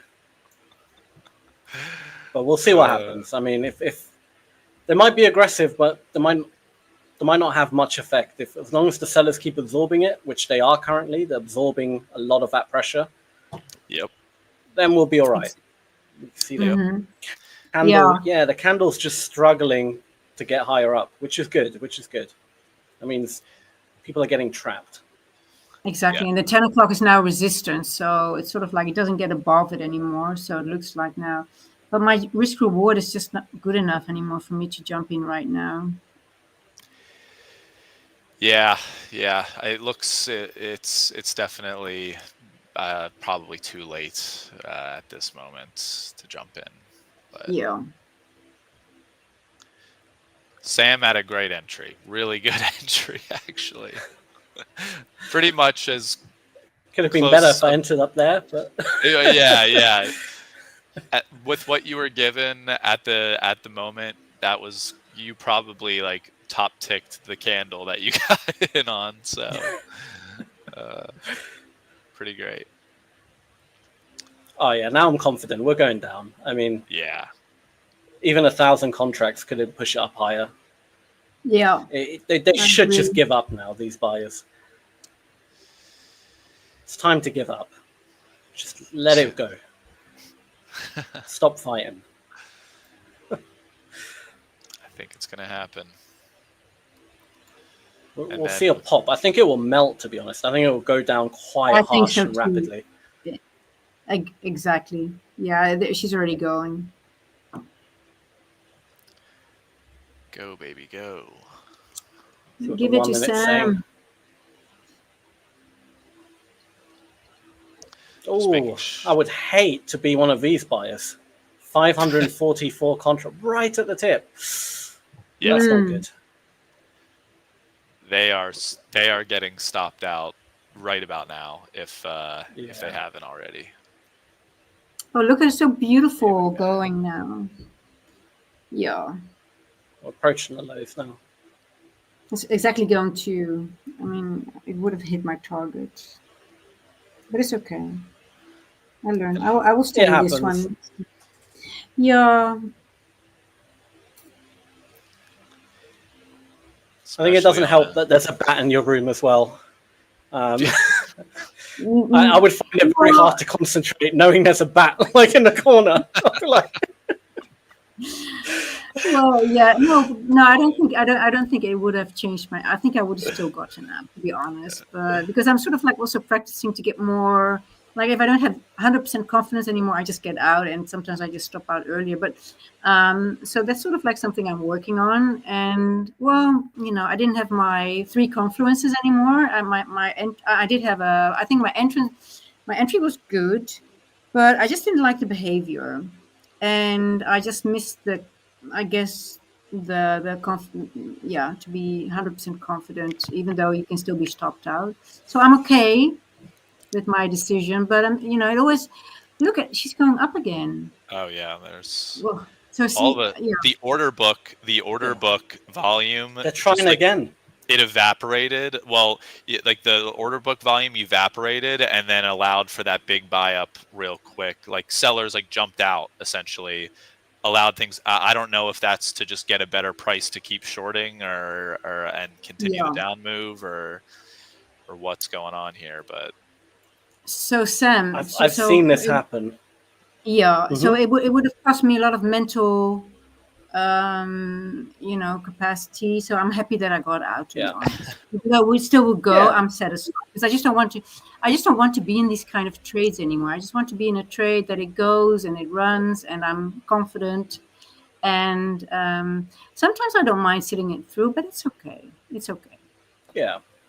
No, you're absolutely right. I mean, there's many times like when I'm trading, especially if it's been a bit of a weird day for me, you lose that kind of confidence in trades as well. And you become very kind of, I always call it like I become like Bambi. I just get spooked very quickly over every little thing. And there's other days where I'm just a lot more calm and confident. And so, yeah, it's weird. But a lot of it's to do purely psychology and your mood and how you feel, and has a huge effect, always has a huge effect. Yeah, what it's like to be a human. Exactly. It's great. Paul, how many trades do you take per day on average?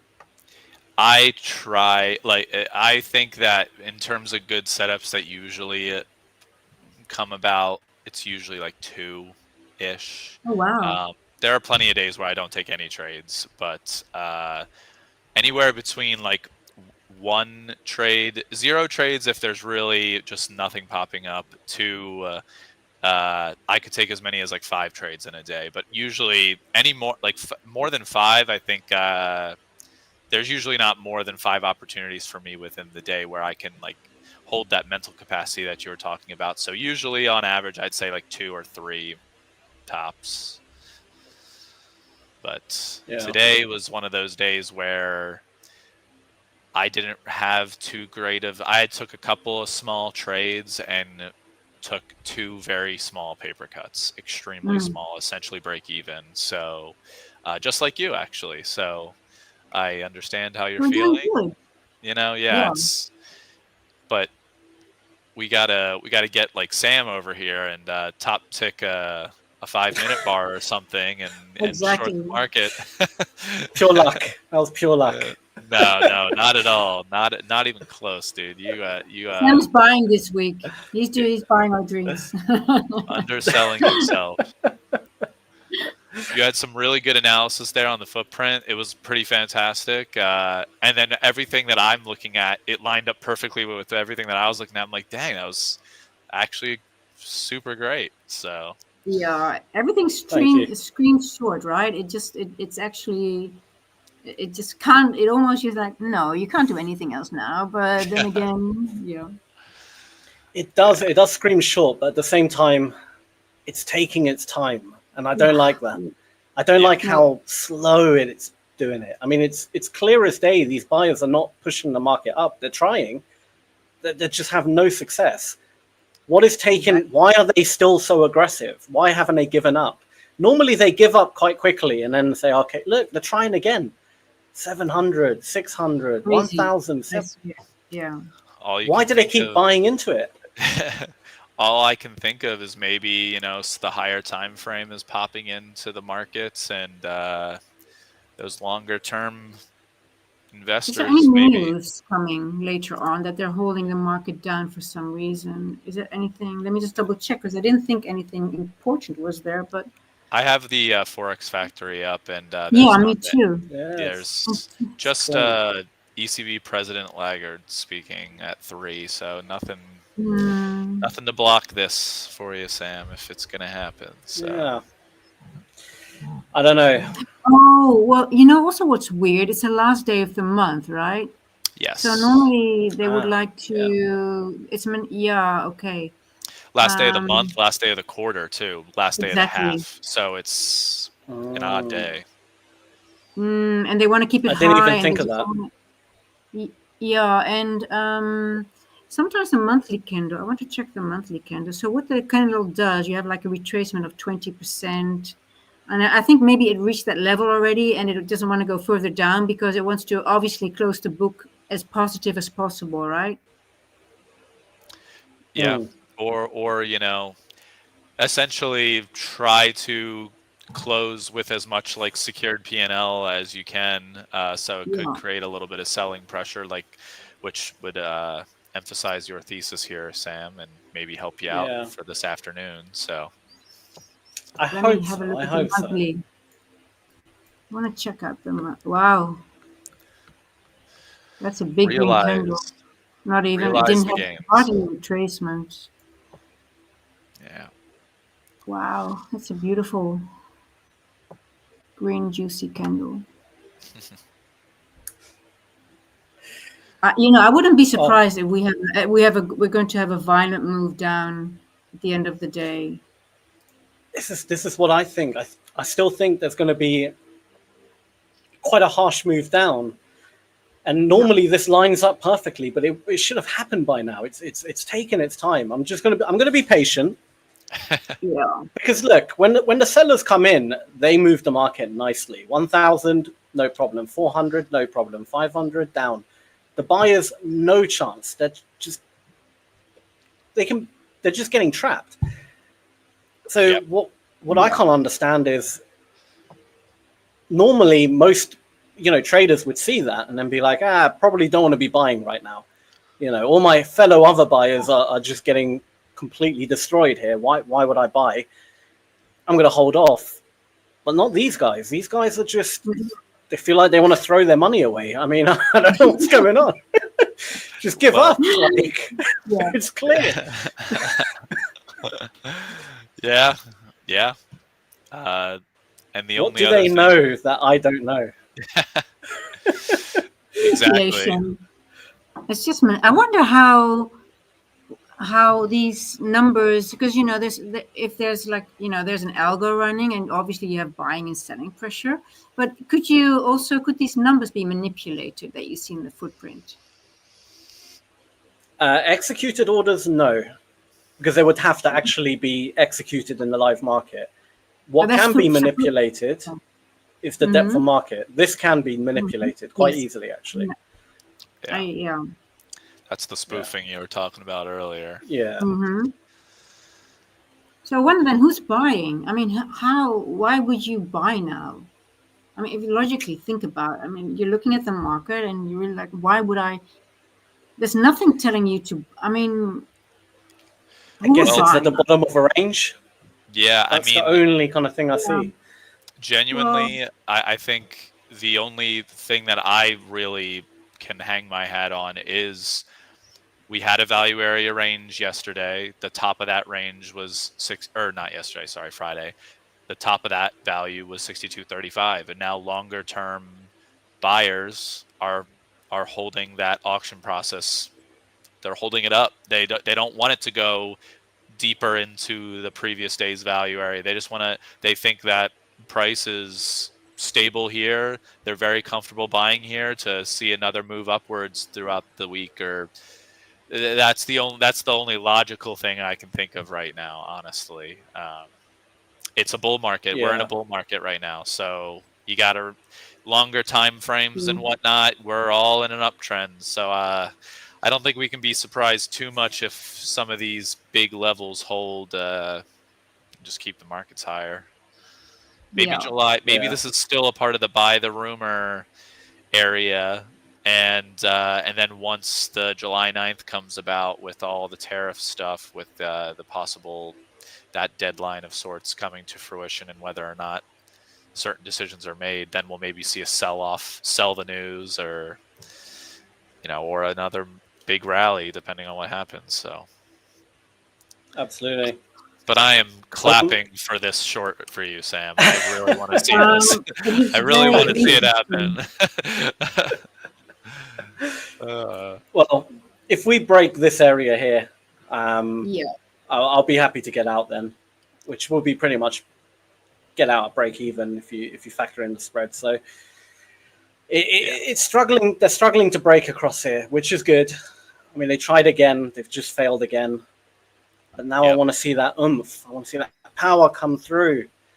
The NASDAQ just kind of did a quick little reversal downwards again, which is helping you out. It's big time, big weighting. So we need to see the NASDAQ have confluence with the ES here, and just let the NASDAQ give up. Give up, NASDAQ. Just give up. Well, it's creating liquidity, so it looks, it has made a lot of equal lows. So it just looks like there's nowhere else to go than just going south. Absolutely. I'm still confident we're going down, but I hope it will be within the session. It will actually make it smooth. Yeah. I hope so too for you. No, it's always nice if to not, trade, right? Well, then you have something you can tell us later. Exactly. It will be a risk-free trade either way. Yeah. Yeah. Iris, how many trades do you usually take, you think, in a day on average? So, I used to trade a lot. I wouldn't call myself a scalper, but when I think I also trade London because obviously my time schedule. So then I would be in the market. I would have at least a few trade when the market would be when my setups are there and it's advantageous. Then I could have a trade. Well, I wouldn't say every hour, but like say from London, I could have like 3 good trades. And then when I know, London is doing well, I usually have some good trades in the AM session too. That will be also, it could be a little bit more, like 3, 4, 5. And I used to overtrade maybe a little bit when I was, let's say 2 years back.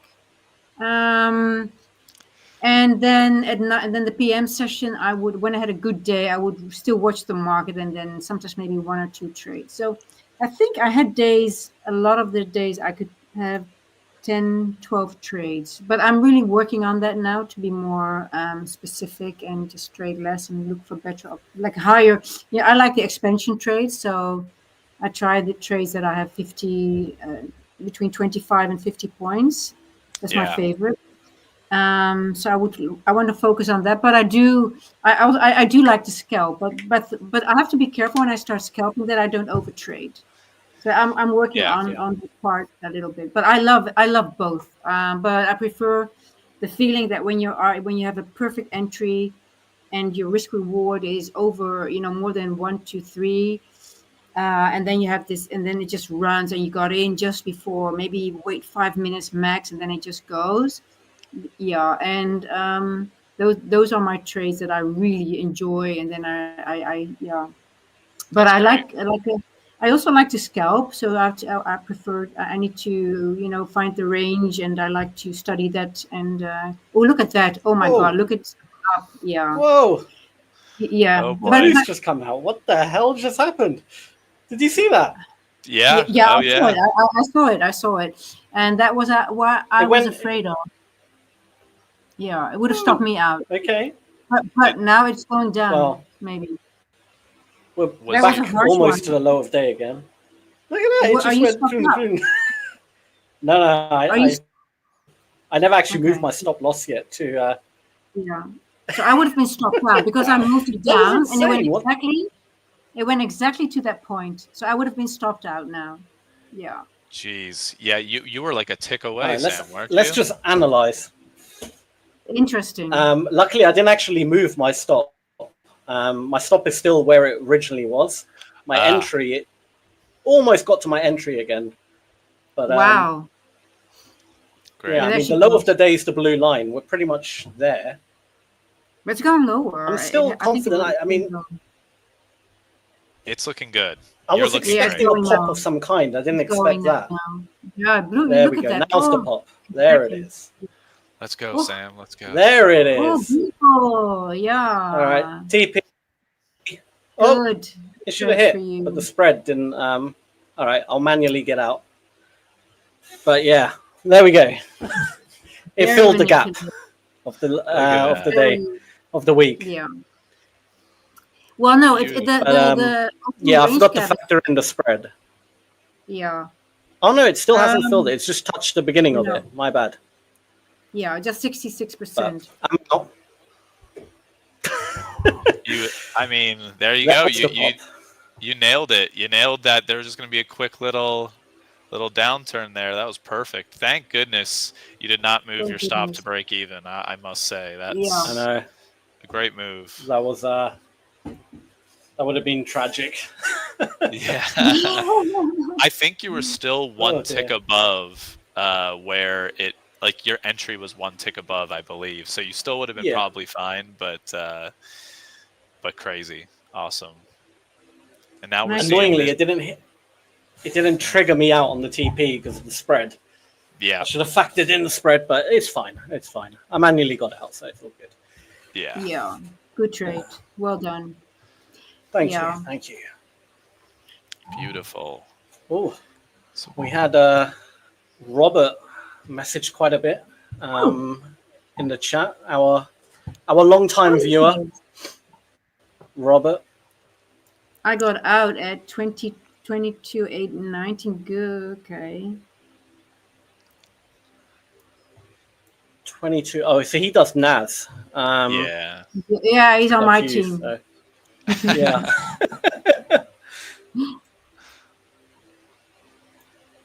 Oh wow, he's chatted a lot. Apologies, Robert. I didn't notice your comments, but we are looking over them now. Man, we're just seeing a pop right back up. Yeah. Yeah. It would be great to see this pop up to that 62.35 area, and then more sellers come in and then just tank. We could see a little drop, little pop, and then sellers just come in and really throw it down. So we'll see, though. We might get a good entry. I mean, there might be a good opportunity. But it took out liquidity now, so it might go back up now. Possible, for sure. That's the danger. When it moves so quick like that. Yeah. Yeah, and there's really not many big orders. There's not many big orders like below that they could seek for more liquidity either. I think you're right. There's not like a big 600 block order or anything on the ES. I don't know about the NASDAQ though. I could look at the NASDAQ real quick, but I doubt it. Yeah, it looks like it's done. done. Yeah. We've got a fresh hour as well now. Just the hourly candle would have closed. And the new 4-hour candle printing. We've got a new 4-hour candle coming. So let's have a look. There's a 60 lot at around 22,840, which looks like it's trying to get to. That's really the biggest, I think the biggest offer or bid you have in terms of any blocks at the moment. It's a tricky one. Yeah. Great out there. Agree. Great out, Sam. Look at that wick. Thank you. Those are nasty. It's a beautiful trade to be in. I mean, you had the balls to stay in.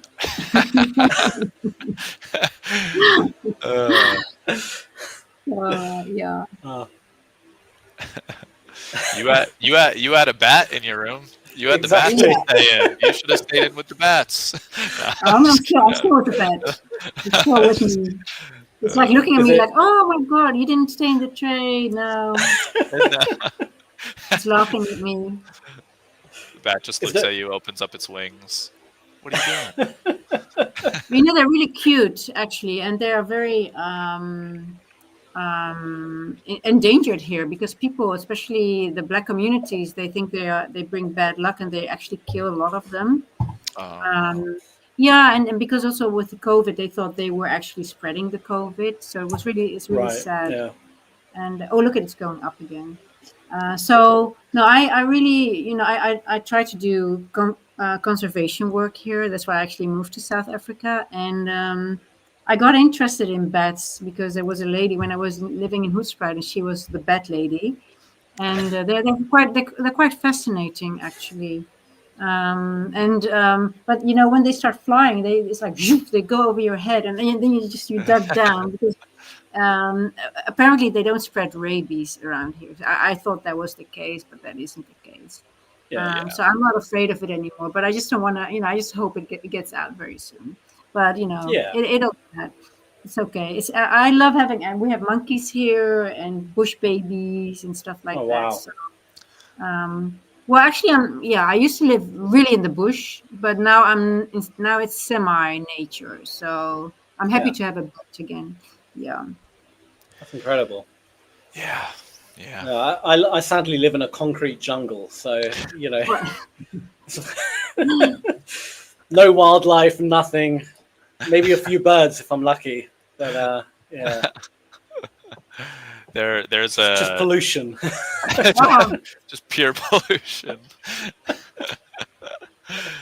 Oh man, we have like a lot of owls around us here. Oh, beautiful. Owls. Where are you from? I'm in Florida, yeah. So. Wow.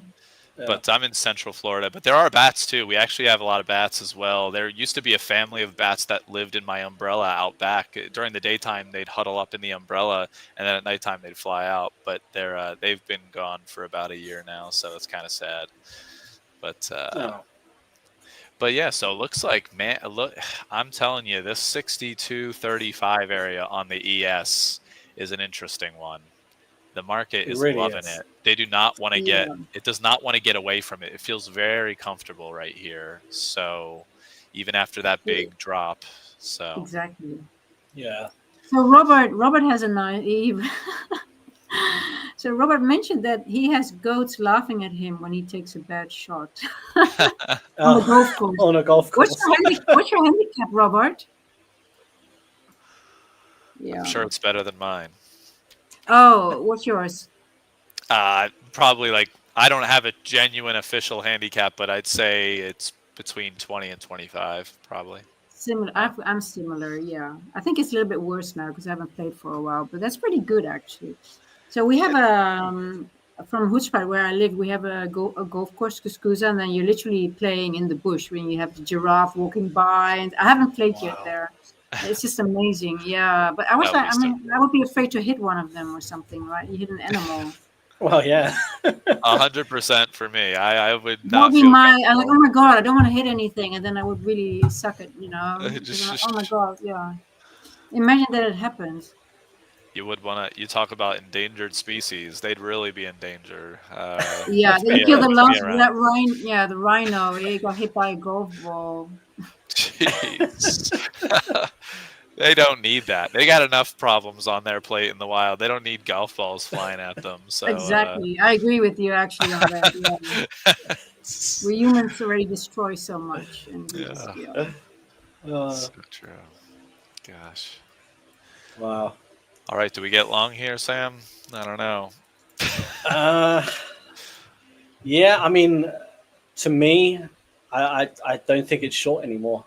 I wouldn't want to buy the market because we're at the point of control, but yeah.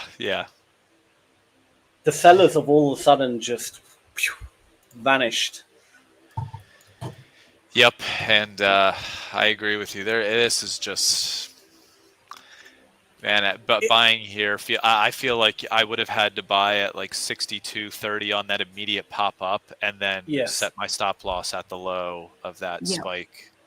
Dang, and I was too enamored by your short to think about that. But dang, what could have been? What could have been? But we'll see. Yeah, it was a very weird market. I mean, it just doesn't want to give up the range. Yeah, it loves ranging in that area. Thought we had a breakout, turned out to be a fake out, and yeah. Wow. And I will say, I feel like not getting into a long here is a really good discipline for for getting over FOMO. You feel like you missed your entry, and then you just chase it up another 6 points, and then all of a sudden your risk reward is terrible, and then you just take another cut, and you wonder why you did that, and it's because you didn't stick to logic and reason and looking at the charts and what makes sense. So yeah. Exactly that. Wow. Oh, Robert said his handicap is about 30. 30. Wow. Okay. It would be a good group here between me, you, and Iris. I think that would be a good group, a good golf group. We'd all in a similar handicap range. So I'll be honest, I have no idea what handicap means in golfing. I never played golf. I've done Top Golf once in Dubai, and that was amazing. But I managed to hit the ball like once or twice, and almost killed the person next to me because it kind of flung over to their side, and it was terrible. I could not do it. Well, a handicap, just in layman's terms, is just how many strokes you are above par on average. So the lower the better. Yeah. Or below. If you're really good, you might on average be below par, but for 99.999% of us, that is not the case. Right. This is I never knew. I thought I hated golf, and then when I used to work at KLM, we had the golf. They sponsor one of those games, and we had to go there and be hosts, and I'm like, oh my God. And then I got a back issue. I used to play tennis a lot, and then I got a back issue, and I was like, oh, what am I going to do now? And I had a few friends, and they played golf, and then whenever they were talking about golf, they got their eyes lit up, and they were so happy. And I'm like, what is that with golf? And they said, well, just do a clinic and just give it a go. And I tried it, and I just fell in love instantly. It was so weird that I was like, and the moment when you hit the ball the correct way, you hear it, you feel it, everything is in the flow. That is such Paul can maybe when you already know that you hit it the right way before you hit it. But sometimes you have a whole day, you just don't hit, and you're like, why? It's the same thing. It's a mental thing, and it's sort of like trading in a way. You can see the similarities. It's with yourself. It's so amazing, and I got to know myself so much from already golfing, and And I just love it, and being outside and the challenge and overcoming it, and I really have to pick it up again. And yeah, I just love it. Oh, and then when you hear that sound that you hit it perfectly, and sometimes when you hear, and you're on the driving range, you hear your person next to it hitting it, and you're like, you just look at them. Yeah, you got that one. That is just, and golfers just know, and it's like, oh, you did it today, and yeah, it's just. It's so awesome. true, though. It's an addiction. It can be very addictive because it really calms you. It's like, for me, it's like therapy. Yeah. Oh yeah. And now look at us. We're going right. I just want to drive around in a little golf buggy. So that's the only reason I want to go. I would love to drive a golf buggy. It looks so fun. Yeah. It is. Yeah. You hit the ball good once, and then you're hooked for a long time in golf. That's all it takes. One shot in a really terrible round to really just get you to keep going. So kind of like trading, probably, in that way as well. So get one huge big trade, and you're like, wow, like this is. Yeah. I understand, this is crazy, and like it really gets you motivated, essentially, to be better. So. Yeah, Robert, we should organize when we all have a lot of winning trades, and we're going to organize a nice golfing trip. I think it will be fun to do that. But do you golf often? Do you go to the course often, Paul? Probably on average, like 4 times, 5 times a year, maybe. I don't play very often. That's why I'm a 20 to 25 handicap. I've been playing since I was like 4 years old with my dad and my cousin and whatnot, but I'm very casual. I'll go to the range every once in a while. I won't play a round or anything all the time. Like I said, 4 to 5 times a year, but we'll go to Top Golf, like Sam, went in Dubai. There's one 25 minutes away from me here in Orlando, and just go to a regular range every once in a while. So yeah. The wife loves golfing too, so that's great. So Robert says he's only played 2 years, and you've got handicap 30 already. Kudos. That is pretty awesome. Yeah, that's won't pretty be long before he's knocking on my doorstep, and he's at 15 handicap, and he's playing better than me. So won't be long. He's quite the trader as well, Robert, and. I think we have an agreement. I can't remember if he gets funded with us or what the agreement is, but at some point he'll come and do a live session with us as well as a guest. Yes. Nice. I think we have to have Robert as a coach doing a session. 100%. I think that would be amazing. Definitely. Would love to see it. That would be a fun one. That would be a fun session to be a part of. Absolutely. Although we wouldn't have to look at the comments anymore.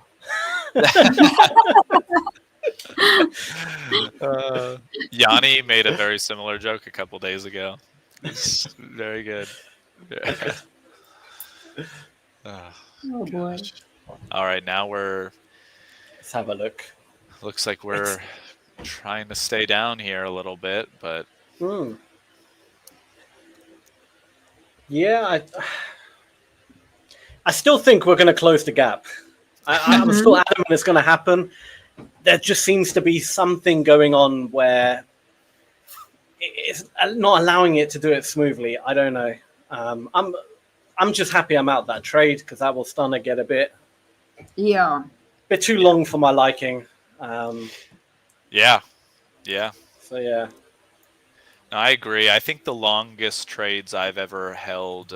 Number one, I never hold overnight based on my style, but I think the longest trade I've ever held was like 2 and something hours, like essentially. Yeah. And man, that was brutal. that was a tough one, but good trade. But it's hard to grind out that long of a time period to let something work. So. Oh no, absolutely. Are you like a trader who, when you're in a trade, you have to watch it? You can't just walk away. No way. Yeah, I can't look. I can't walk away. I'll walk away to get like a glass of water really quick to come back, but I'm not walking away for 30 minutes to come back, you know. So Yeah. because I want to pay attention. I want to pay I attention to sure. like market internals and like volume delta and stuff. Did you? So.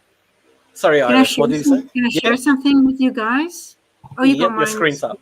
There you go. Yeah. So I looked at the 5 minute, and you know what's so amazing with that wick, this wick here. That was the wick. So we went up into one of the 1202 is one of my favorite times, and then this yellow line is the first presented fair value gap of the Asia session. So it went exactly to that level, and then just the retest of that, and my breaker obviously then would have just. But I just sometimes so when you would.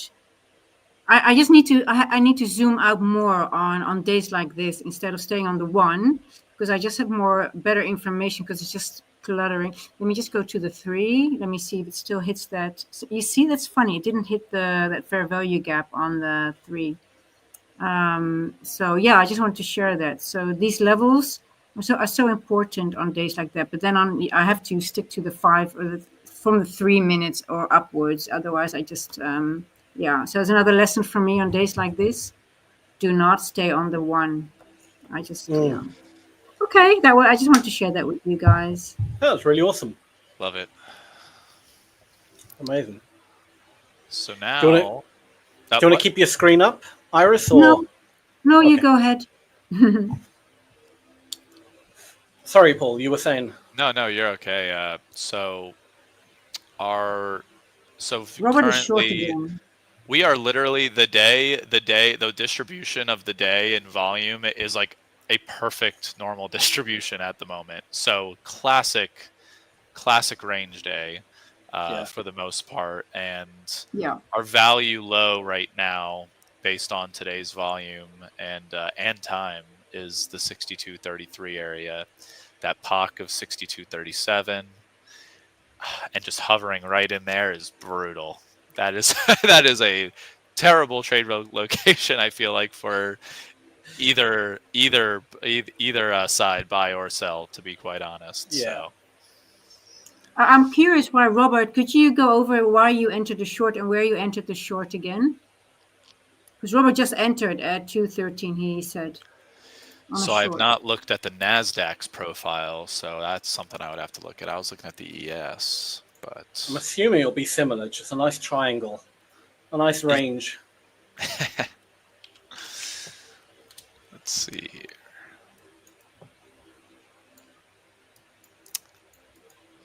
Yeah.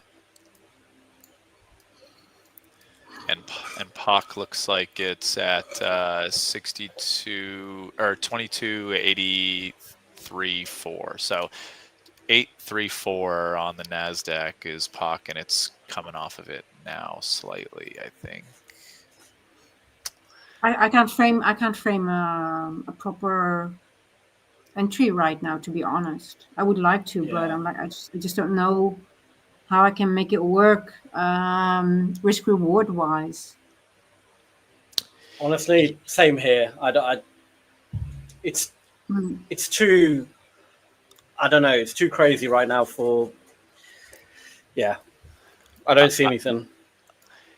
If anything, I would have to be, if I was on the NASDAQ right now, I feel like if I was shorting right now, my stop would have to be at 22.850, above that big wick that we had in that like 1 minute time frame where everything got crazy before the sell-off. Yeah. And then my target would have to probably be below the bottom of the day, the low of the day. So I couldn't do it. I don't have the stomach for that one, unfortunately. But one micro maybe, but I just don't see the point. But that's just for risk reward, because I don't want to be looking for like 1 to 0.9 or anything. I would like to make a 2 to 1 of sorts, and unfortunately that reward is just not present for what I'm looking at. But for Robert's sake, I am fingers crossed for you. I'm hoping that the market just tanks and for you, and we get a nice profit here. Me too. Me too. Ultimately, I think it will. I think it will go down, but I feel like this. I mean, it might happen in 15 minutes, might happen in an hour. I do think it will drop down, but just I don't know, the kind of emotions you have to roller coaster you go through when it's just constant up and down, choppy. Like, it's rough. It's rough. It's not good for the heart. It's not good for your health. This is your one fast, just you have 2 weeks and you're out and you're done, that's right? So you're sort of like present in a way. Look at it's going up again. Oh, NASDAQ, you're a naughty girl today. I still love you. Well, I don't really love girls, but.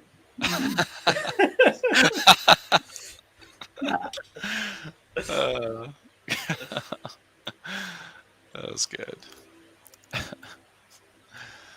Look at it going. It's moving now, yeah? Yeah. Shoot, man. Shoot. This is the first time the buyers have come in with aggression and actually successfully pushed the market up. So there's a bit of a change in behavior now. Yep. From the footprint. Yeah. Cumulative volume delta's backing off a little bit. It's at 410. We had a low there of like basically negative 8,000 contracts, and now we're at negative 6,775. So it's backing off a little bit. What does the tick look like? Tick, we're in the plus 500 area going up to 750. So that's bullish, but honestly, if you were looking to do a fade move, probably now is the time to fade anything. If as things are starting to look over pressured or whatever, and you're trying to make a quick fade play, I guess now would be the time. If you didn't believe the buyers.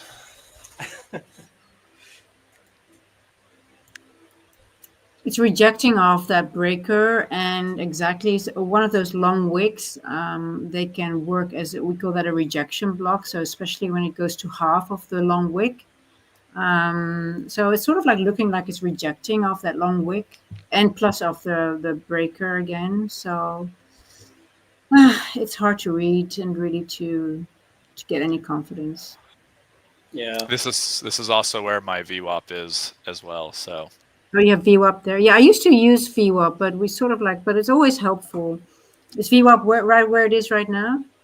On the ES, my 20-hour VWAP that I have anchored, it just hit it, but the overall like continuous VWAP for the ES is 6240-ish, 6239.50. So. It's a little bit off the continuous VWAP, including the overnight session, but for my anchored, it's now touched that anchored VWAP of mine 3 times in the last 25 minutes. So I'm very curious to see if it breaks through that and we see a move higher. Yeah. Touched it to the tick as well.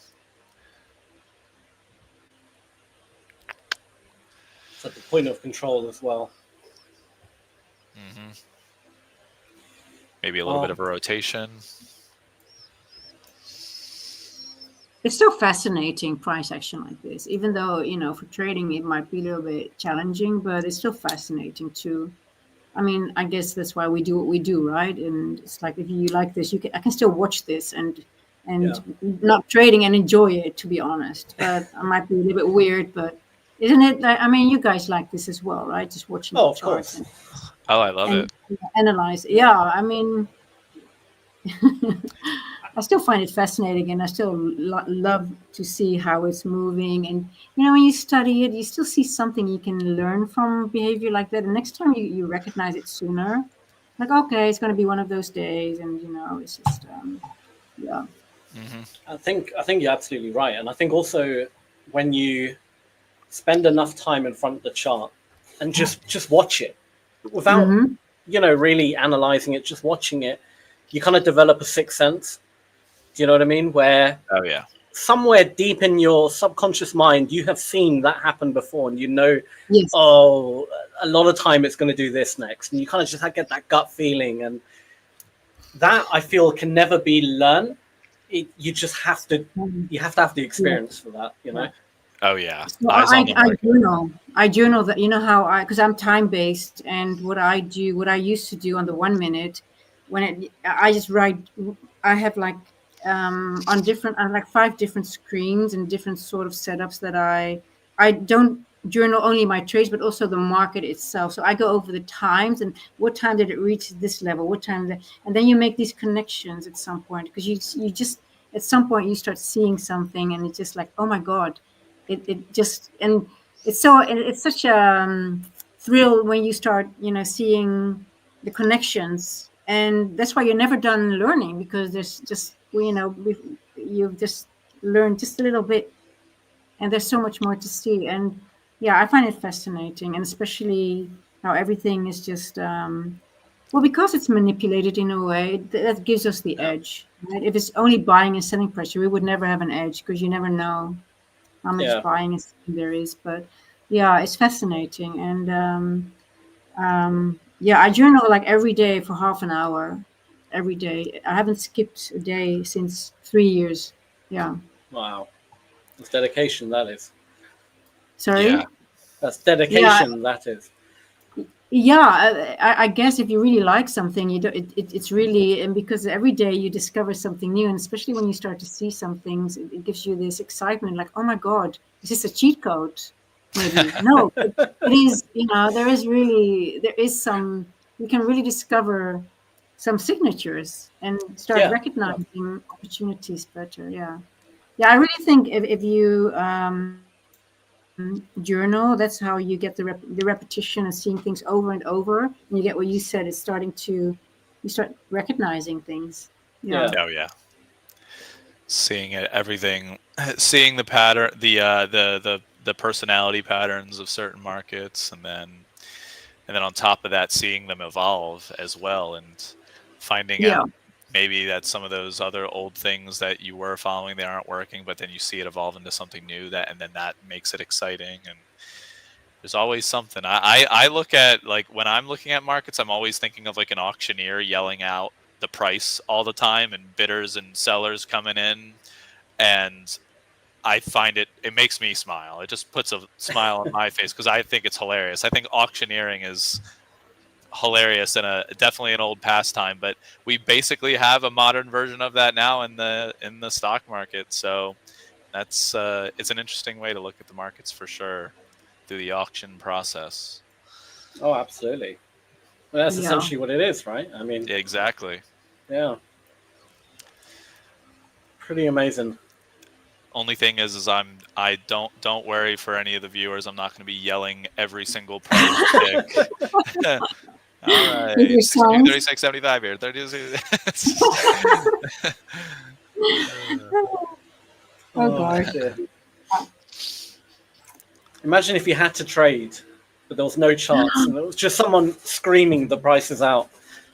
You have to make decisions. I don't know how they really do that on the trading floor. I'm like, I'm really curious. How can they process and, you know, the information and still make good, you know, deals? This is why I love the book Reminiscence of a Stock Operator. It is probably my favorite trading book of all time. It is such a fun book to read. I recommend it to anybody, even people that don't haven't been in the markets long at all, but are interested in them and have a little bit of knowledge. It is such a fun book. Highly recommend. Yeah. Goes into all that. Old days. The old days. I think in the old days, if you did have, let's say you were way ahead of everyone else and you invented the computer before other people did, and you actually managed to chart the graphs, like the prices, it would have been a hell of a lot easier to trade, just because of how simple the trading was. Yeah. Like candlesticks were invented in Japan. It was a Japanese guy long time ago. And he used to draw them based on the price. And he had such an edge just by drawing candlesticks from anyone else. Now the edge is not anymore just a candlestick. You've got to add so much more to it to kind of get the edge, because of how much frequency there is in the market now. Yep. You know. Yep. A similar thing that the guy in the Reminiscence of a Stock Operator did back in the 1800s. He started gathering as much data, well, early 1900s and the late 1800s. He would gather as much data as he could to plot his own charts.